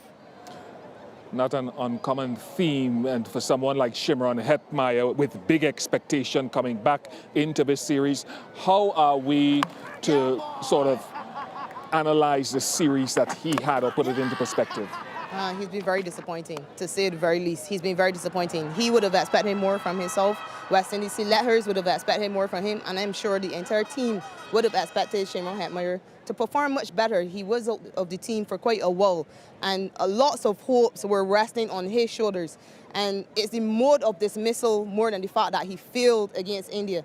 I don't think we can point out a time where the bowlers necessarily got him out. He found a way to get out every single time. And just today, it was a pretty innocuous delivery from Shardul Thakur, and he just picked out extra cover. So I think it was a really disappointing series for him altogether, and he does have some work to do. That's what I'd like to find out down the road. What work can he do to get back to his best form? May I just finish with a question? Why is he batting at 6? Oh, we touched on that. He has to take more responsibility 100%. within this team. He has to. You cannot hide him for whatever reason. He has to be up there now, front and center. But I've spoken on that already. So I'm going to move on before I get myself in trouble and talk about Ishan Kishan, another southpaw who got 3 half-centuries in the series, 4 counting the test match at the Queen's Park Oval. Brilliant. And it's how he gets them, Bish. He is a player in the identity of what the modern game demands. England are winning World Cups in the men's game with players playing exactly this way. And when you play this way, it's high risk. You're not supposed to get 50-plus scores consistently. That he's ended this series with a score in every game just adds to his utility. I'm pretty sure he sealed a spot in the 15. He can come in, hopefully bat at 4. He's a left-handed option. He keeps. And this has been just the kind of series Ishan Kishan would have personally wanted after being capped in the test format too. So he has taken and made the most of all the opportunities he's got. Yeah, it's good because we've seen from time to time his struggles, the up and down nature of the way he's gone domestically and internationally. So a nice tick in the box there for Ishan Kishan. But another man who made his international debut out here in the Caribbean, Mukesh Kumar, had his best day in this format with the ball today. And it really is another man who made the most of an opportunity presented to him. And he was really good and disciplined, especially in this opening spell. I think he bowled with great accuracy and he got the ball to swing. And we didn't see much of that from West Indies seamers, surprisingly, who bowled first on this pitch. We thought if there was going to be any sort of lateral movement, it would have been initially with some moisture early in the morning. And he was able to exploit the conditions quite well. And I thought what was remarkable was the fact that he was able to swing the ball away against the wind as well. So he was excellent for India all throughout. He was really good in the test series and he finished really well here. Are you giving him his flowers? Mukesh Kumar? Yeah. No, but all I'll say is that the story just gets better and better. And, you know, you have to feel your heart goes out to Mukesh Kumar. And the fact that this is a bowler we may see the best of actually in the longer formats, in Test cricket and ODI cricket, keeps it simple, looks up to Josh Hazlewood's role as a bowler and tends to just work out batters. That wicket of Shea Hope would give him a lot of confidence because Shea Hope's not an easy man to get out early. This is a tough school. No flowers from Rana Kapoor to Mukesh Kumar. That will have to wait, he says. Hard school. Kuldeep Yadav continues to impress. What impressed you most about him in this series and this game? Just the fact that Kuldeep bowled very few bad balls as a wrist spinner, Vish, and India are going to find it hard to play both him and Chahal like they did in the 2019 World Cup through most of the league phase. So if he gets his groupings right, the lack of bad balls, the fact that he's ended with 7 wickets too, makes this a huge tick for Kuldeep, who may very well have to be the lead spinner. How he responds to better players of spin attacking him and taking him down, we will find out. But I think you made the point, Bish. You have noticed a change in his action that has allowed for energy and speed, and that has made a difference, hasn't it? Just to build upon that, one of the things he said in the chat was that not only the energy, not only whatever pace there is, but the fact that he's hitting a good length consistently at will, because he knows, he says, that batters think of wrist spinners and they think we'll get a bad ball along the line some way. And when he's not giving them that, he is most happy. So an excellent series for Kuldeep Yadav. And then we move to the T20s and the West Indies squad. Names in there that are returning, that please you, and any surprises? Yeah, it's really good, firstly, and I'm sure for everyone to see Nicholas Pooran will be available to the West Indies. He does have a lot to offer to West Indies. Johnson Charles obviously had scored 100 against South Africa a few months ago, and O'Dean Smith, it'll be good to see what he can offer. I think for me, it's really good to see Ben McCoy. I think he has a lot to offer to West Indies, and he can play a leading role here. But the name that really jumps out is Shea Hope. Shea Hope in the T20 side, and it speaks to his form recently, and also he's made the most of his opportunities when he played franchise throughout the year. His strike rate has gone up in ODIs, and that's the reason he is in this team. And I think he can have a part to play in West Indies team. I'm not sure where he'll bat as yet if he does play, but he can have a part to play. The one name that surprises me in terms of an omission is Yannick Carrier. And it surprises me because he went to the T20 World Cup in Australia last year on the back of the West Indies, looking for that wrist spin option, which is critical in white ball cricket and more so what we see in T20 cricket. And to have him floated out of there surprises me a little bit. As I understand it, there's no wrist spinner in that. There's no leg spinner in that Akeem squad, Hussain is back, Gudakish Moti's out, so they're playing sort of, that's your set and this is your set. I'll have to sit down and think, because it's okay saying who's not there, but who would they replace? And once we have a good look at that team, I'll venture an opinion on that. But I'm surprised Yannick Carrier isn't there. As we come to the Indian team for the T20s and your position on this squad that is chosen. Can't wait to see Tilak Verma. Very exciting, 2 terrific IPLs, runs outside of it too, and could be just that versatile T20 batter that India are looking for. I will be scratching my head, like many others, when Suryakumar Yadav hits a 30-ball 100 in this format just 2 days later at the same ground, when we're waiting for him to do something like that in ODI cricket too, which hasn't happened in this series. And opportunity for someone like Avesh Khan, Arshdeep as well, Umran, who will stay on for the T20I. Shardul Thakur goes back, Jaydev Unadkat goes back. So we'll see a new-look seam bowling lineup along with Hardik Pandya, and Akshar Patel should get a good run here in the absence of Ravindra Jadeja. But I'm just waiting for Tilak Verma, Bish, and I'm sure you are too. You've seen a lot of him in the IPL. Should be fun if he hits the ground running. You've got too many resources. What I want to just quickly touch base, Umran Malik in the T20 squad. He was in this 50-over squad, didn't bowl a lot. Why are people saying that T20 is more suited to his style than the 50-over game? I have no idea why people say that T20 is this suited style, because he doesn't play enough red ball cricket to determine whether red ball cricket is his style. And now all of a sudden it looks like 10 overs cricket is not his style. He's not going to Ireland because Prasidh and Bumrah are in that squad. So what of Umran Malik, who played half an IPL, played no red ball cricket, is deemed to not be ready for red ball cricket, and yet at the same time is not even lasting in the 11 in a 3-match white ball series, which is designed to give opportunity. This is a skillful bowler. Maybe he's not the finished product, but for that kind of skill, which is so rare in world cricket, let alone Indian cricket, someone has to take responsibility to harness that skill. I hope he gets a run here. I can't guarantee that India will play him. I don't know if they'll play him with Arshdeep and Mukesh Kumar and Avesh Khan in it. But at some point, I hope Umran Malik is the talent we know he's capable of becoming. You know, there's a saying that we use in Christianity where we say, see beyond a person's faults and see their needs. And that is exactly what you've got to look long-term with Umran Malik. Jaiswal, your thoughts? Oh my, I forgot about him. He's still here. He hasn't gone back after the tests. And after every ODI, he's actually come out here on the practice pitches and bowled some leg spin. I asked him about that, and he said, I always bowl leg spin. That's something India need to look at as well. With Project 2024, T20 World Cup here coming up, how many of their top order batters can chip in with a few overs to add balance, add versatility?